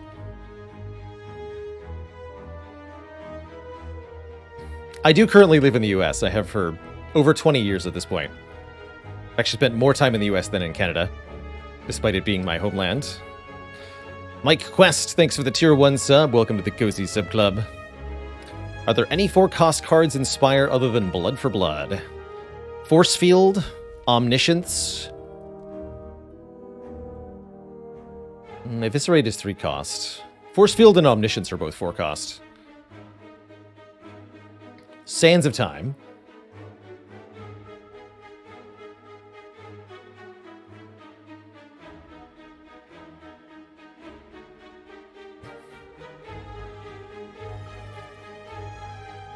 How's it going, Nevroz? Welcome to the channel. Glad you found your way here. So that's 3 cards. I shouldn't play anymore. We'll just have to take some damage here to these 2.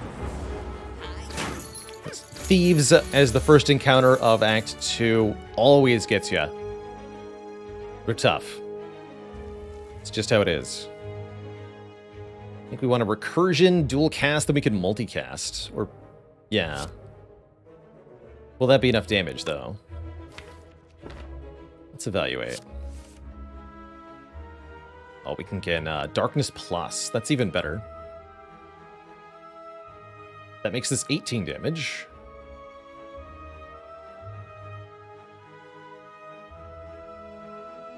So we would do 18.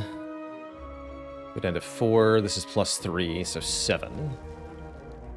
18 times 8. That should be enough.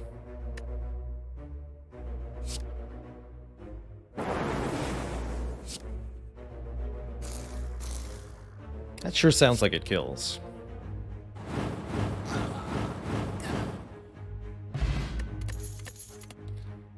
Hologram. Very crucial card to a Dark Orb deck like this.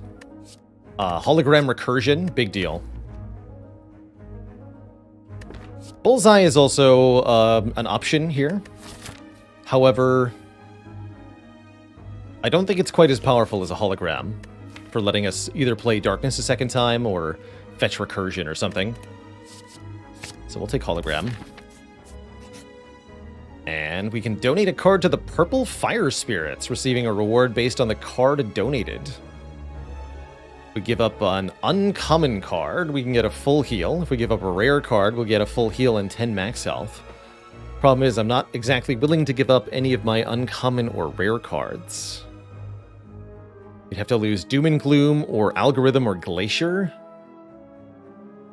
We could lose, I guess we could lose Overclock. That's the card I'm most willing to lose, actually, in terms of winning the run percent. However, for our challenge, of course, we need this Overclock, so it's crazy to get rid of it. Which means, I guess I lose a Strike or a Defend? I guess so. Zap we like because it can let us move the position of a Dark Orb. So Zap has a purpose. Zap Brannigan at your service.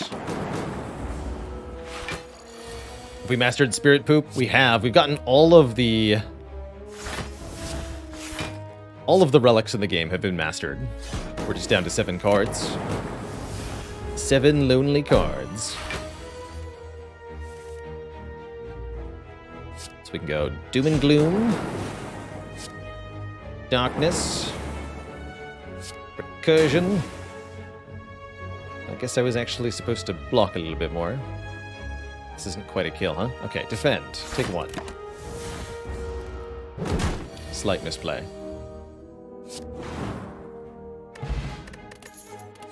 I got too fancy.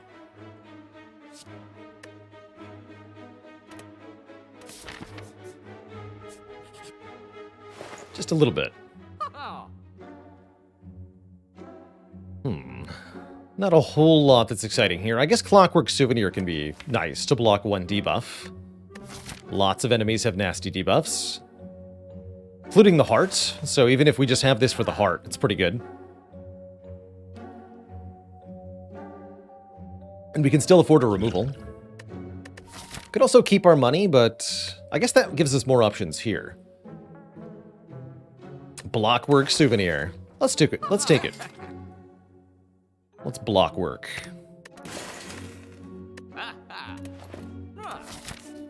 Put our money where our block is. Hey, look at that. It immediately stops the confusion of Snecko.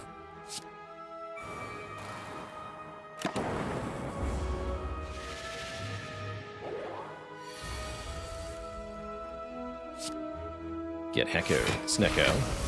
Double algorithm, go!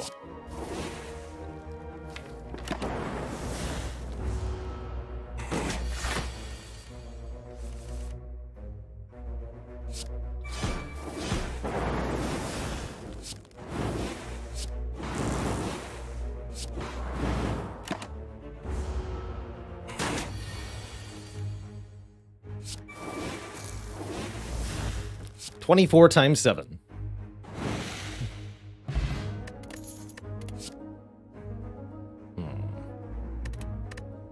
Attack Potion's gotta be better than Colorless Potion, surely. Going into an Act 2 Elite.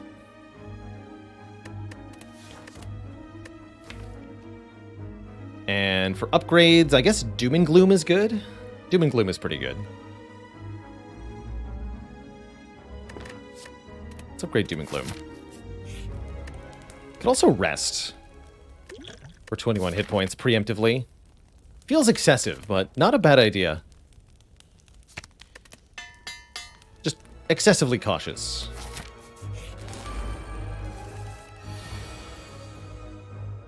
But it seems likely that we could need that energy, that healing, ultimately. Especially with these 3 as our opponent.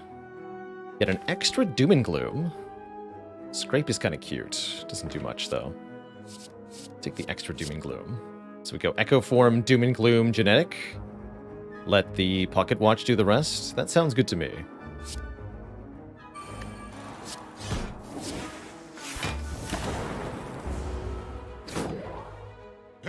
Block that Weaken. And then I can double Darkness.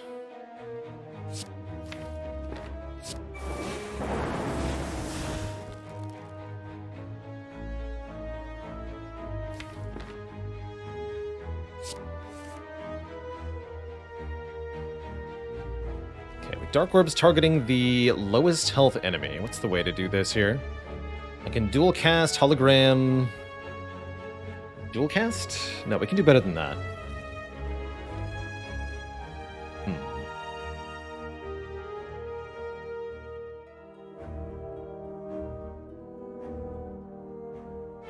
What about Recursion Glacier dual cast? It's not quite right. Or wait, yes it is, yeah. No, that's correct. Because then you die too. Yeah.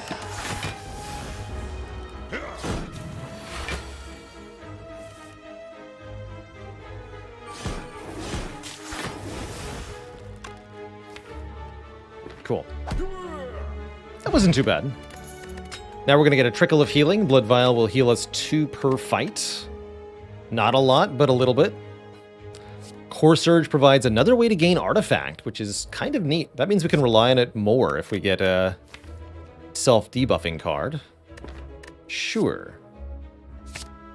Amplify had some potential there also.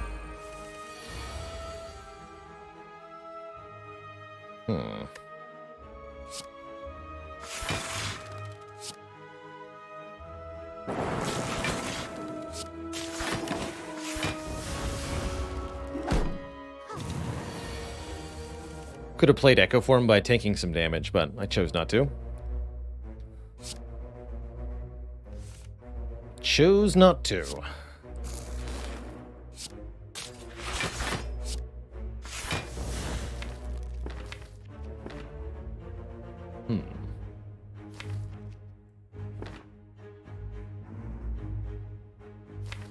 Dark Orbs can only target the Mystic currently, which is potentially a slight issue here. I get free block next turn, never mind.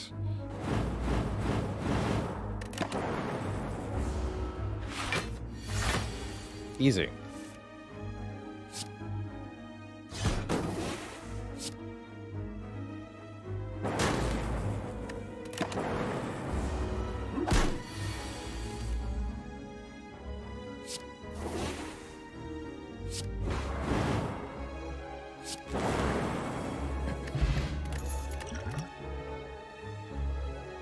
Take another recursion, another algorithm, or a heatsinks.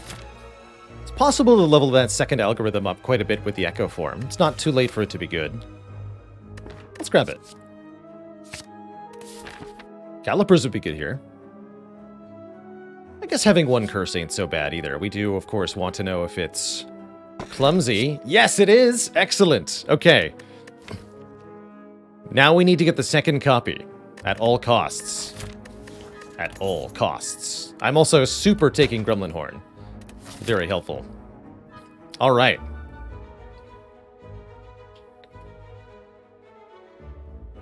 Curse Key, you beautiful, beautiful beast. Show me the way. I think we do want to rest this time. I don't have that many good upgrades anyway. Let's have a snooze. Worth ditching Overclock? If we get the second Clumsy, it could be, potentially. Feels unnecessary at the moment, though. Is that multi? I think so.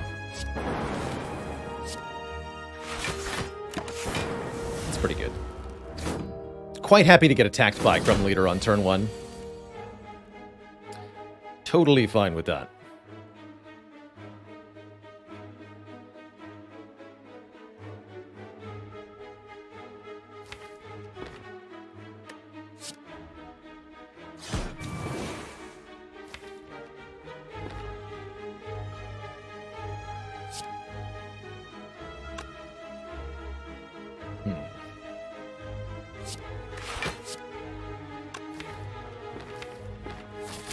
Make sure this one gets played at all. So we actually sort of bait Gremlin Leader into attacking us on this turn. With all the gremlins alive, Gremlin Leader is forced to attack us here. When we have 18 free block from the Captain's Wheel. Is that the smartest play? I'm not sure, but it's where we're at.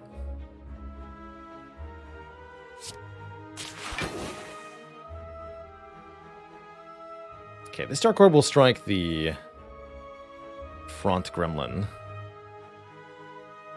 I'm okay with that.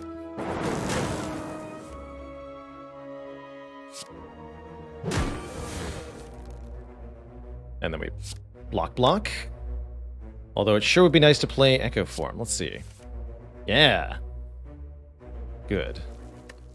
So recursion, multicast. Echo Form, defend, hologram, the Dark Orb strike. Good turn.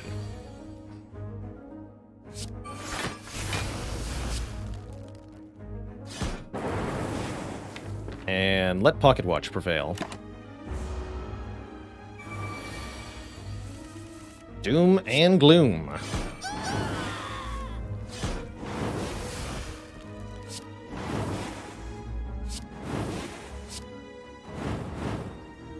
Beautiful. Gold-plated cables are excellent. Our rightmost orb triggers an additional time. Has a special synergy with the Darkness Plus card, in fact. As the Darkness Plus card can activate the front orb. If it's a Dark Orb. And that will trigger it twice, which is really cool. Definitely going to grab this buffer. And I like the Blessing the Forge also. Onward. Ooh, surprise merchant. Probably don't want to spend any money here unless we see... That's an option. Double energy. I don't think that's what I want to spend money on, though. We're looking for specifically the Dolly's Mirror to get the second Clumsy, as it's going to be really hard to get another Clumsy through any other means. That means I don't want to buy a card remove here, even though I normally would with Smiling Mask, because we need to stay over the threshold for the Shop Relic. So, skip all of this. Go here. Ow. Forge pot? Maybe. Saves me 6 health. No, that's not good enough.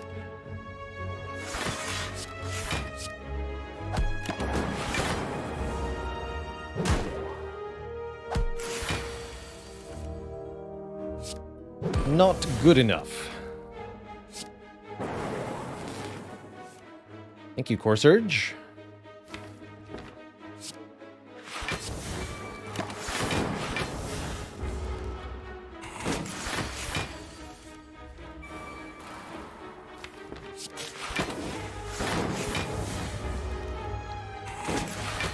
Okay, we can scale this twice. Feels good. Note the block we gain should be 8, 3 plus 5. Yes.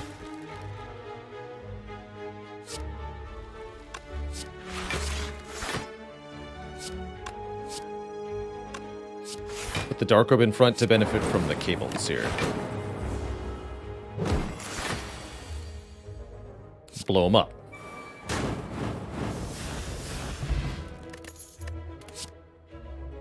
Guess I should have used the Blessing of the Forge. Oh well. Do I want to stack? No, because the deck is pretty small. So I don't think I want to stack. Dollies? It's Runic Capacitor again. I'm kind of down for that. Start combat with 3 more orb slots, it says.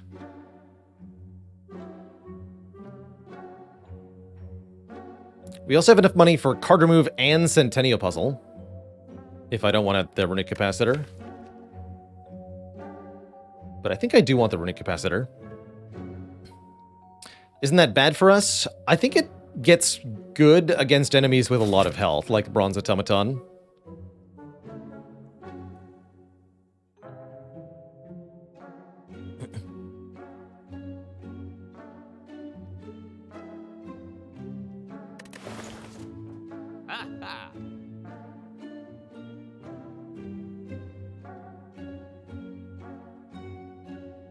Basami with the 14 months of support.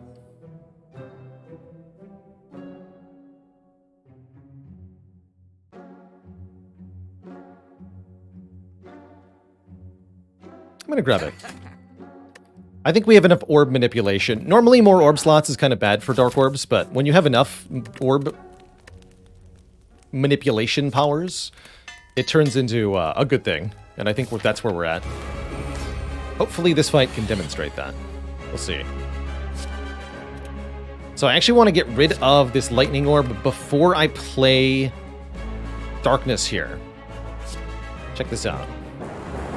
So normally when you play Darkness, it summons a Dark Orb with a base of 6, and then adds 6 more to it. But if it's the front orb with the gold-plated cables, it'll go off an additional time here. We have an 18 value Dark Orb now.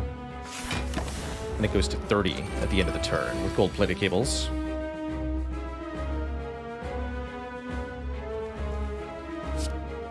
Let's go. Echo Form, Recursion Defend. Tank some damage here. 42.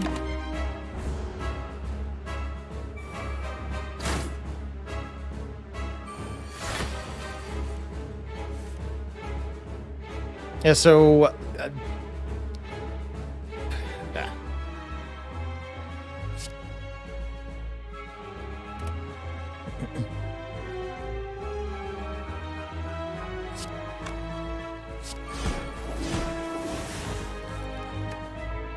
Easy peasy. I'd like to double this algorithm. I think we can get away with that. That's 3 cards.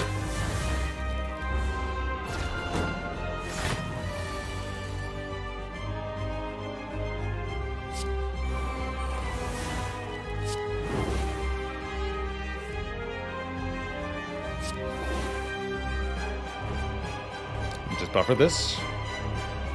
Sure. Gold-plated cable's really carrying this run right now.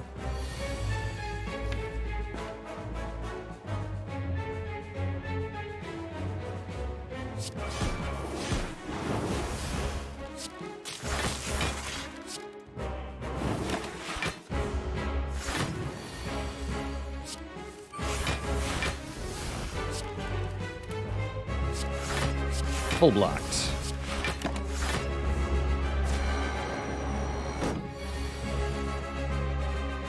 Boom.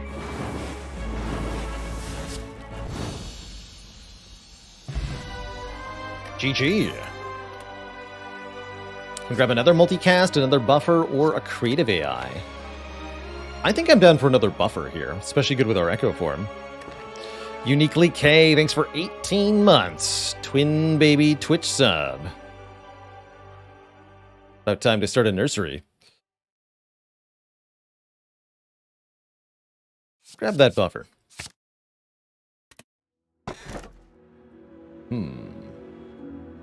Calling Bell, Pandora's Box, Rinkdom. We only have 4 remaining starter cards.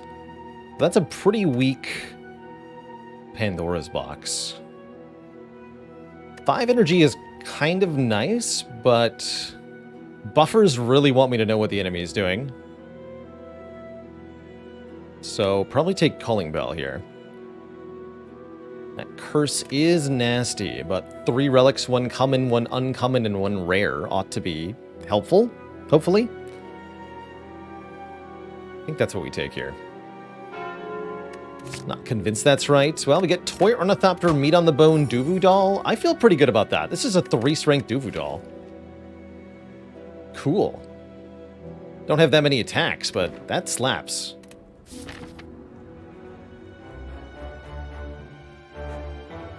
Absolutely slaps. Oh, shoot. We get no stores? Guess that's okay, because I have no money anyway. Want to take as many events as possible. We have to open the chest. Hopefully it'll contain a Clumsy. There's a faint chance. But it might just contain Sadness. Sadness and Despair. That would be a dark time for us. Could also go this way. I'll think about that. Yeah. He was hoping for a dupe shrine. It could happen. Couldn't it?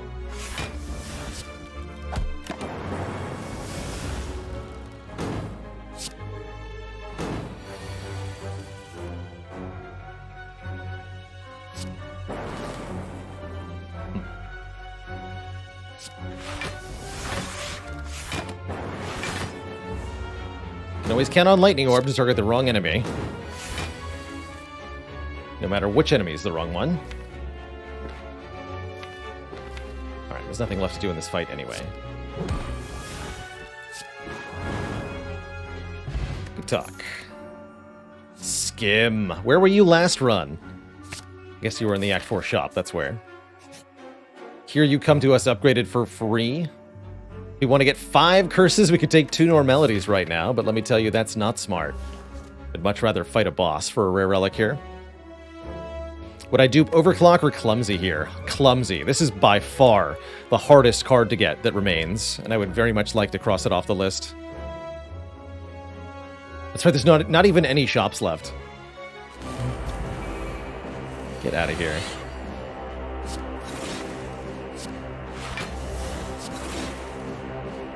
Not bad.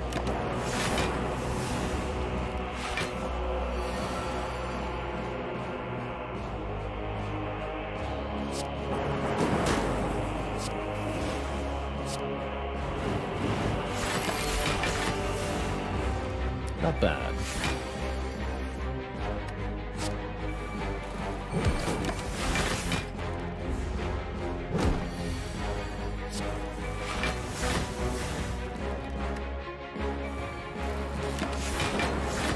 Can double both of these. Might as well. It's an easy enough fight.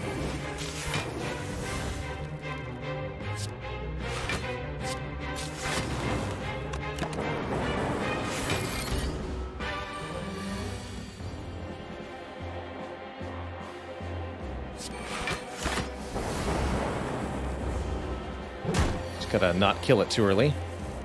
There we go.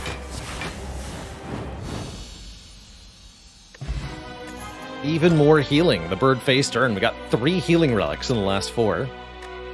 Finally, a focus card. A defragment. That would help quite a bit. We'd have to upgrade it, but we can do that. Right? Yeah, we can do that. Maybe that means we go for the upgrade rather than the extra elite. As now we can guarantee that one of our upgrades is 1 focus. With 6 orb slots and gold-plated cables, this is quite strong. To my knowledge, I have not died to the Act 1 boss in Act 3 Candyman. I've taken a bunch of damage to that fight, but I've never actually died to it.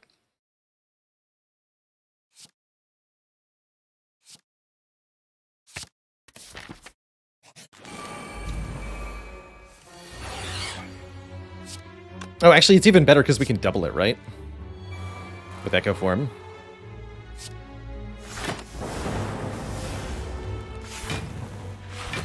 How do we get the first Clumsy? Cursed Key. Which could also give us the second one, if we're lucky. Yikes, this is bad.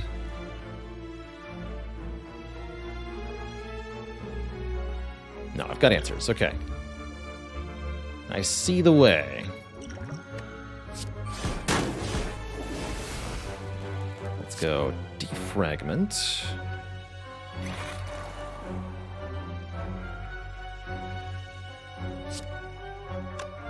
Dual cast. Right, just Core Surge. Make it simple. Then we can do dual cast. Incursion, hologram, dual cast. Kill another one. Take 2. That sounds pretty good.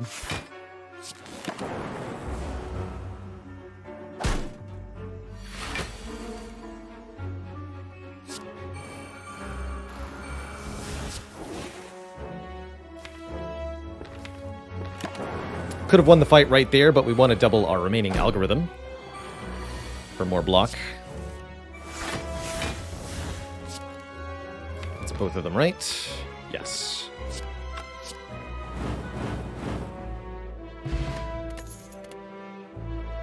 Capacitor. Interesting.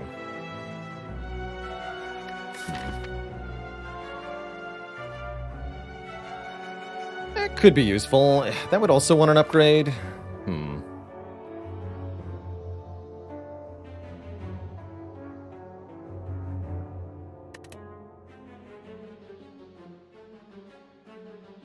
Guess I'll skip these.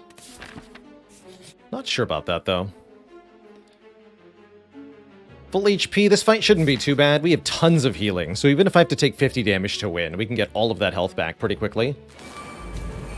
This is a very dangerous fight, one of the most dangerous fights in the whole game. And I see our draw was pretty bad. I'm going to use this potion. That's pretty good. Okay, I'm no longer concerned. Good talk. Also good targeting. All right, everything's fine.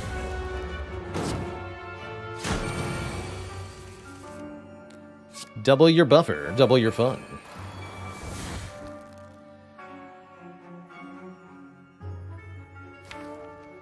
Draw more, draw more. Gonna just play one more card here. Stop. For Pocket Watch. Okay, double Echo Form. That means we are crazy.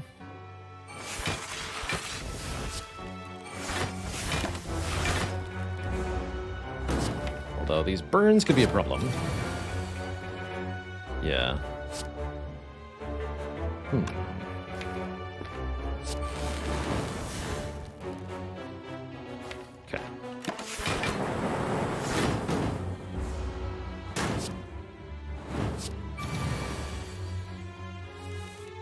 Mistakes may have been made.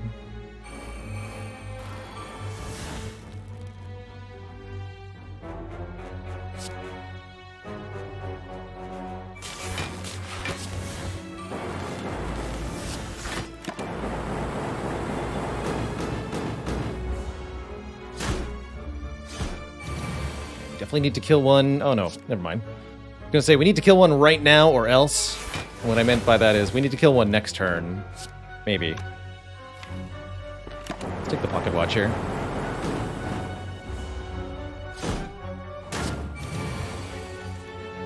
There we go.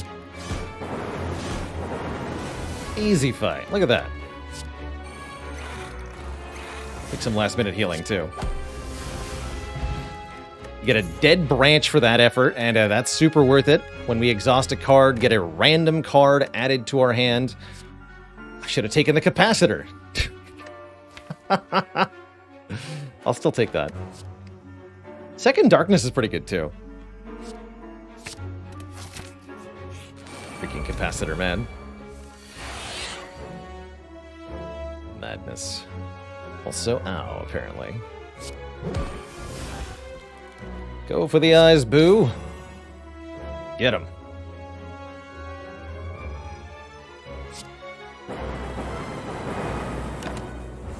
Ow.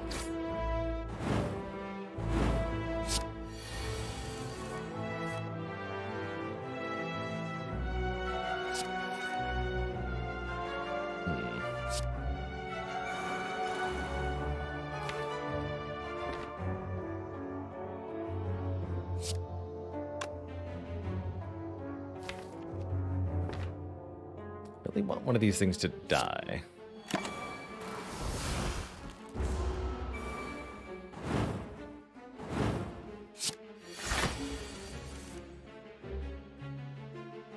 I guess that works, technically. Sure.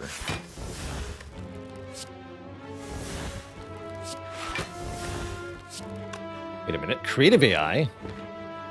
I can full heal with that.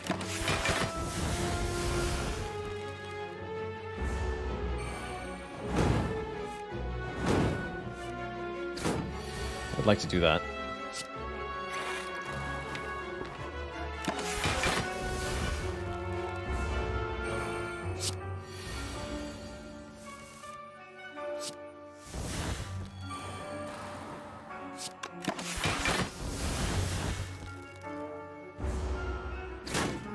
Could also theoretically use Dead Branch to generate lots of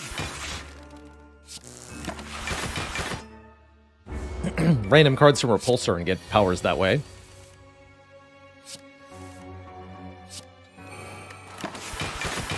But that would be a lot slower than a creative AI.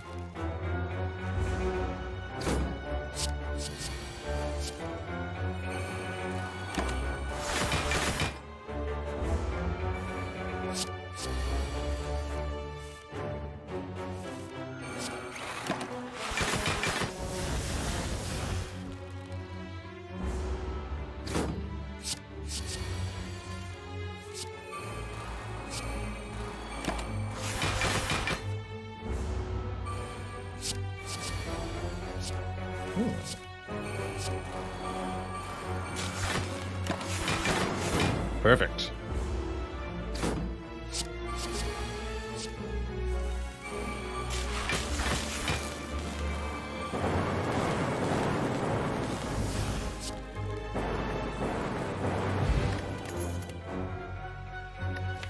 Now that we have Dead Branch, Aggregate looks really nice, giving us energy for every 3 cards in the draw pile. Yes, please. And we're going to upgrade Defragment and hopefully Buffer. I'm going to do Defrag first. How did we get to 90% potion chance? Terrifying. This should not have happened.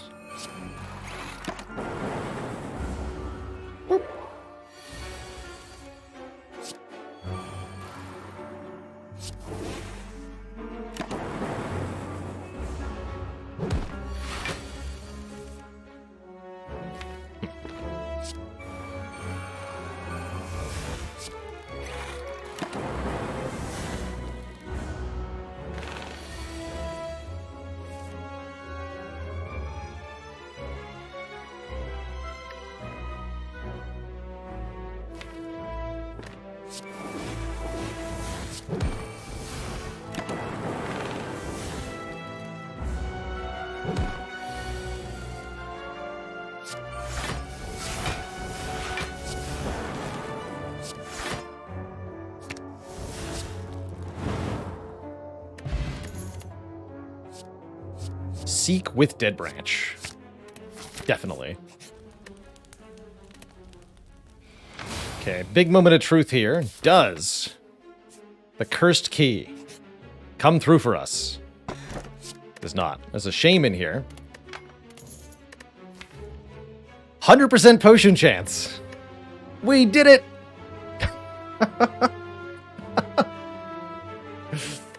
Amazing. That's a shame. That's a shame. Oh, man. That's funny. Tempting.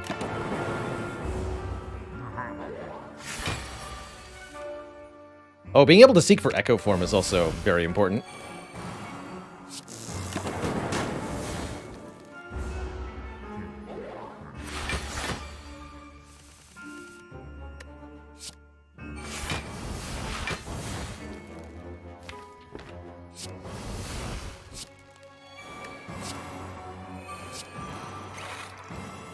Good turn.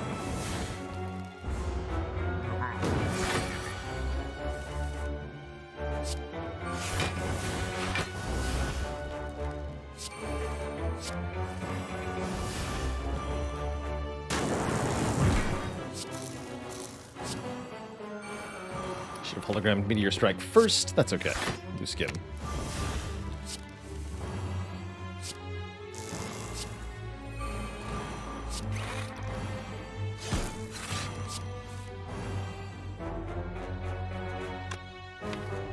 Keep going.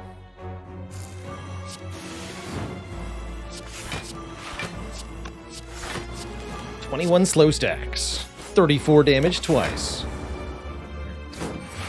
That's quite the rip and tear.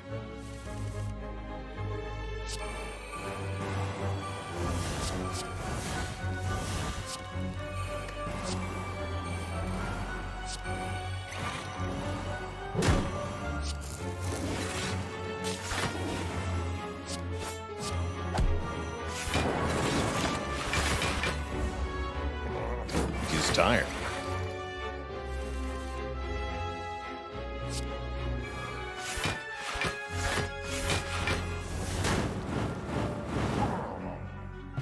To die. We do get the data disk. Actually, somebody earlier said that this elite could have been data disk, and it totally was. Amazing, actually.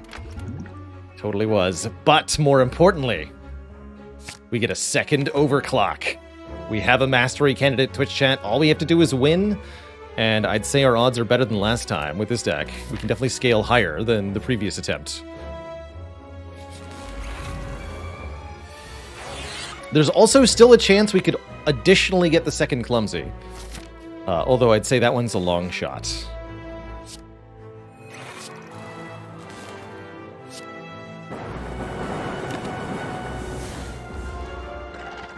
Creative AI. Don't mind if I do, and I can even do Echo Form and Creative AI. The power. Zzz. Give me this, I guess.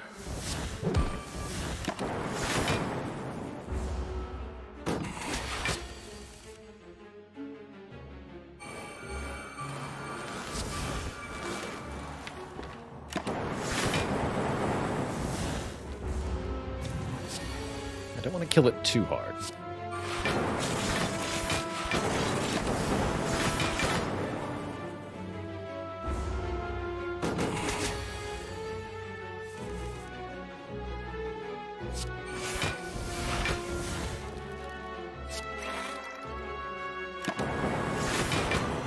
Redclaw says, how many relics can the shop offer at this point? There's quite a few potential relics, but the most important one for us is this shop relic that it makes specifically. The shop relic pool is pretty small. There's only about 20 or so, and the shop always offers one of those. So our chance of Dolly's Mirror is 1 divided by 20 minus the number of shops we've seen so far, essentially. So maybe 1 in 17, 1 in 16. Pretty good odds, actually.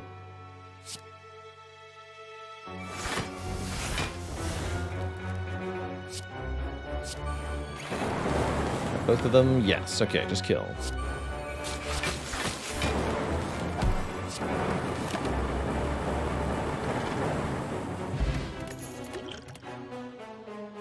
Heat sinks looks good.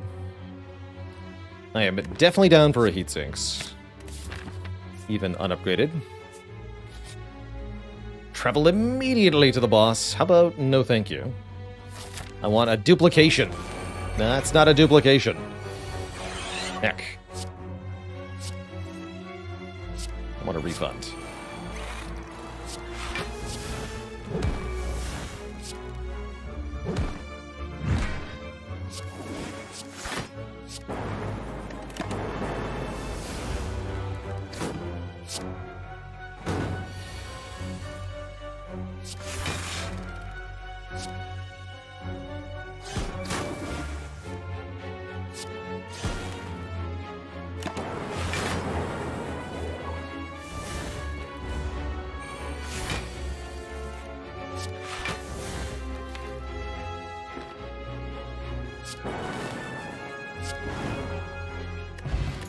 Speed potion could be quite good.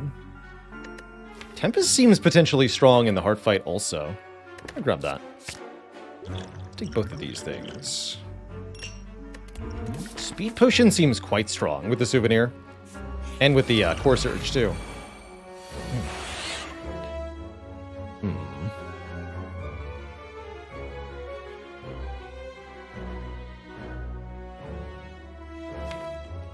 I want to draw a lot of cards next turn. Okay.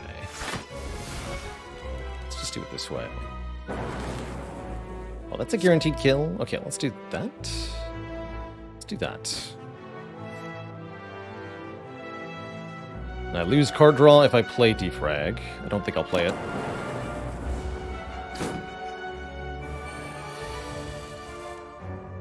Here we go. Give me some lightning.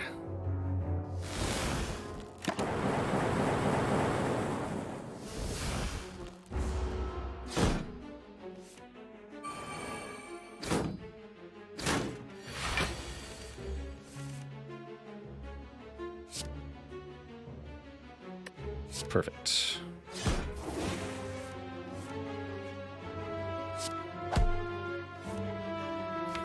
Excellent. Let's get this in play.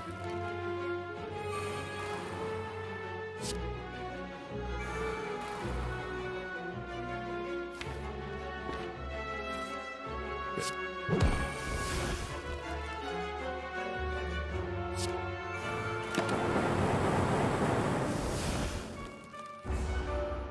Crash State Panda, good to see ya. Thank you so much for the 1.5 years of support.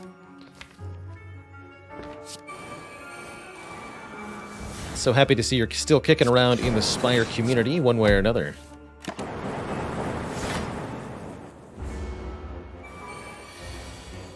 Always a pleasure to stream for you. And everyone else, of course. Let's see here. Guess just double recursion for the moment. Okay. That gets me doom and gloom. That's good. Kill the minions!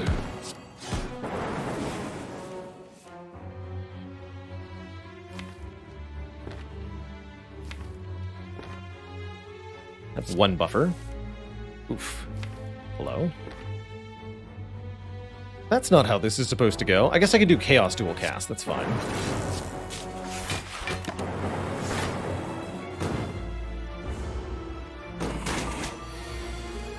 I also had more buffers than I thought I did. Good talk.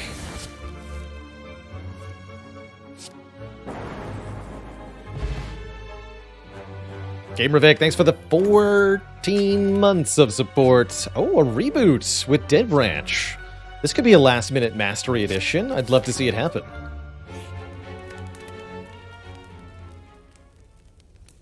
We have to... No, we don't have to recall. Cool. We can upgrade either Buffer or Seek. Or Heat Sinks, but it's Buffer or Seek. Pretty sure it's Buffer. Pretty sure it's Buffer.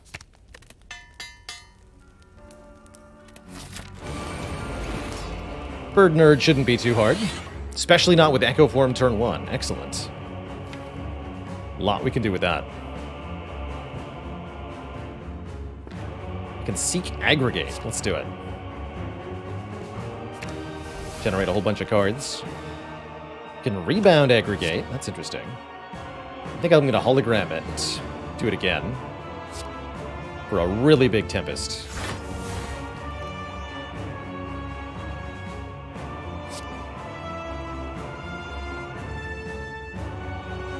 Two really big Tempests.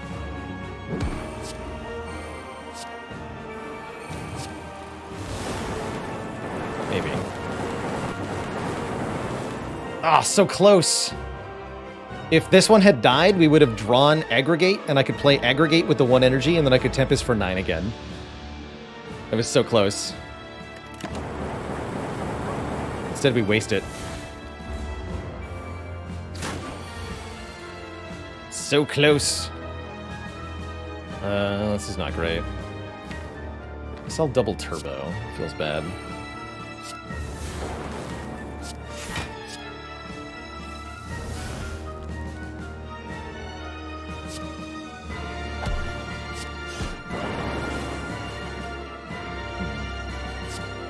I seem to be dying. How unfortunate. Good thing we have meat on the bone.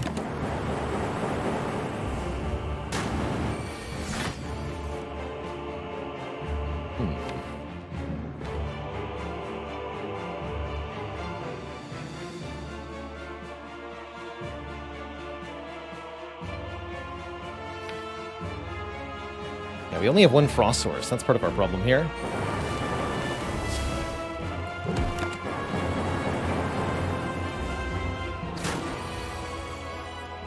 Okay, this looks a bit better. Don't need to double this. Let's try to get Frost. Good enough.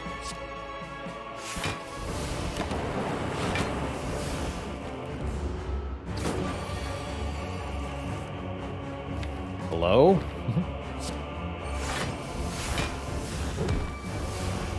There we go.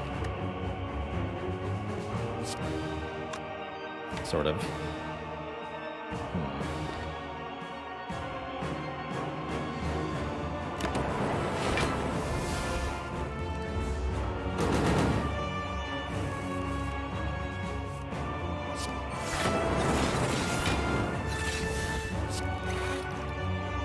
Okay, now we're pretty safe.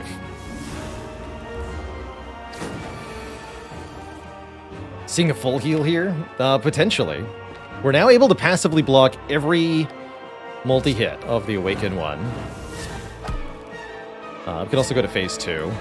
Let's do that right now. Phase 2. Now we can play our powers.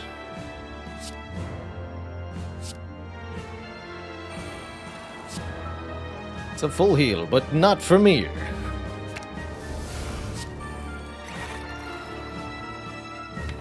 I don't need to... I prefer to double that, if possible.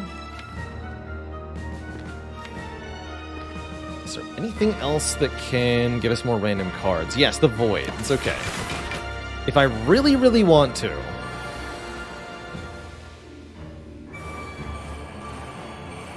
we can wait for the bird to give us Voids. And try to heal off of that. That sounds like it would take a really long time. Gonna be honest with everybody. It sounds like it would take forever.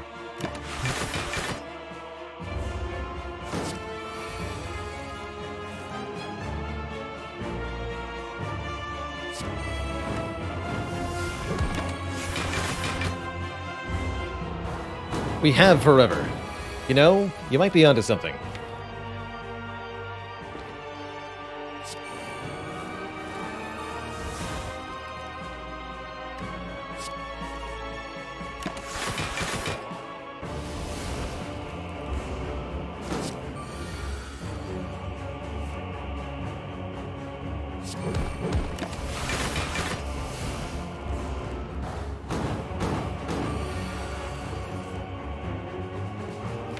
Oh yeah, we can play the turbos to get more voids. Brilliant. I want help killing you.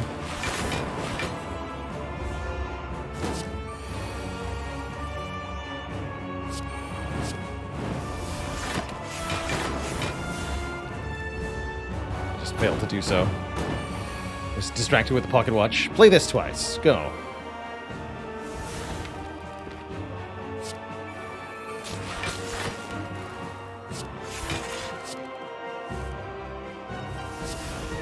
That's a power.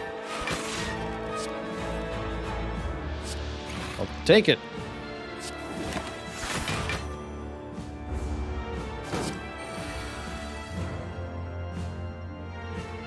This is fine. I have 8 buffers.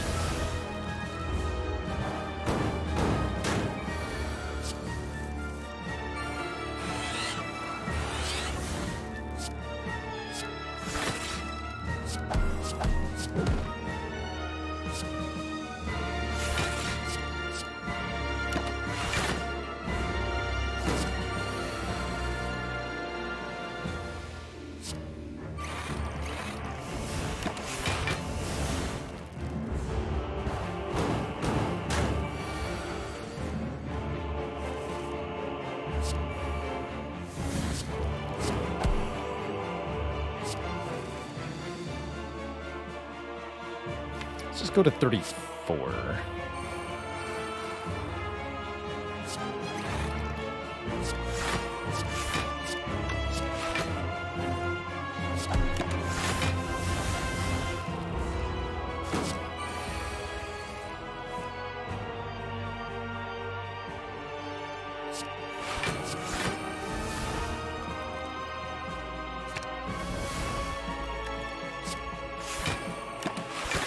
Turn into. Okay, a few more powers, but not enough powers to get more health than the meat on the bone will provide. Let's just kill it.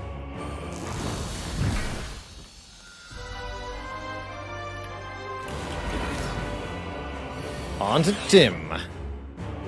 Tim the Time Eater.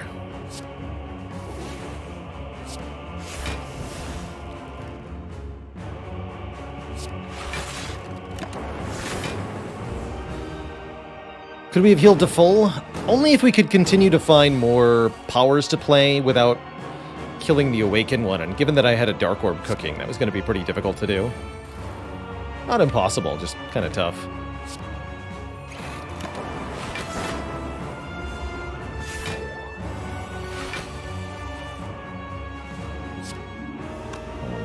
Double this first.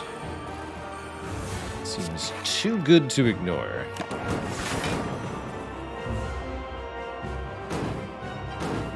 Just playing the best card in your hand twice each turn against Time Eater is usually more than enough to stop this fool.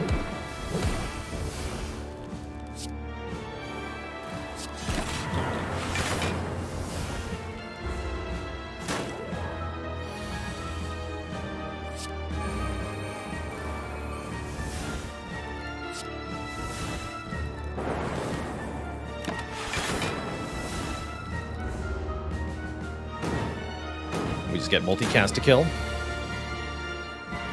Double this first. GG, nerd. Not quite dead, but close to.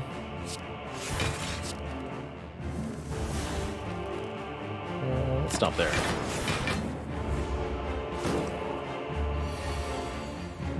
Double Tempest. Foolish, foolish. Two thump, two thump, two thump. A deep pulsing dread can be felt throughout the room. Is this the heart of the Spire, the source of this incredibly fast CPU speed? You overclock your core to its maximum, voiding the manufacturer's warranty. 2,228 times. Have I been here before?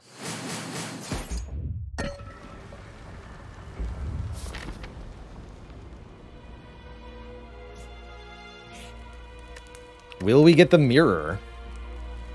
We can upgrade Seek. That's pretty exciting. Heatsink's also kind of viable. We get the 2 hit point heal off the blood vial from the final fight, so we don't need to even consider resting. Oh yeah, meal ticket also. Alas, there is no second curse here. Truly a sad day. We can get rid of shame, though.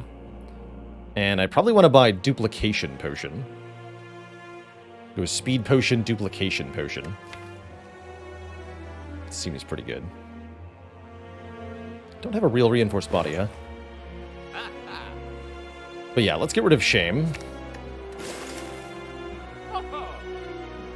How's it go, King Ma? How much of Slay do I think is RNG, luck versus skill of the player?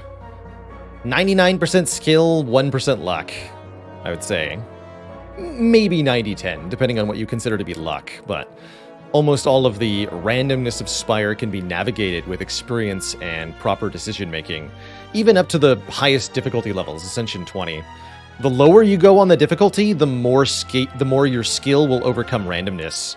So if you're talking about the base game, Ascension 0, 100% skill.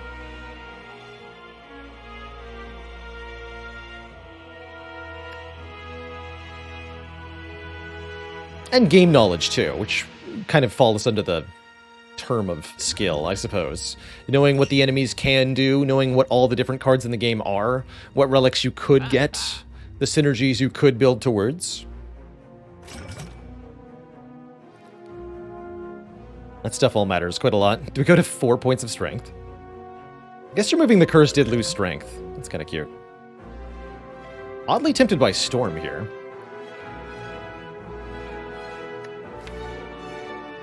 If I'm taking the speed potion into the heart fight, I should maybe consider Steam Barrier. Dead Branch can give me a Steam Barrier.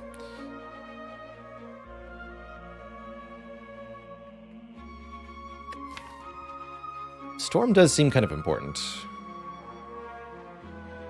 Okay, let's take Storm. Let's take a Storm here. Go for the Vajra. Leave with 150 gold unspent.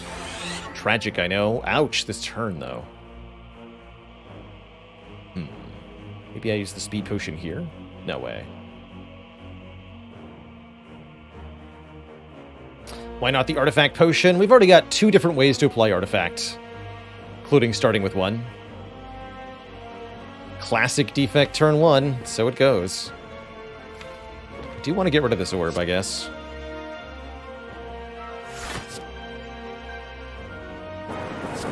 Order? That's the wrong order. Ow, ow. This turn's a lot better, though. Unfortunately, Aggregate was in the discard pile. I can seek for Hologram to get Aggregate, though. That's probably worth it.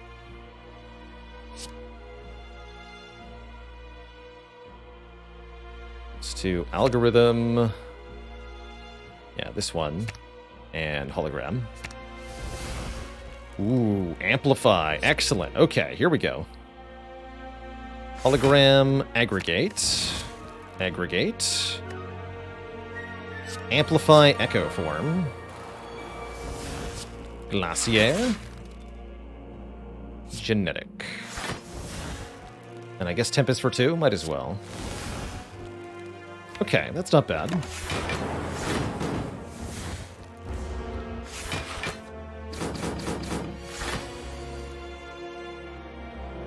Now our first 2 cards each get played twice.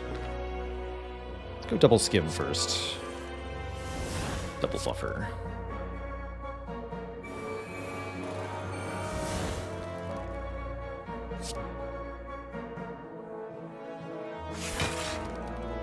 Reboot here.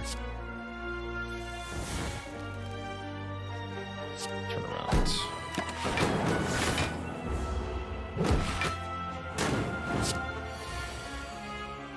No threat, that's good.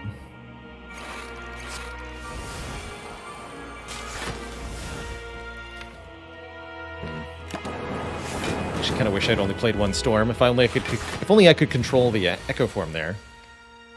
Oh well, I can double aggregate, double multicast. Maybe that'll do. Haha. Haha.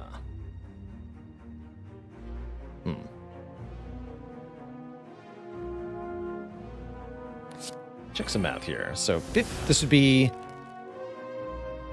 17 times 32. What is the total number of that?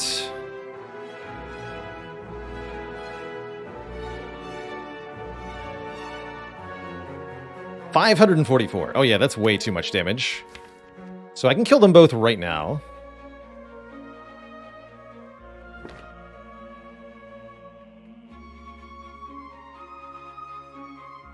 Or I could try to heal more. I think we should probably kill them both right now, considering this number is terrifying. It's just enough health for Heart.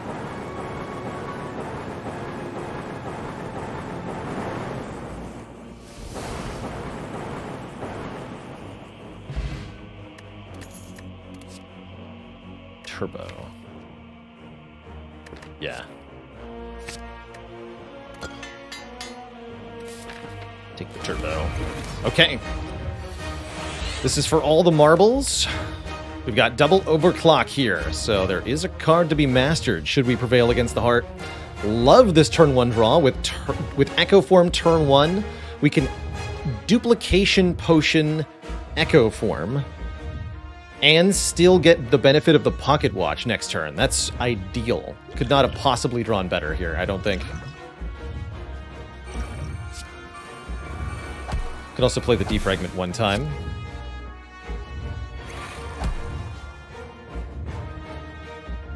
Don't use the Speed Potion yet. We want to block Vulnerable from Heart here.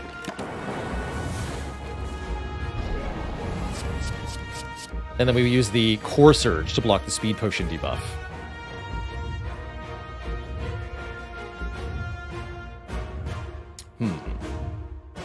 Definitely double Glacier.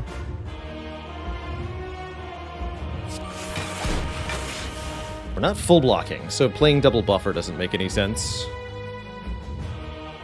Double Storm seems appealing. We definitely need to do damage in this fight, and Storm can help a lot with that. We have so many powers. Let's do that.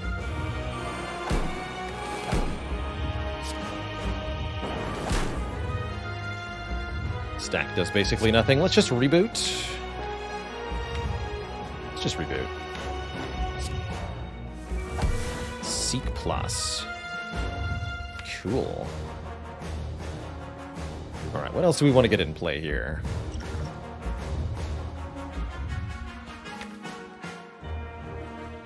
Consume. Seek Aggregate's a good idea. I could Seek Aggregate and Tempest. That's pretty powerful. I like that. Let's get some damage in right now.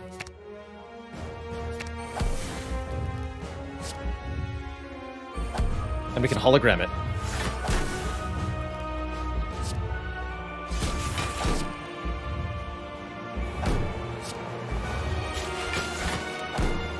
Excellent.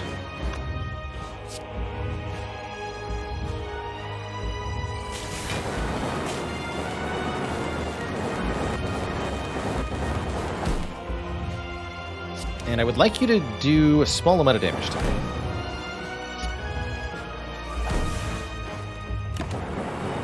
So I can have a free orb, please.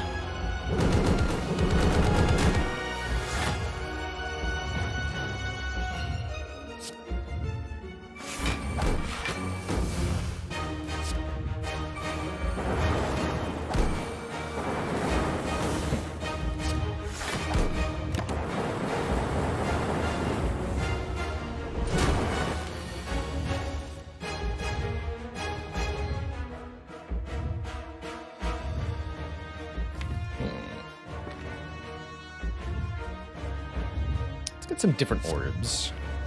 Tyler MTC, thanks for 45 months of sub portage. Ooh, I like these.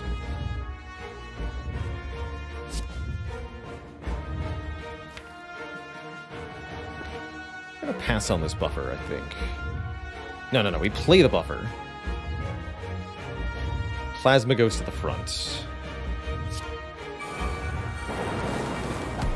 Actually, more than that. It's doubled.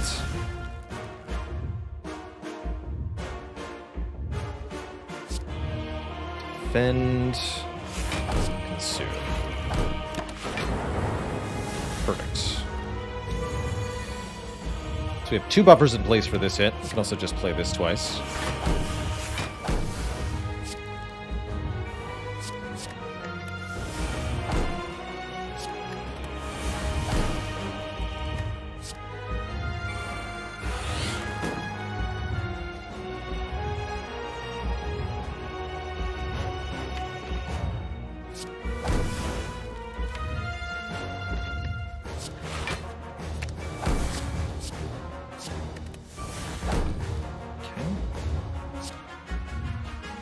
I'll lose those orbs.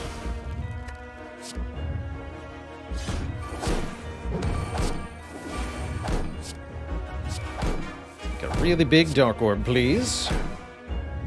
And immediately do another 100 damage. Why not? Actually, no, we can multicast for even more. 150 damage. Yeah.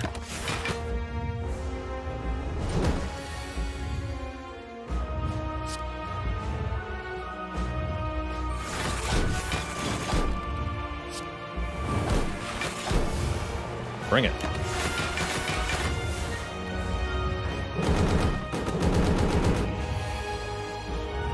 It's time for the bip bop bappening. Let's do this first. Kerblam.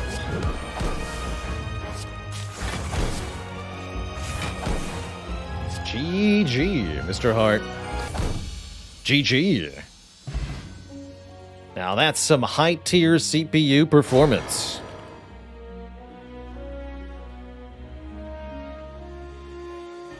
GG.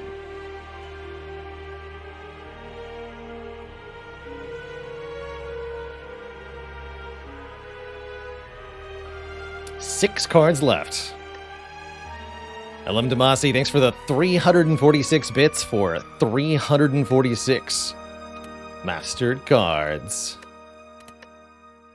GG.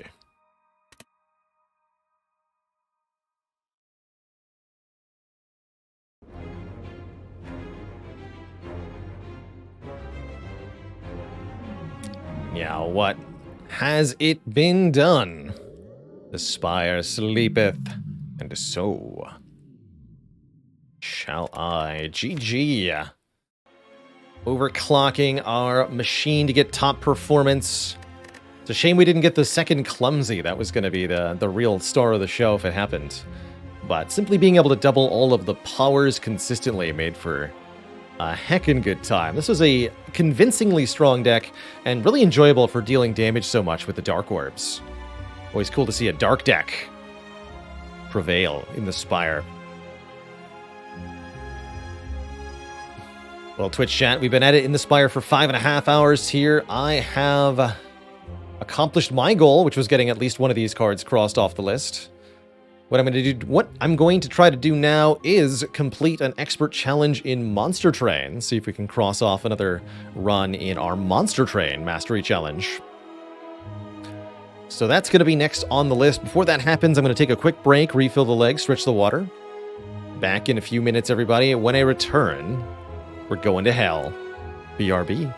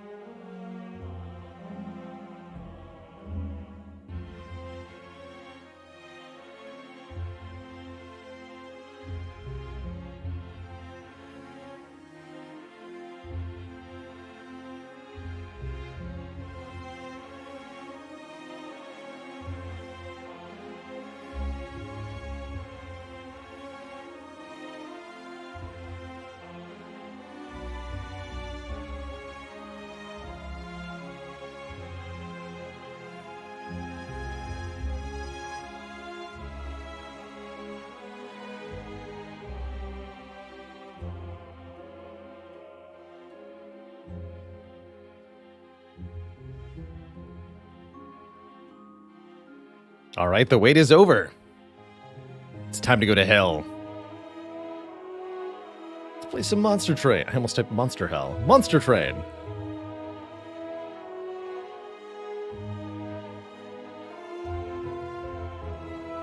Is it 8 out of 25 expert challenges? I think 8. Challenge. Our home, that's right. Aaron W says, do I remember my first A20 win? I remember my first heart win. I don't think I remember my first A20 win. My first heart win was an A20 heart run. They just added the heart to the game. And I had a Dead Branch Corruption Ironclad with like 150 max health and several disarms. And I remember playing all of the disarms during the first heart cycle, and then I was just like flabbergasted when the heart removed all of that negative strength and then almost killed me, but I still won. It was cool. It was cool. Definitely a totally different fight, not knowing how the fight's mechanics actually work.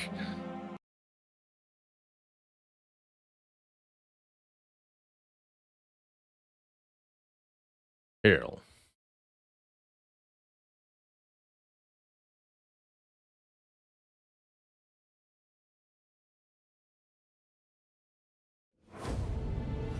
Did I learn the Dark Shackles cleanse the hard way? No, fortunately.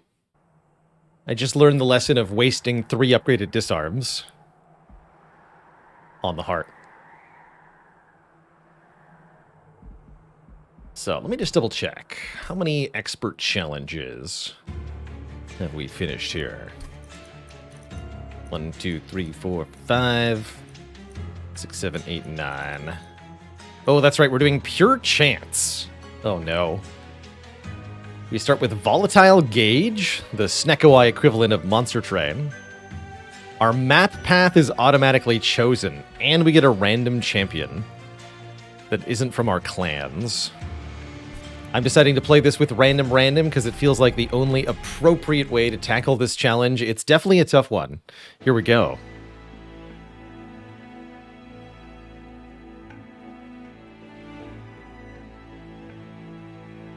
Umbra Hellhorn is probably pretty good for Volatile Gauge. We have Little Fade as our champion. Interesting. This might be really good.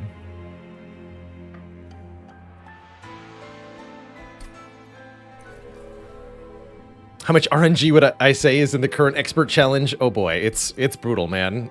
This challenge is weird.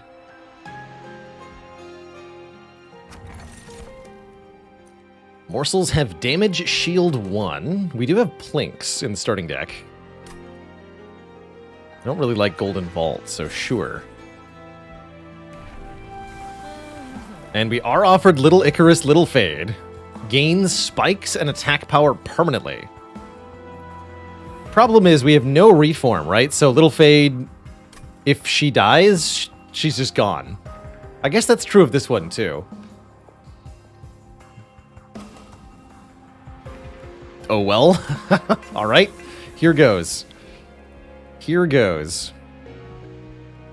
If you've not seen Monster Train before, I highly recommend my Monster Train Explained video.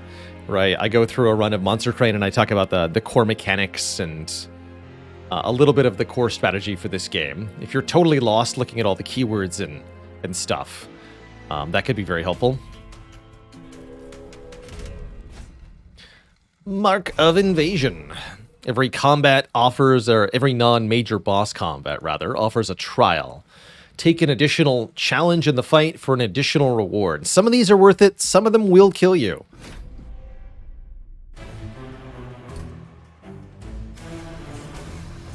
It's a random battle with a random trial, so some of the matchups can be extra nasty.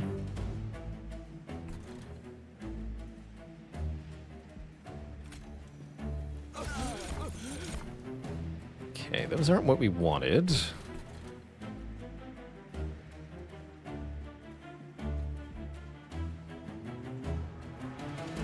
So I think we do the following.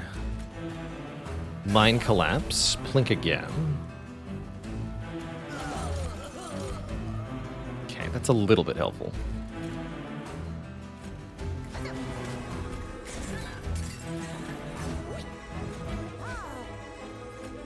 That's at least enough health to let Little Fade survive one hit from an enemy. It's kind of useful.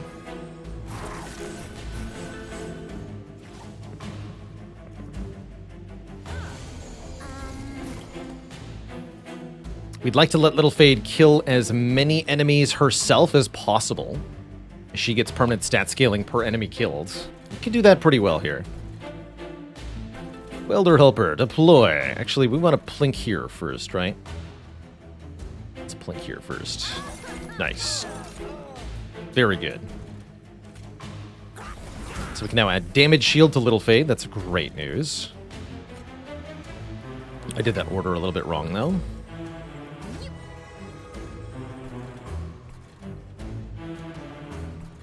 I'd like Little Fade to kill the disciplined foot soldiers.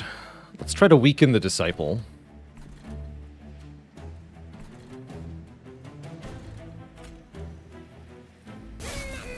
Ooh, nah.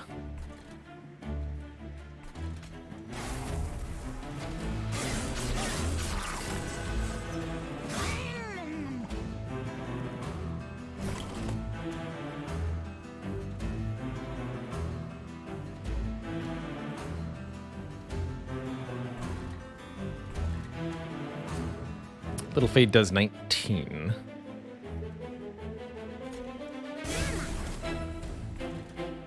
Good.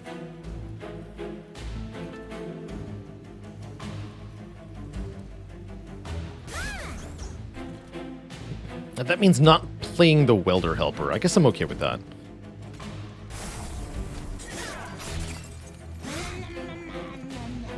How's it going, Storm of the Seas? Always a pleasure.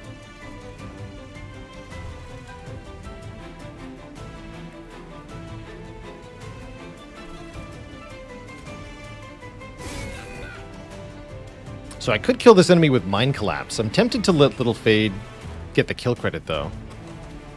Might be overly ambitious. We need this boss to die. Okay, kill the guy.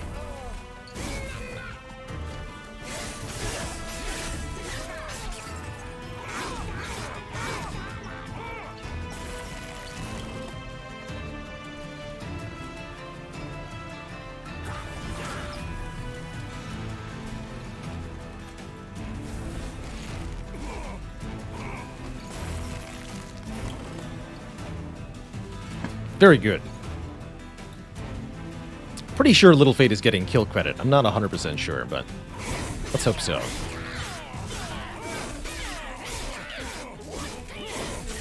Oh no! Damn it. Should have done the math.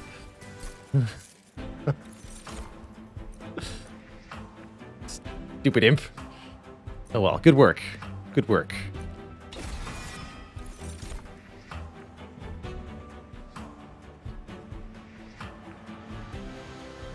Floor 1 Flurry of Blows on A1 is totally acceptable. I like it a lot more without Ascender's Bane. Works decently fine with just Vigilance and Eruption. I want Hornbreak. Let's grab one. It's always a nice card to have. Piercing damage that can get through enemy damage shields is really helpful. Remember, we don't get to choose which path we go on the map. I guess we go Merchant of Magic first. Could make a reusable Prismal Dust. That's kind of cool. It's tempting, actually. Let's see what this artifact is. Top Floor Dazed. Draw one when we play the third card. Look more card draw.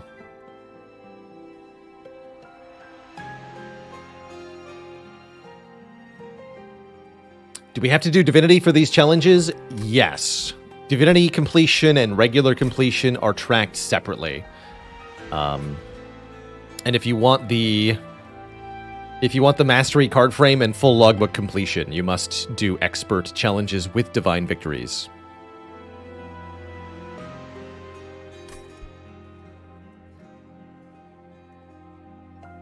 That's right. Cost change modifiers apply after Volatile Gauge, which is quite unique.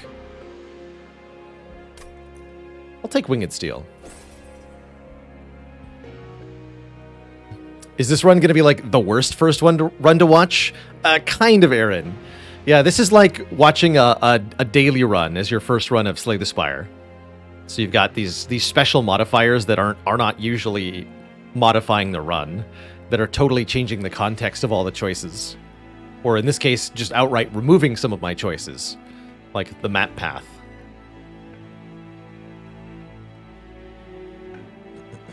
Faley says, I believe that this mutator is not random path, but is always left. We'll see if that's true.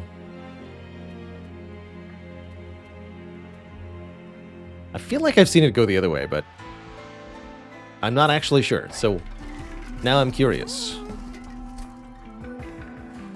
That would be pretty bad. That would mean no Merchant of Steel. Ever. Well, until Ring 7. But Little Fade is fine, right? Little Fade can do it. Let's make one of these plinks,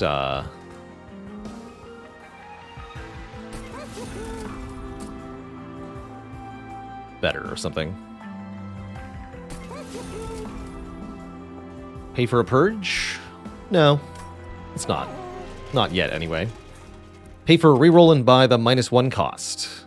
That could be worth it. I like -1 cost on engine upgrade in particular.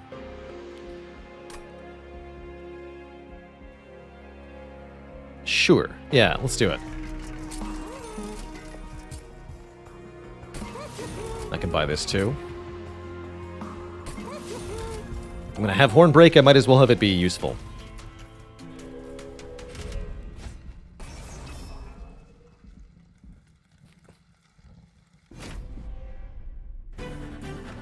"10 armor could make it difficult to get kills with Little Fade, but our main goal here is to acquire that unit draft. Very valuable.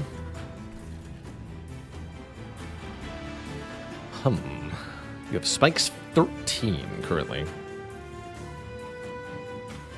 So I definitely don't want this thing to hit me. Let's go top floor. Compact the middle floor. I'll do like this.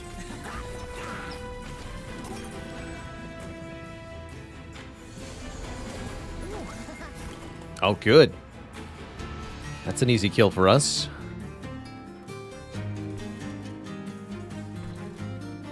Good.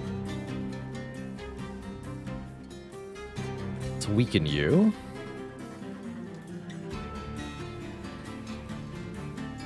See, we have Prismal Dust here. That's pretty valuable.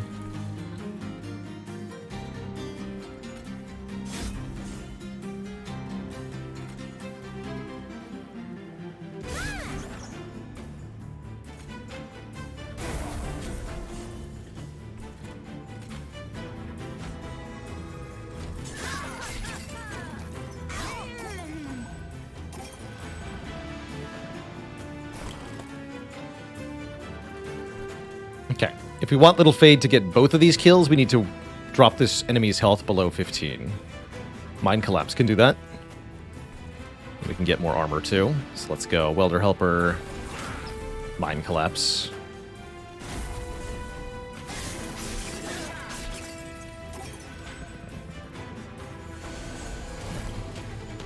Sweeping Boss could be dangerous. See, we need everybody to hit Little Fade. Looks like this Trusted Priest will get through. That's okay. Seems fine.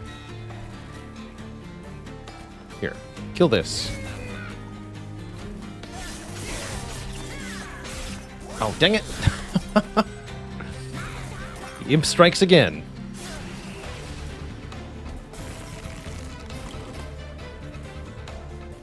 It's funny, though.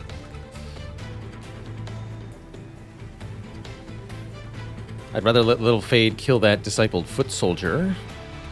Trusted Priest is irrelevant. Let's weaken the boss.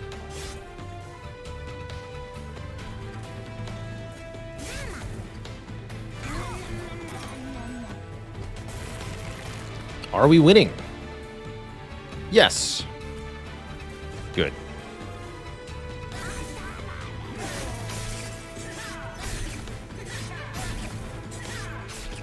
Bang. Very good. So Little Fade is ultimately scaling quite well here. This is quite promising. Gain 2x Ember. That's kind of powerful with the Prismal Dust, but only if we can draw them together, which seems iffy. The Ember Forge, meanwhile, could just give us more Ember every turn, so that I consistently have more Ember. It's actually a really good Ember Forge. Might be hard to keep alive, though. Interesting. Yeah, definitely tough to keep alive. Although it could go behind Little Fade sometimes. We could potentially Permafrost Kindle, but I have no way to guarantee that.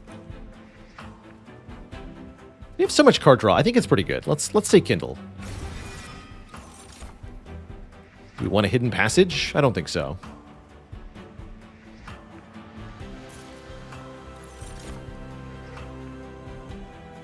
And do I want any of these units?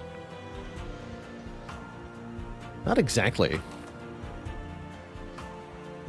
They all seem okay.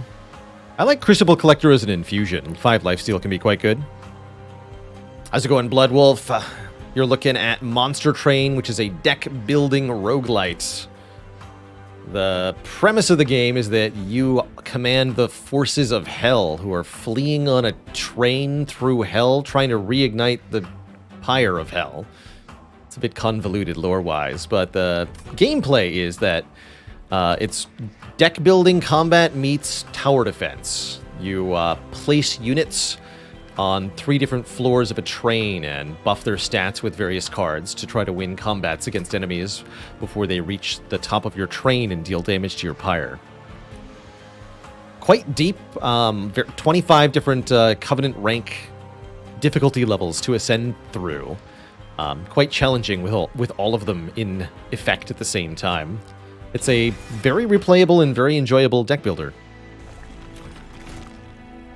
Indeed, it's not always left. We get Merchant of Steel here, which might be good. Could maybe make an Endless Imp. Let's see here. Yes, we can make an Endless Imp. Let's do that. Make an Endless Armor Imp. I like that. And I could take some shards to get stat upgrades on the Crucible Collector. That's not a bad idea.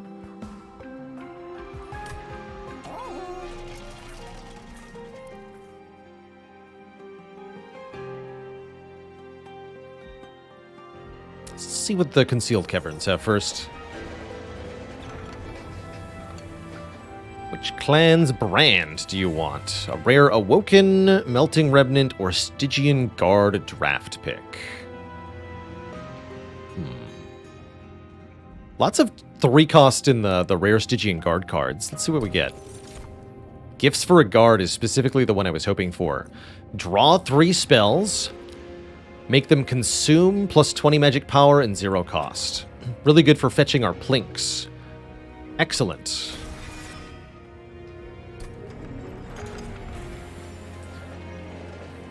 You can delay taking shards for quite a while with Divinity. If you optimize shard income from Divine Temples, these can each be like 40 shards or maybe even more. So we don't have to take shards for quite a while. We could delay all shards gains until Ring 5, I think. But I am going to take this money and upgrade the Crucible Collector. Actually, am I? 'Cause they're better as an infusion, huh?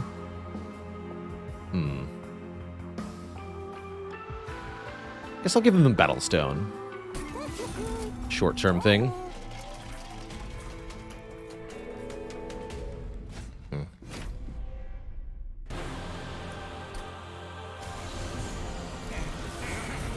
For the glory of Seraph. Glory be. Tempting to go bottom floor setup here, just avoid the bombs with Little Fade. We can apply 6 damage shield to Little Fade right now. Seems pretty good. Let's try this. See how much I regret it.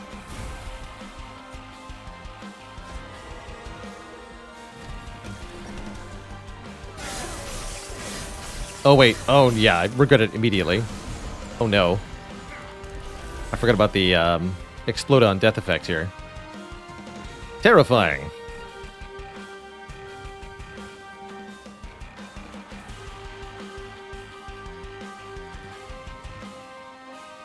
$630 HP is a lot that the boss has. Definitely.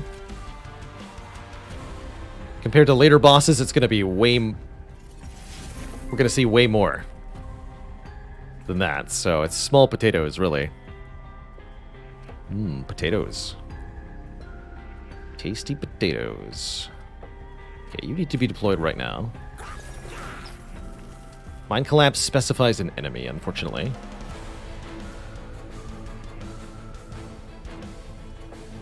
So currently they all died a Little Fade, which is the intended outcome here.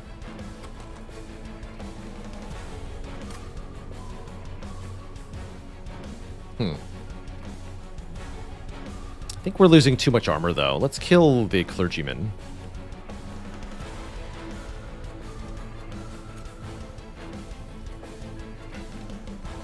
Using this one, they both have consume, I guess.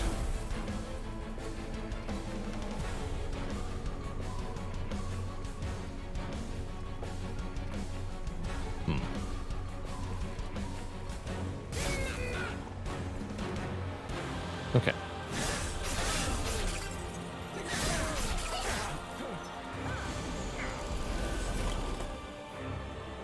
Ooh, stinky bomb.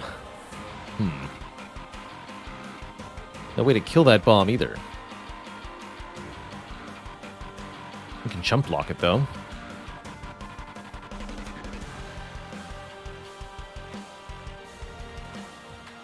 If I put the Crucible Collector in front, then Little Fade won't kill anything. Suppose we put the Crucible Collector on the middle floor. If we Welder Helper here, is that enough? It is. Yeah, it is. In fact, we can do a little bit better, right? Get them both? Yeah, okay, that's good. I like that. And then this is a problem. But Prismal Dust is back. So that seems kind of cool.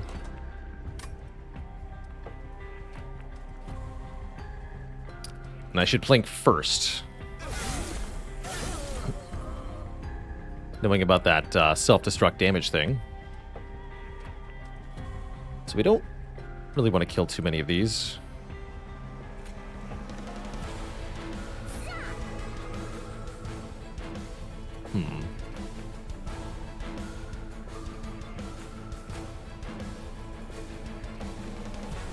Let's do this. Prismal Dust for 4. Kill this fool. Get 2 Ember back. Play Gifts for a guard. We actually get Prismal Dust back in hand immediately. That's kind of cool.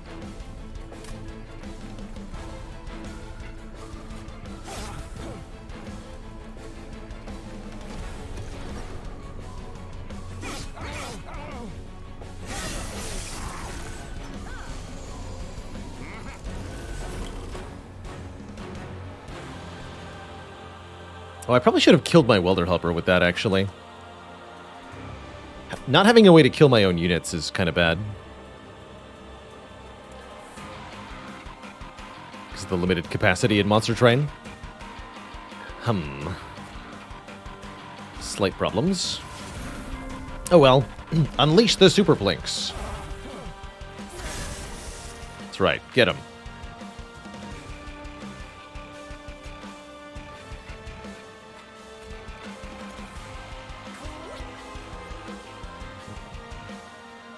This is a waste of damage shields.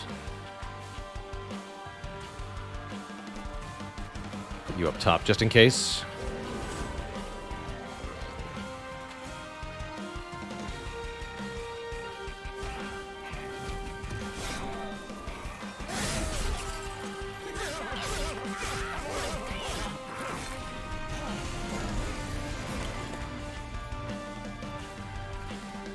No damage shield for us, which means the boss gets through with a lot of health left. That is worrying. Definitely worrying. But that's where the Crucible Collector could potentially save our life.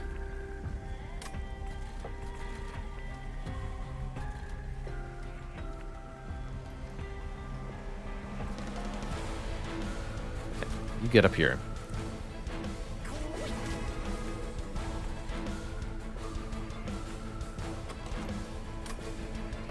And I guess we just play these.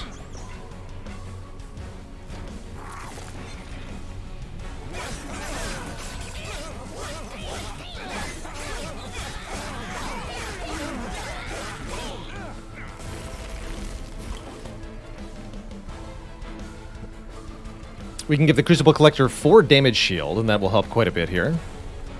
Although it makes the lifesteal redundant.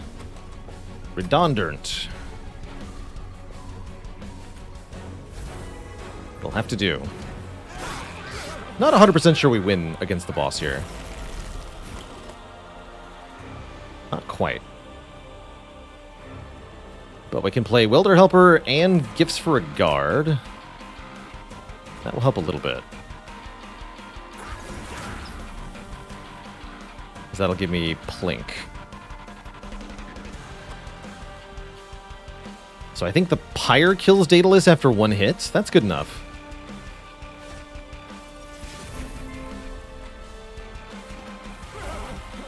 Yeah, that's good enough.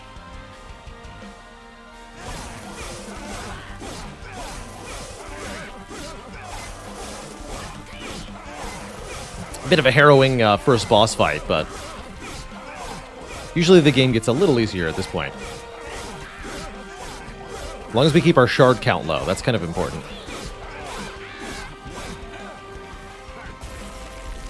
Bonk. Get wrecked, sir.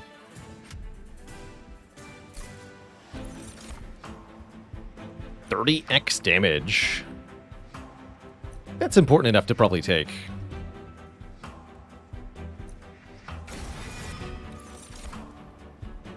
Demon Fiend. Costs 4 normally. Huge stats. This is what we want to infuse the Crucible Collector into. So we create a 60-60 with Lifesteal 5. That's a unit that can tank and beat bosses if necessary. Cool. Although mostly I think we can rely on Little Fade still. More energy seems really powerful, given the Prismal Dust in particular. So let's grab more energy here. Fell's Remorse. Quite good with Volatile Gauge. Usually I'm taking one of the other two. But today we want the red one. Oh, joy. And we get to go to the Merchant of Magic. Can remove Consume off the Kindle, too. That's cute. That might be good.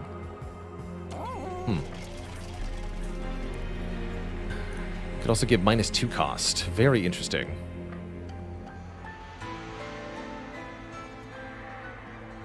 I do like to play evil characters sometimes, RNW. I'm not a strictly evil player. But I do find evil role-playing somewhat appealing. It's fun.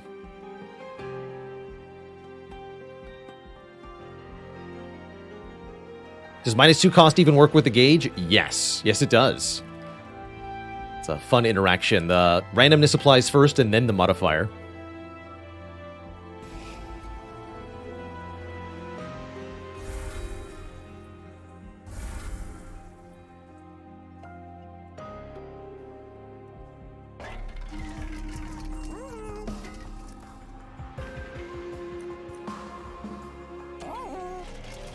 Here.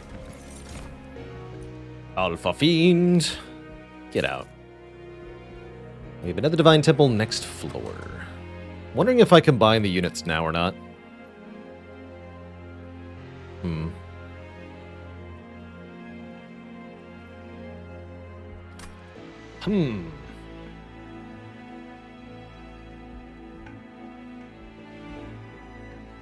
There's like 3 in a row. Why would I not combine them now? Because the next combat will be less threatening if I have less packed shards. But I think I should combine them now. Oh, we could do quick, endless at Little Fade. Hold on, that changes things quite a bit. Since we currently have no way to recur Little Fade, this is pretty important. I like that. And that means we can deploy Little Fade on the bottom to farm kills in the early part of the battle, and then redeploy Little Fade behind the tank on the top floor. Oh, I love that. Yes, that's perfect. The cross path.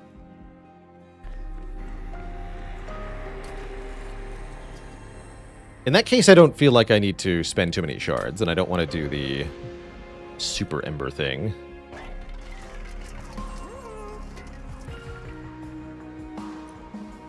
I don't think champions can ever have their cost modified, but I'm not sure how that's going to work.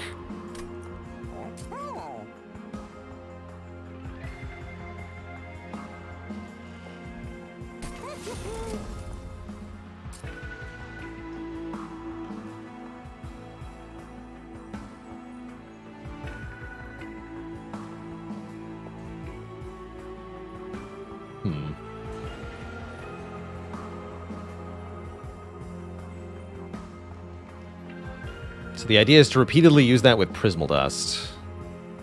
Don't think we need it.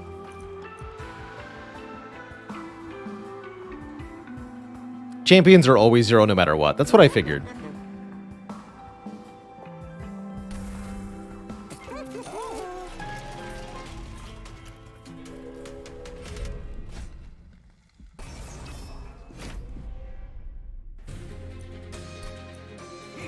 Yeah, because I don't want to deal with the haste guys with more shards. That's why.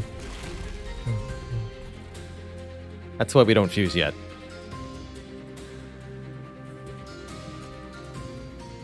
Only have 1 hit point. That's fine.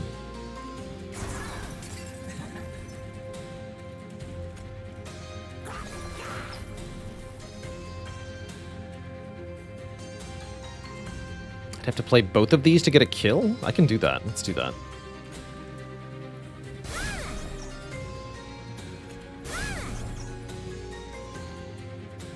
Or wait.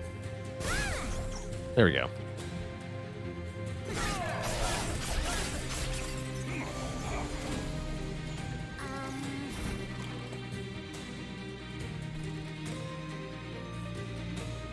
Would you like some damage shield?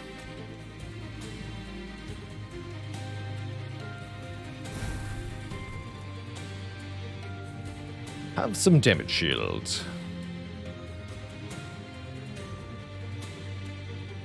See, we also want to damage this Clipped Guardian. I think that means we Crucible Collector on the top. Prismal Dust, Little Fade. Mind Collapse.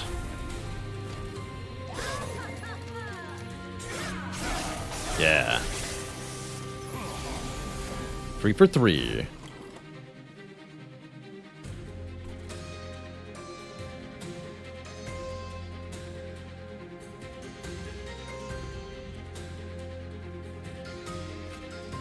If we want Little Fade to get all 3 of these, we just damage the front one. That will work. Let's draw these, but not play them yet. Oh, we can play this. And then guaranteed to draw all of these next turn, apparently. Wait, you're not dying? Why are you not dying? Because Little Fade is quick, that's why. Fair enough. Alright, good talk. There's no way to get that guy then? But we saved damage shield, which is fine by me.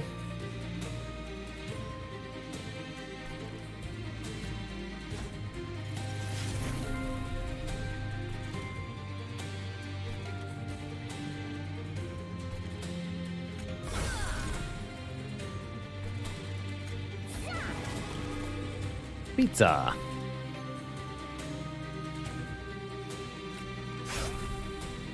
Good.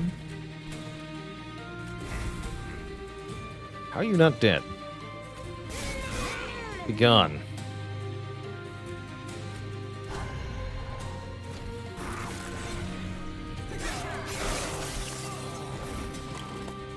I should have left room.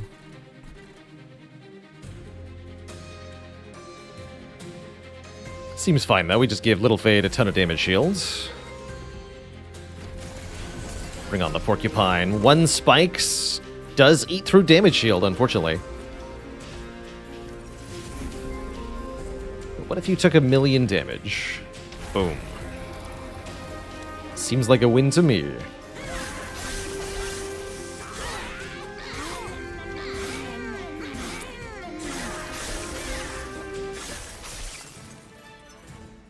GG. Little Fade continues to scale. Ooh, Grovel. Apply damage shield and create morsels. And we even have something that wants to eat morsels? Actually, no, we don't. We totally don't. Cave-in could be interesting. Ah, what the hey. Damage shield is so valuable. I'll take Grovel anyway. Inferno. Deal massive damage to all units on the floor, friendly and enemy. Excellent. Excellent. This is only 2 more cards on turn 1. 2 more lifesteal is okay, I guess. Hey, I'll just take 2 more draw. Seems... Actually, it's only 1 more, because we get the champ. Or maybe the champ's one of the initial 8. I think it's the latter there.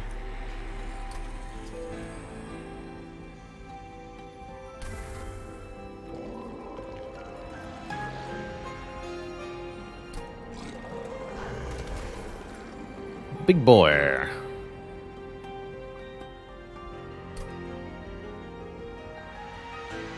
Let's grab a purge, too.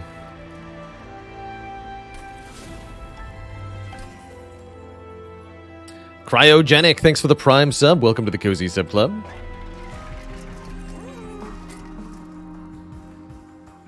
Hey there, Parks. We did successfully master Overclock today in Spire. Twas a good day. Some mind collapses need buffs. Double stack. Damage shield 2.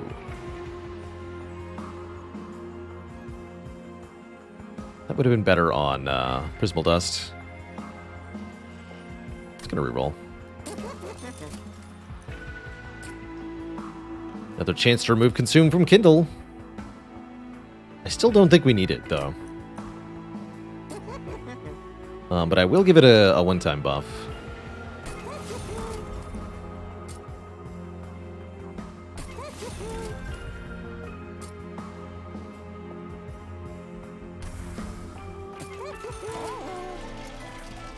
All right. Onwards and upwards.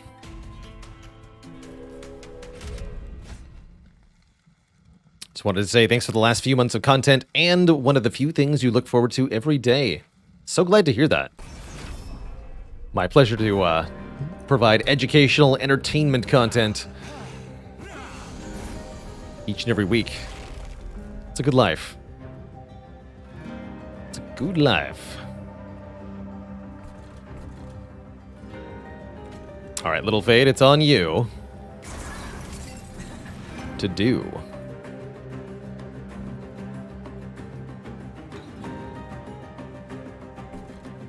Can we get everyone with you? Guess we'll find out, huh? It's also completely fine to have Little Fade die, right? We can just do this. Ignore the damage shield. I'm okay with that. Perfect.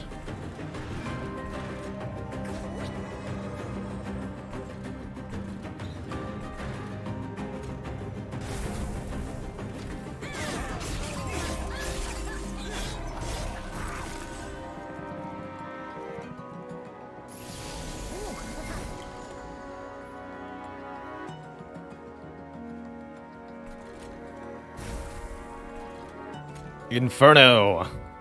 That might be what I do there. I think it will be. Draw me some cards. The Plunkage. Can't really keep Little Fade alive all that well. Doesn't matter. Once again, endless is the deal.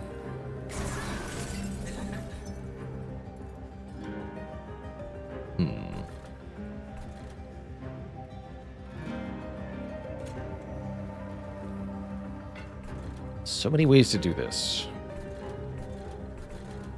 Yeah, let's Inferno this floor.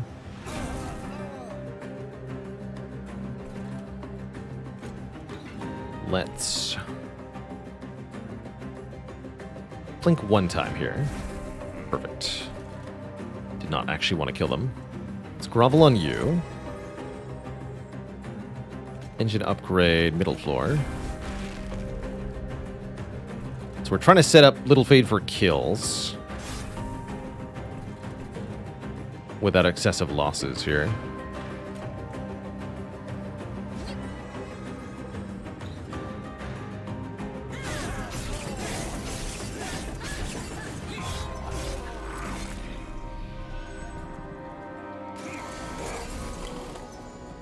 Okay, now we can move Little Fade down one floor. I like that.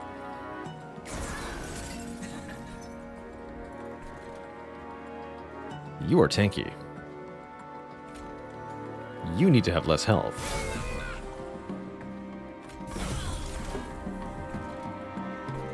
Inferno would do it, but that's overkill.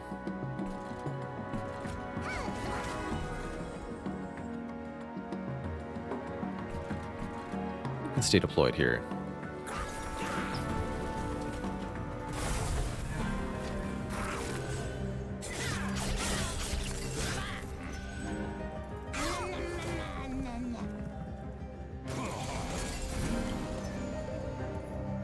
Beautiful. Oh, you're not dying, though. We can change that, surely. Excellent. Perfect.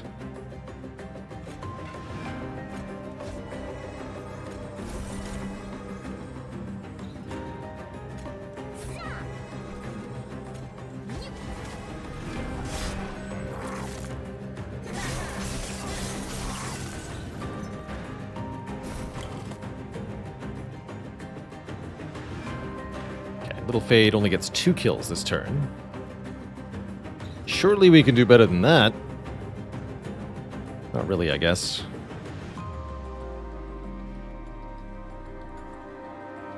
No, not really. Alright. Enjoy.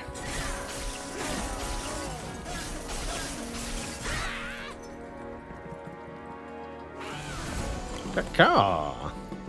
Birdman.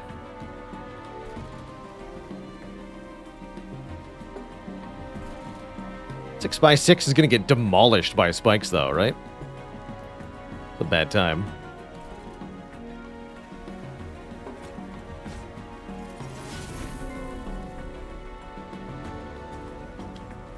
Boom. Kill them.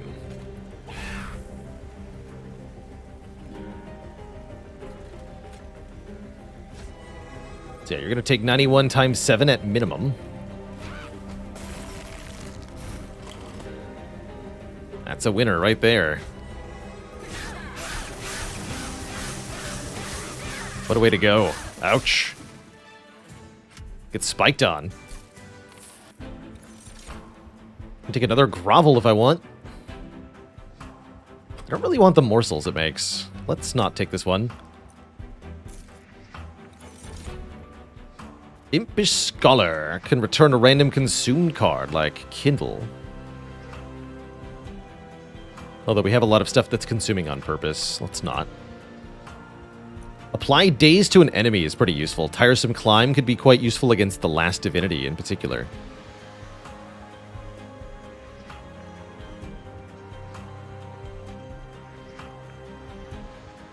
Let's take Tiresome Climb.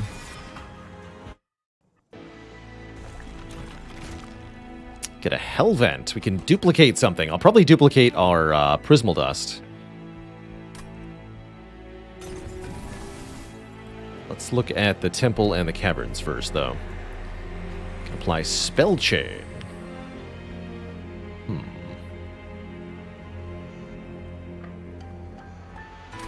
Not sure what I would want to Spell Chain here.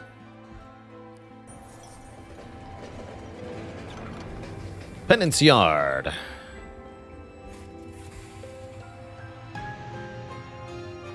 Guess we'll take the Calcified Ember.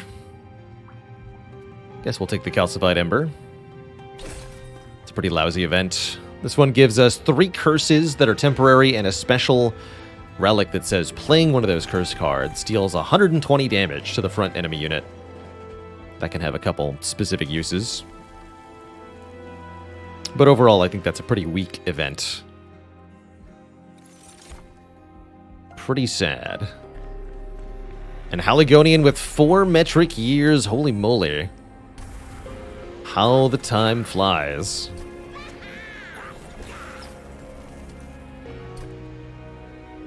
Okay, so we'll have to take an upgrade at the final thing. That's fine. We can do that.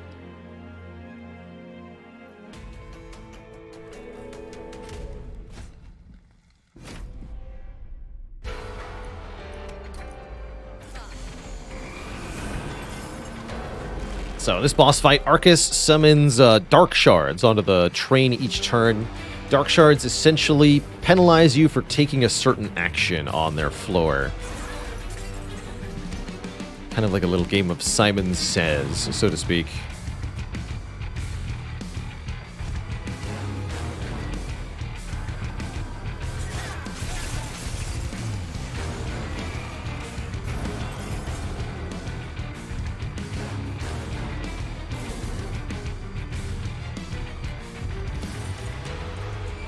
Get some stats, friends.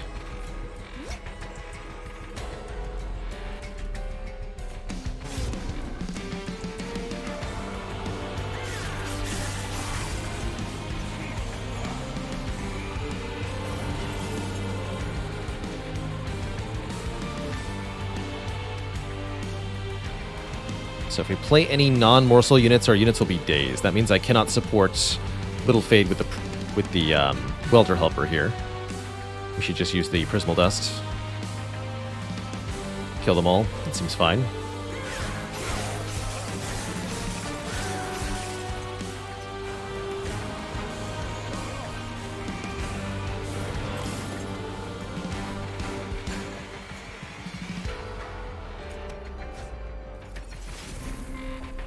Make one hell of a forever consume. Let's do it. Hit the boss with this. 300 damage. Or I can actually do 10 damage shield. That's even better. Just noticed that. Have some damage shield. Excellent. Get rid of those cards.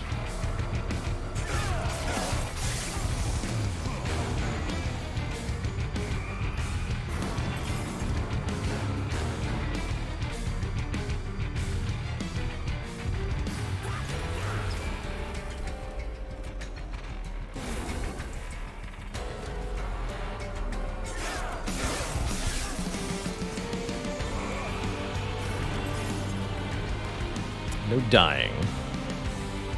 You got it.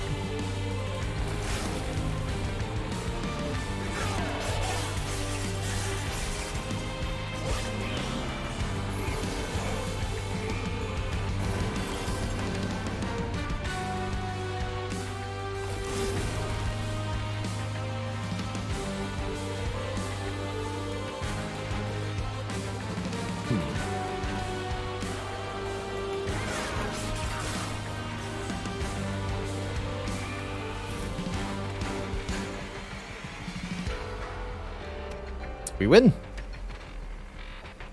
You need to die just to be sure. That imp has stolen too many kills.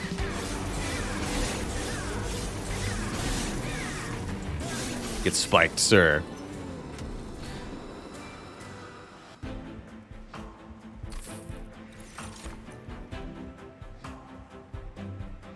Take another Forever Consumed. I don't think we need any of these, though. Not the world's worst Impelate, but I expect we're going to remove some of these Queen's Implings soon. So the damage would actually go down. Skip them all. So do we want more capacity, more card draw, or more Ember?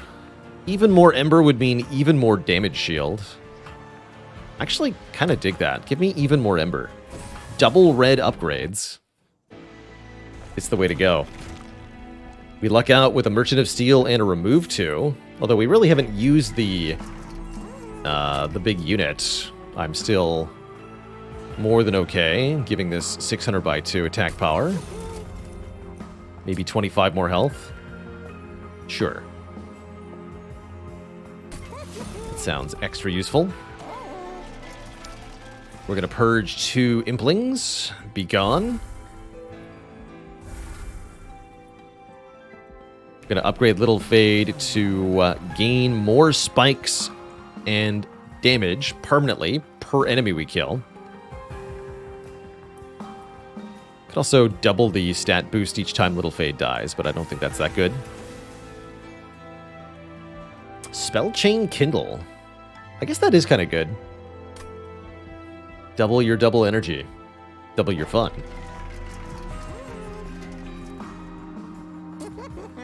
And I'm just going to go for a couple more purges here. Get rid of all these stinky imps. So that we draw only the good stuff. 8 cards per turn, 23 cards in deck means we see everything after 3 turns. Which is pretty good. Spikes killing an enemy does count as Little Fade killing that enemy. Thankfully. Yes, indeed. I guess I don't actually want that, huh?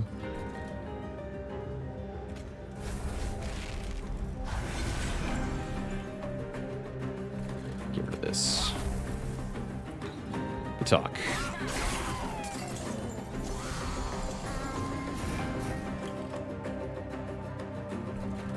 You're right, Little Fade. You did want to be on that floor.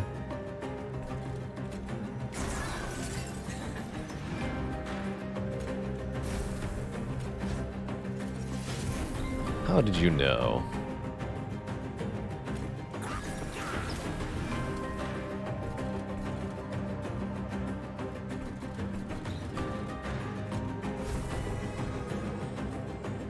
Good talk.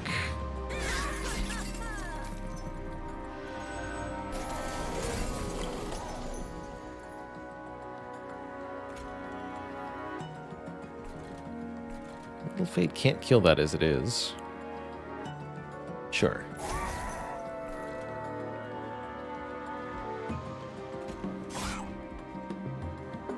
Seems fine.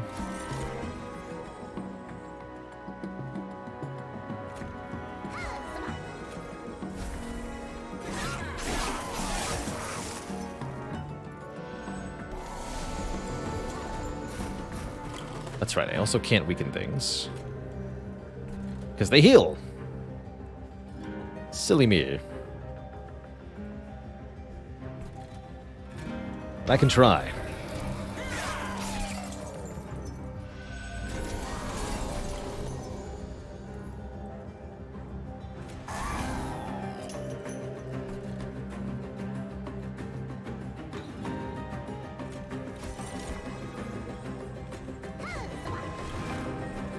Come tank here.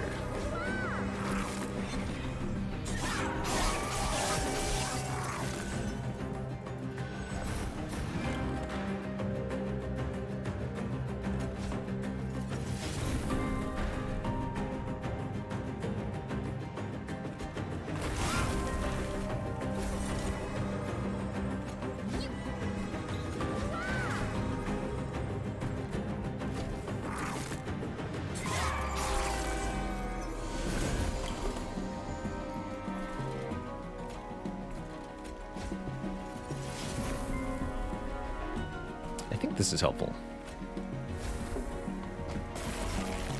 GG.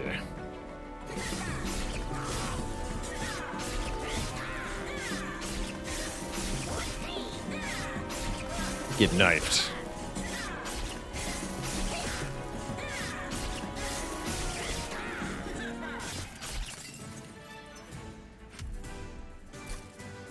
We're rich. Don't think we want Prism Retrieval. That only improves the attack power anyway, yeah? Yeah. Void Binding applying damage shield 2 is somewhat tempting, but the Ember Drain 3 would be very bad. Skip it. We want more energy, there's Pyre Chomper. I think we just skip that, though. Less cards is better at this point.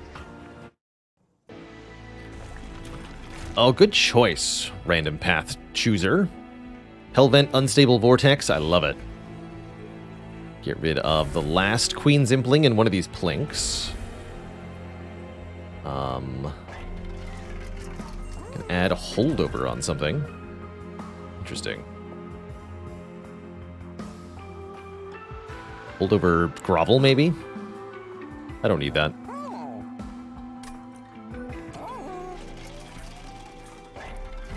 Can also buy some upgrades. +2 attack power on Slay is okay for a little fade. I think I'm just going to reroll these, though. 7 Ember on turn 1. That's definitely it. Draw 1 for playing a Morsel is also not bad. We'll buy that one, too. I'll take it. Need to make sure we take the 15 shard upgrade here. 30 magic power. Put that on Inferno, I guess. Then we have exactly 100 pack shards. And then duplicate a card. Any card. How about Kindle? Let's upgrade Kindle one more time and then dupe it.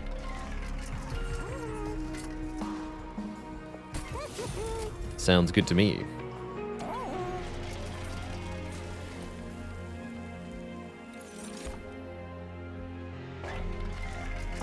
And then what? Reroll? Just reroll.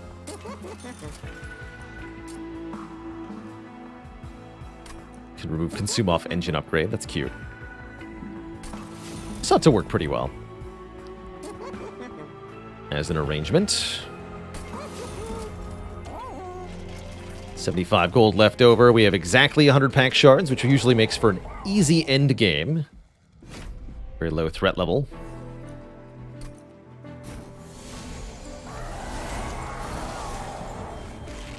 Is it too cold for you? What's that supposed to mean?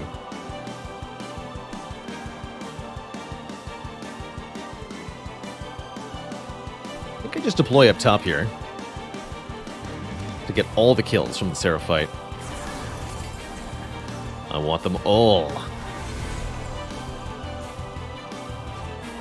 Since Seraph is constantly summoning new enemies onto the fields, you only get them all if you're on top. Like so. Ah. Also constantly applying sap to our units. Kind of rude.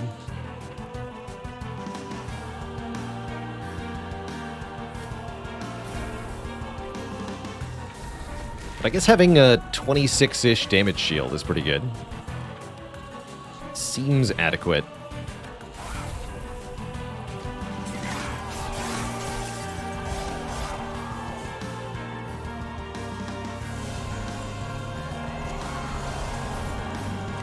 Only heaven can exist in the end.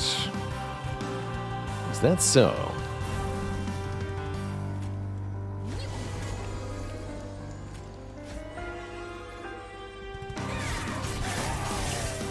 .37 damage shield.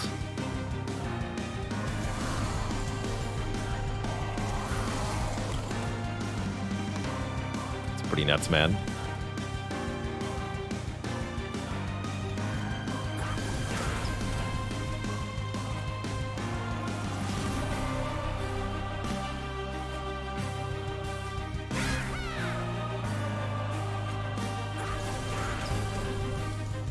More armor.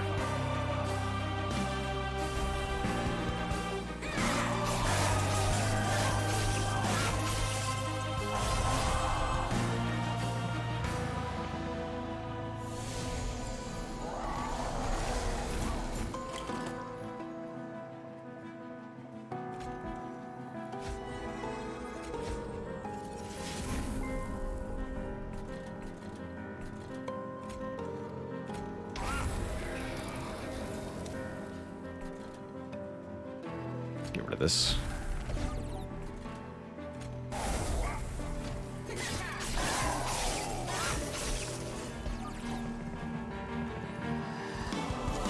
It's so cool how Little Fade, basically on their own, can solo the whole game with just a couple important support cards.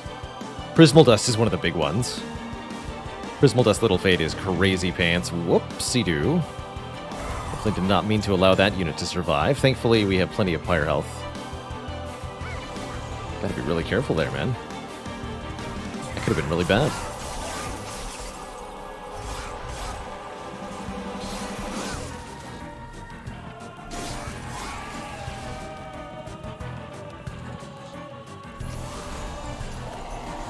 Overestimated my own spike powers. Okay, no more 290 health, guys. Those types of enemies are exactly why I was adamant that we keep the shard count low, actually. The more 290 health units there are, the worse things get for us. 50 damage shield. The power.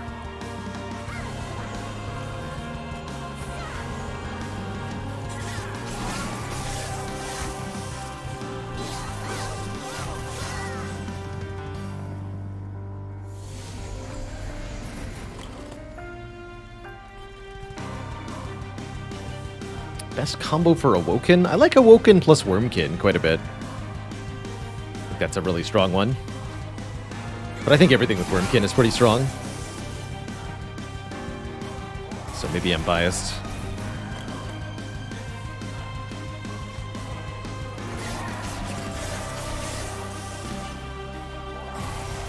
Alright, Seraph, enjoy your spikes. 12 by 4. How about 234 by 4?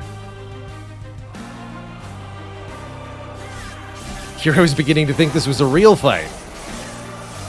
And yet, it's pretty one-sided, ain't it?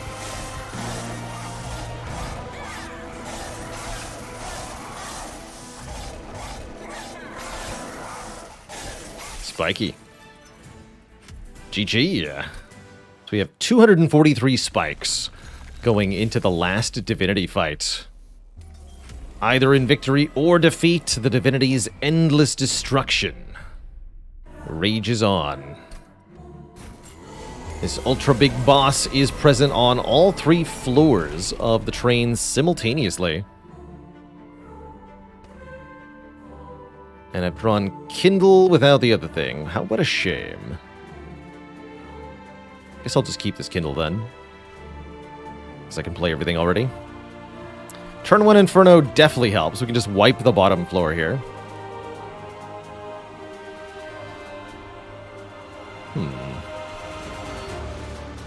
Almost want to put Little Fade on top, because then the Endless Welder Helper is useful, but we'll put him in the middle, because double spikes is good.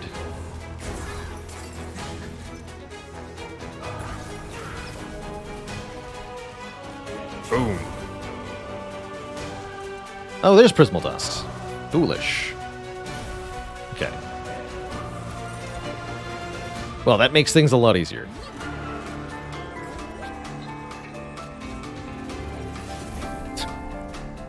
Good talk.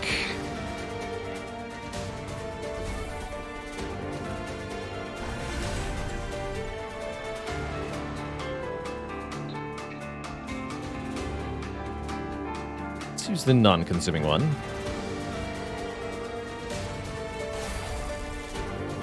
Get rid of these.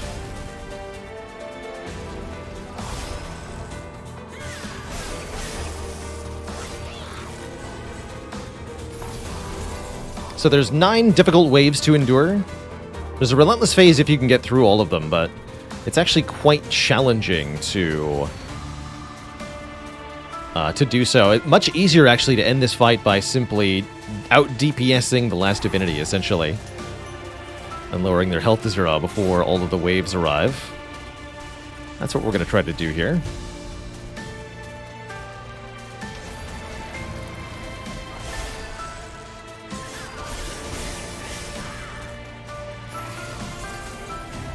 Looks like Inferno is making an easy job of it for us.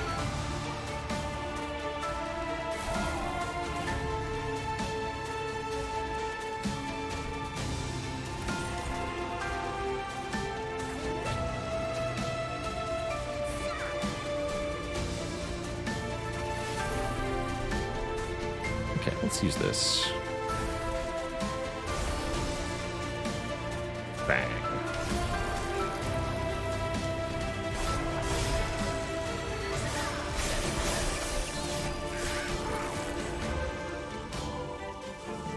Alright, might start to get more difficult to deal damage to the boss now.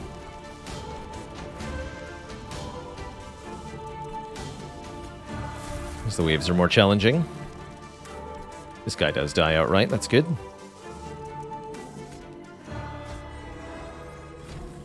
But we at least always do the thorns damage. So that should result in the boss dead very soon. 2 turns.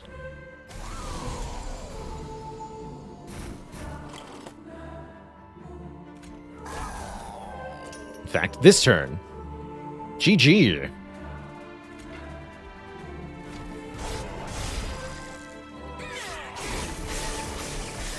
Get spiked to death, sir.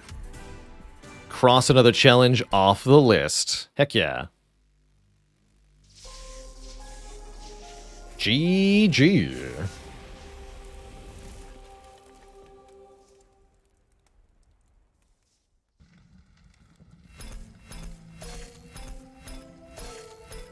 Yeah, that wasn't too bad at all, actually. We've tried this challenge a couple of times and had much worse results. I think we lucked into a really good combination. Umbra Hellhorn with Little Fade Champ is very good. Very, very good. GG. So now we're... Oh yeah, we're actually... That's 10 out of 25 expert challenges. I was off by 1. Let me just double check that in the logbook. Yes, 10 out of 25, so... 10 down, 15 to go. Getting close to the last Divinity DLC added challenges. There were 15 from the base game, and then 10 more with the last Divinity. Well, Twitch chat, that is all the time I've got for us today. We got one of the remaining cards done in Slay the Spire. Hopefully we can get another one done tomorrow. We will be back at it tomorrow, of course, not later than noon Eastern time. For some more Spire action. Hoping to catch many of you there. Twitch chat. See you later, Robson15K, Aaron W, Tigerbot Hesh, Bloodwolf, Albion Jack, Query Up, Scenario, Storm of the Seas, and everybody else. Thank you so much for watching. Ta-ta for now. Until next time, stay cozy, my friends, and good night.